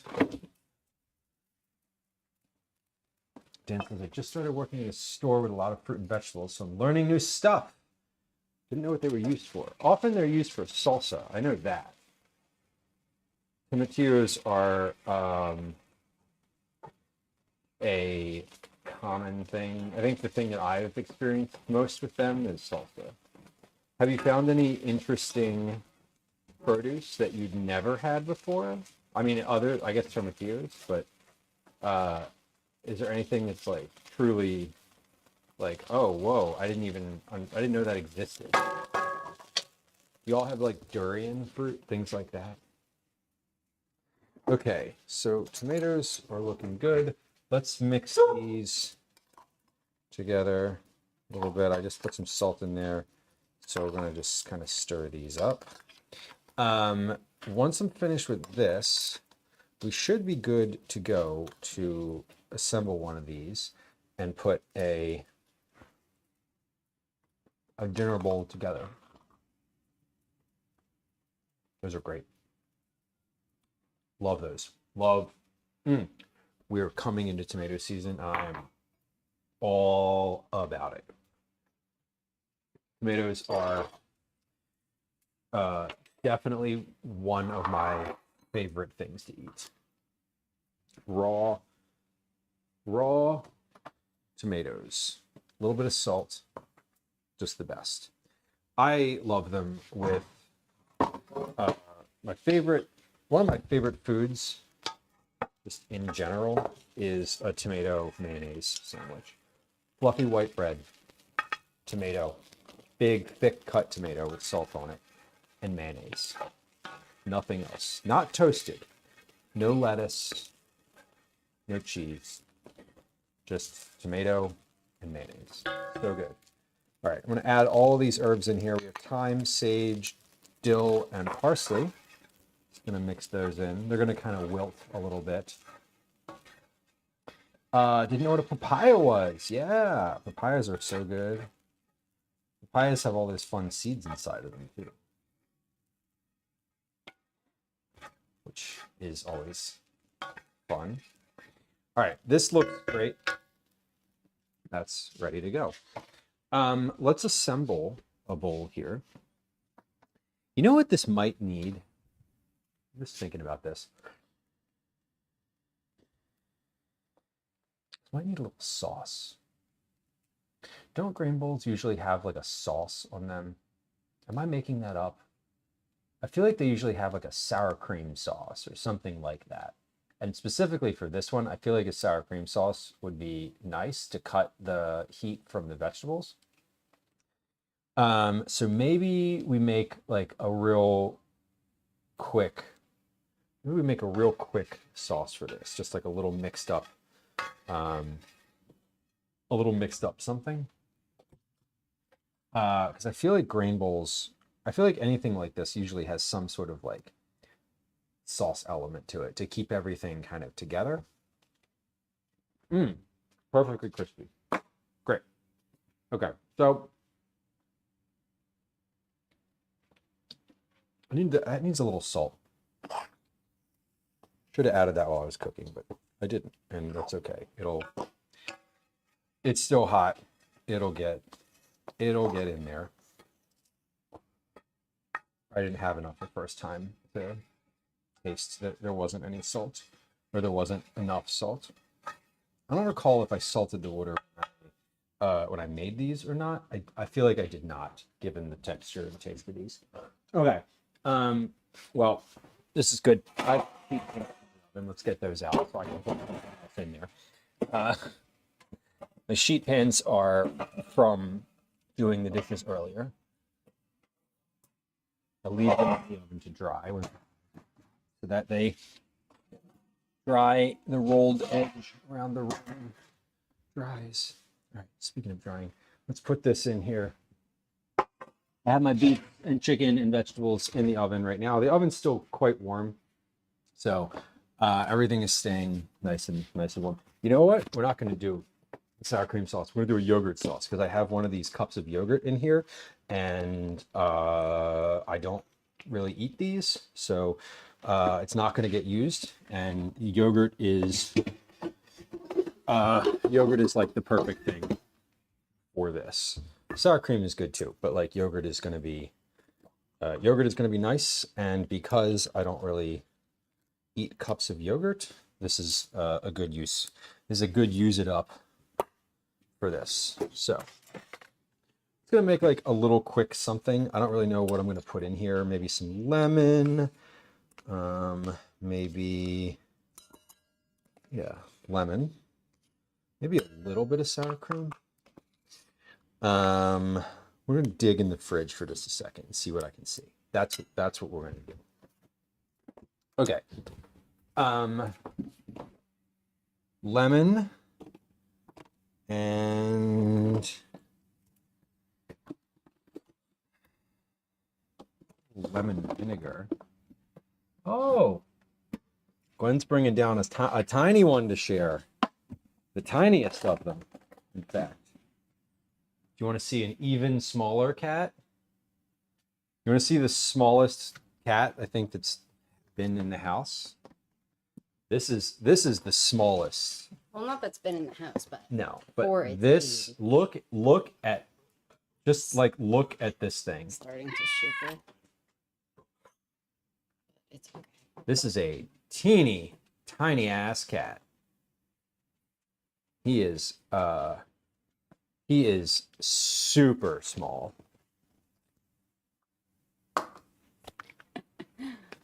What's this one's name? Pluto. Pluto. You're not even, he's so small, he's not even a planet. It's okay, baby. Yeah, he is. This is a tiny little boy. They're roughly the same age as Clifford. Mm-hmm. But this one is much smaller. Yeah. I'm gonna take him back up now because he's shivering. Yeah. Okay. They're Is he ferals, purring? So no. Oh, I thought I heard him purring. No, he's Okay. terrified. Send him to Seattle. He is going to be available for adoption. Mm-hmm. He's look at this tiny little cat. What a face. Oh my god. He is. Yeah, you can see him shivering a little bit. Yeah. He is super small. Bye, Tiny. Feel good. Are you bringing Saturn down? May as well, why not? Okay. So we are going to see the other one. They're still a little skittish and like feral for sure. So they are less inclined to hang out for a long time. Okay, so we have that. I just put a little bit of lemon juice in there. Let me see if there's anything in this container that I want to add. Miso, no, I don't want to add any miso to that. Mango, no. Peanut butter, no. Hot sauce?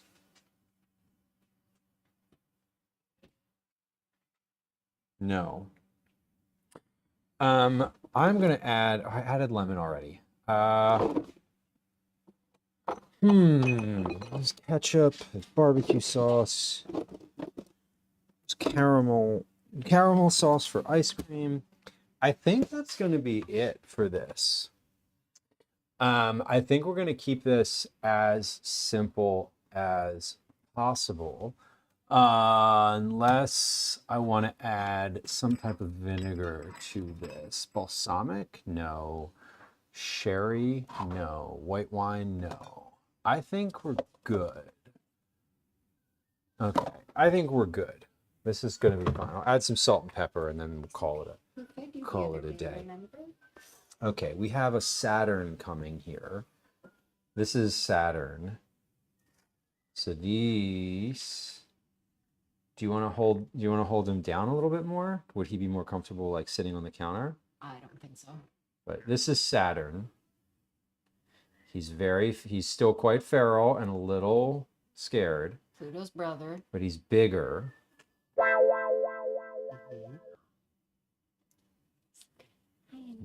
Baby. It's okay.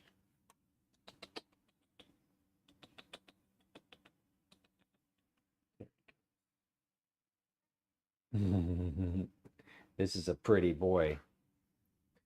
He definitely needs a bath, but he's... Two little dots on him.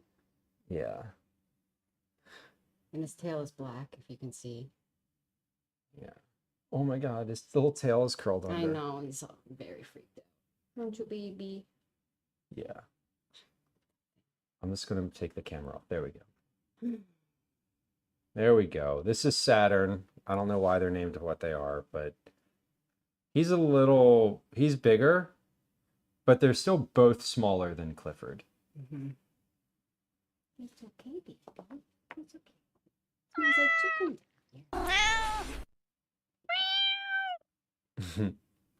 Are they considered a bonded pair? No.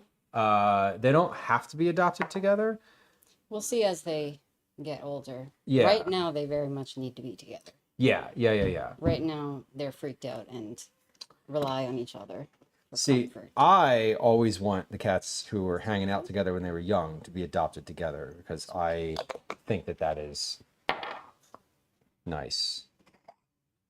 Gwen says they don't need to be because they are comfortable on their own, which is true. I feel bad when they're like, okay, goodbye forever. Yes, that's ideal. Kittens need a friend, but Yeah. cats in the wild go off on their own. Okay, let's go back upstairs. He's a sweetie. I mean, he's not really that sweet right now, but Well, yeah, but he's a feral cat who just came in out of the harsh, cold world and doesn't understand anything. But he will. Keep the baby Holstein, though. I don't know. Tidy Whities, welcome in. Cyber says I only have room for Pluto. In your heart or in your space? Listen, if we had enough space, I wouldn't mind more and more cats.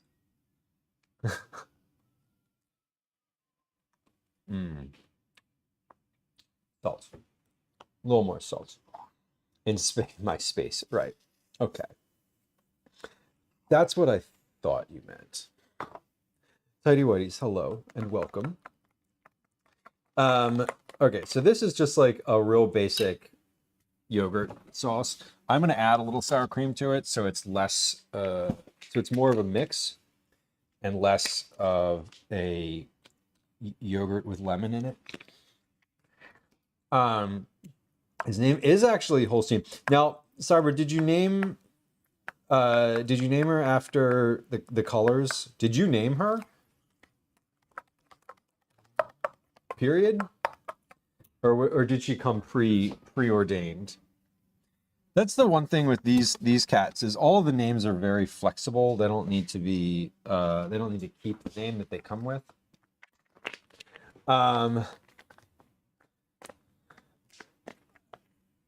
Like I wouldn't keep any of the names.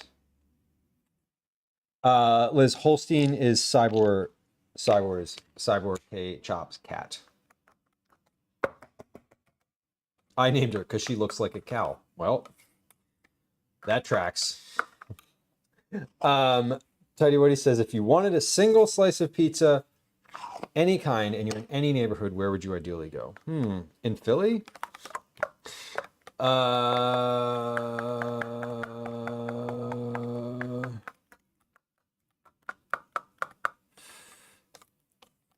I don't really know, honestly. Like you knew I was going to say that, but I don't really know. I'm very non. I haven't gotten a single slice of pizza in a long time. Lorenzo's. Wrong answer. No, but seriously, the last like 5 times I've gotten a single slice of pizza has been at Lorenzo's. I don't have a specific answer. I like Lorenzo's slices because they are the size of a hubcap. That's it. They're huge. If you're like, I want pizza, I want like 2 or 3 slices of pizza, 1 slice of Lorenzo's will like put you in good spirits. Cyber says, I rescued Holstein from an art exhibit in New York City 14 years ago. It's possible I had had several cocktails when I stumbled upon the adoption and art event, and the rest is history. You know, the universe just assigned you a cat. They were like, this person in this moment is ready for a cat. And there you were. It's how it works, the cat lottery. Never have cash and refuse to use the ATM. Yeah, man. That ATM surcharge fee there is probably like $15. Have you ever gotten, tell you what it is, have you ever gotten an entire pizza from Lorenzo's? I haven't. I've seen people get them.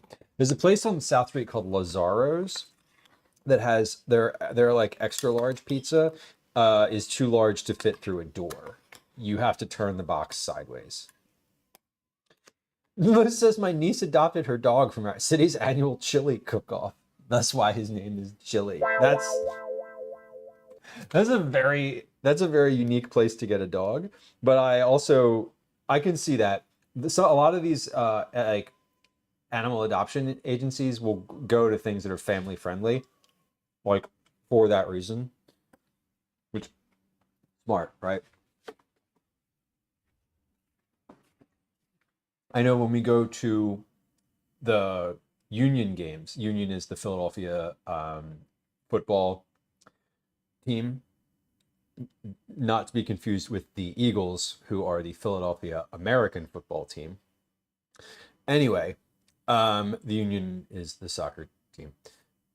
They out front in their like fan zone before games have like dogs that you can adopt, and they're like, we'll wait until the game is over and you can just take them home with you. And it's like, whoa, buddy, I'm just here to watch a game.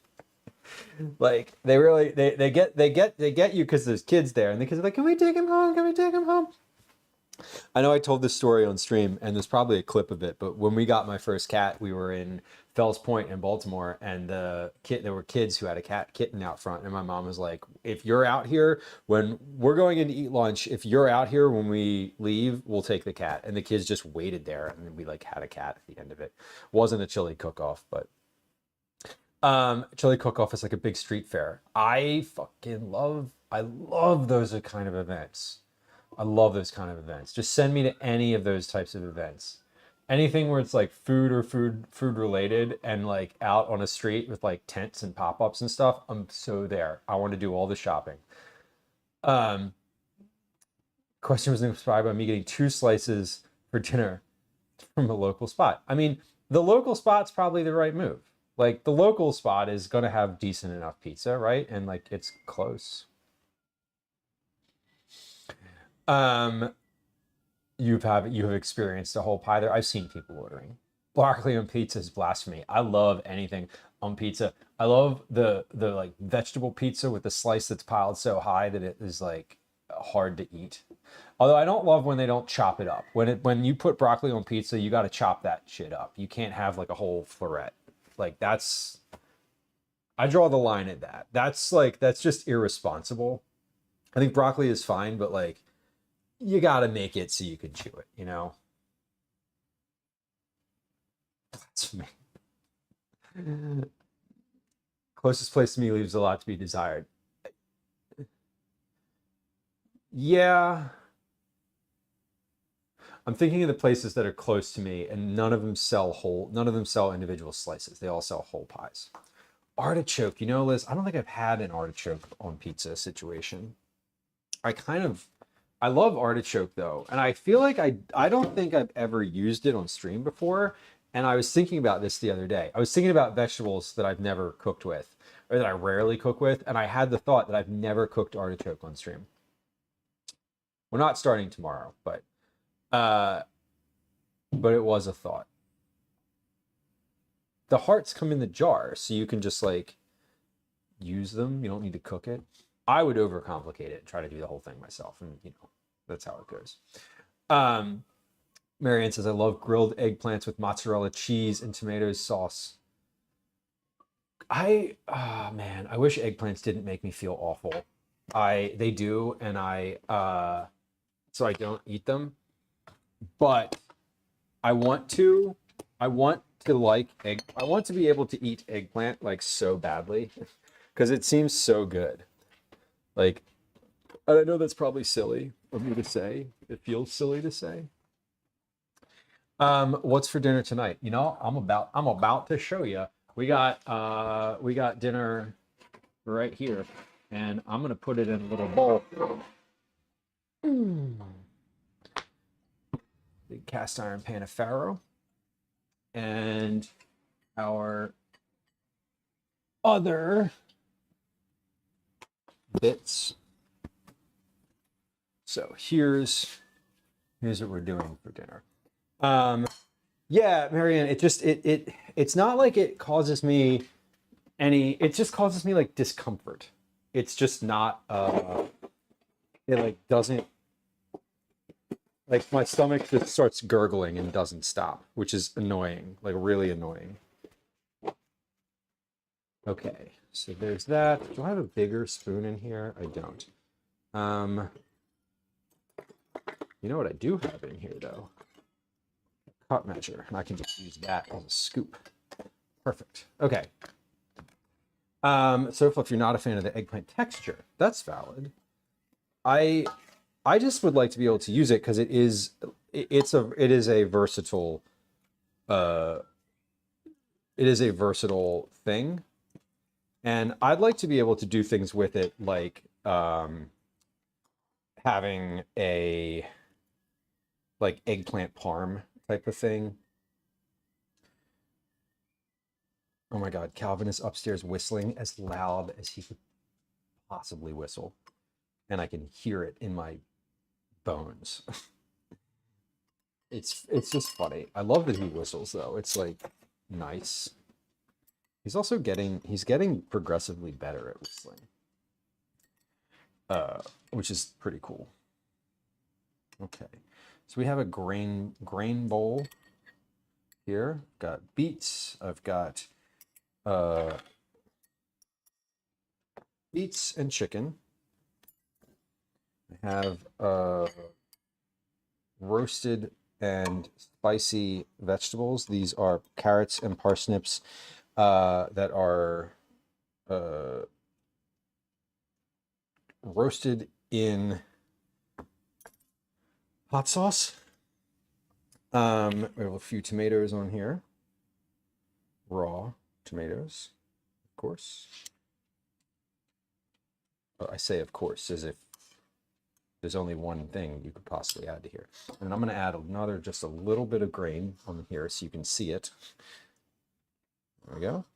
And then we're going to put a little drizzle of sauce on this. Not that this doesn't really drizzle very well, but like, let's see if I can get a couple plops in here. I probably should have just put this like in the center like that. There we go.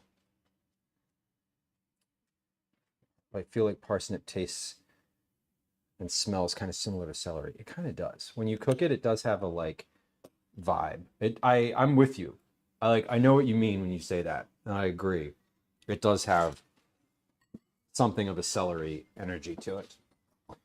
I'm just putting this back in the oven because I'm gonna finish before I feed the fam here. We'll give it a little try. I'm just giving Calvin some extra minutes on his device up there.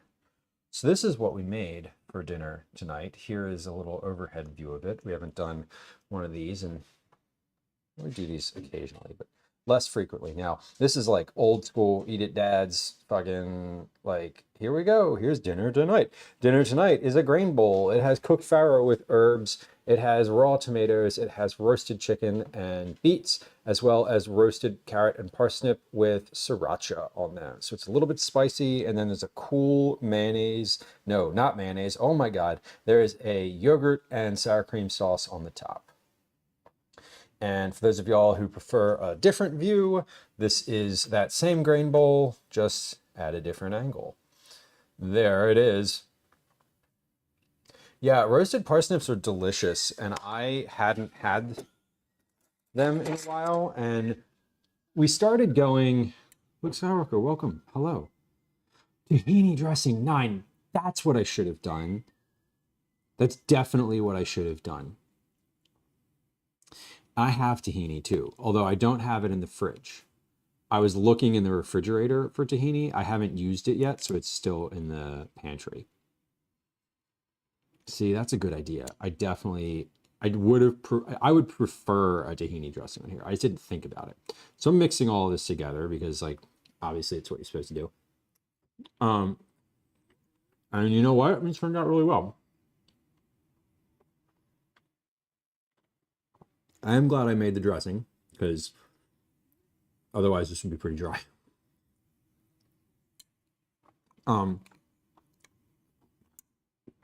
The roasted vegetables on their own are a little spicy, but in the context of everything that's in here, they're not.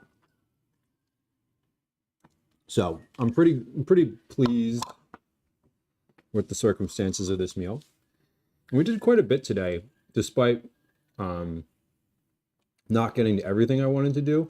I'm very happy that we got done what we did. It feels like we had a good volume of things in the queue. Made these turnovers, made dinner, we roasted the beets for this and some other stuff. We packed up the quiche. We cut some cantaloupe. When I say it all out loud, it doesn't actually sound like that much, but we stayed busy this afternoon, and I'm very happy with the end results here. This bowl is sort of what I was hoping for. Has a little heat to it. It's very fall coated. despite it being spring, which is not a bad thing. I'm pretty happy with it in general. So, tomorrow we'll be back. We'll be back doing a pizza stream. We're going to start a little bit later tomorrow and probably finish right around now, or maybe a little after normal time, like 7:30 p.m. We're going to be doing pizza. We're going to do pizza, 4 different pizzas, 2 red pizzas, 2 whites. I have the dough. I have the dough ready to go. The dough was finished on stream today. So tomorrow, we're going to prep all of those ingredients, and then we're actually going to make the pizza. Now, making the pizza always seems like it takes longer than I want it to, and I think it will. So I'm leaving a little space for myself tomorrow to like not feel stressed about it by not complicating the ingredients, because I'm starting a little later. So not too much prep. The only thing I really need to cook tomorrow is the sausage and the mushrooms, like before starting stream. So that is tomorrow's plan. We're going to be, I said, live around 1:30 p.m. So let me let's see, where should we go today? I would like to keep it in food and drink, because I always like keeping it in food and drink if it's possible. We have, if it's possible, it's always possible. It's just not often. Occasionally there's channels in food and drink that I don't want to raid. There's like 24-hour channels. Not a fan. Anyway, we have a few folks live. It looks like Panda Rex is finishing up. There's some folks that I don't know, which is awesome. I love when there's new food and drink folks. Let's see, how are we doing in this stream? Spaceballs, the username is, I believe, streaming in food and drink, although it doesn't appear like their stream is loading. It's not loading for me. Is it live? It is live, yeah, they're live. I think so. They've been live for 5 hours, but I like Spaceballs. They're in chat occasionally. Oh yeah, here we go. Okay, yeah. There it goes. It just loaded. We're gonna raid Spaceballs, the username, friend of the stream, fellow food and drink streamer, member of, member of the Creator Club. Anyway, we're gonna raid Spaceballs because they're actively making a pita, and it looks kind of delicious. I'm not gonna lie. Oh my god, I love pita so much. Anyway, as I mentioned, we will be back tomorrow. So we're getting that raid lined up. I don't think we've raided Spaceballs before. I don't feel like we have. Anyway, it looks like Spaceballs is running an ad, and that's okay. So we are gonna start the raid. Hold on. I'm trying. I'm getting there. We're gonna do it. Spaceballs is really a nice nice person, and I appreciate getting to raid there, because I don't think I ever have, because I'm not usually live on Wednesday. Anyway, we were live on Wednesday today, and here we are. Thanks for hanging out today, y'all. I appreciate it. We will be goodbye, my friend. We'll be live again tomorrow. Here's some raid messages in chat for you to peruse and use, perhaps, if you'd like to. Here are a few places you can find me elsewhere on the internet, on various social media locations. Specifically, it would be lovely if you'd go and subscribe on YouTube.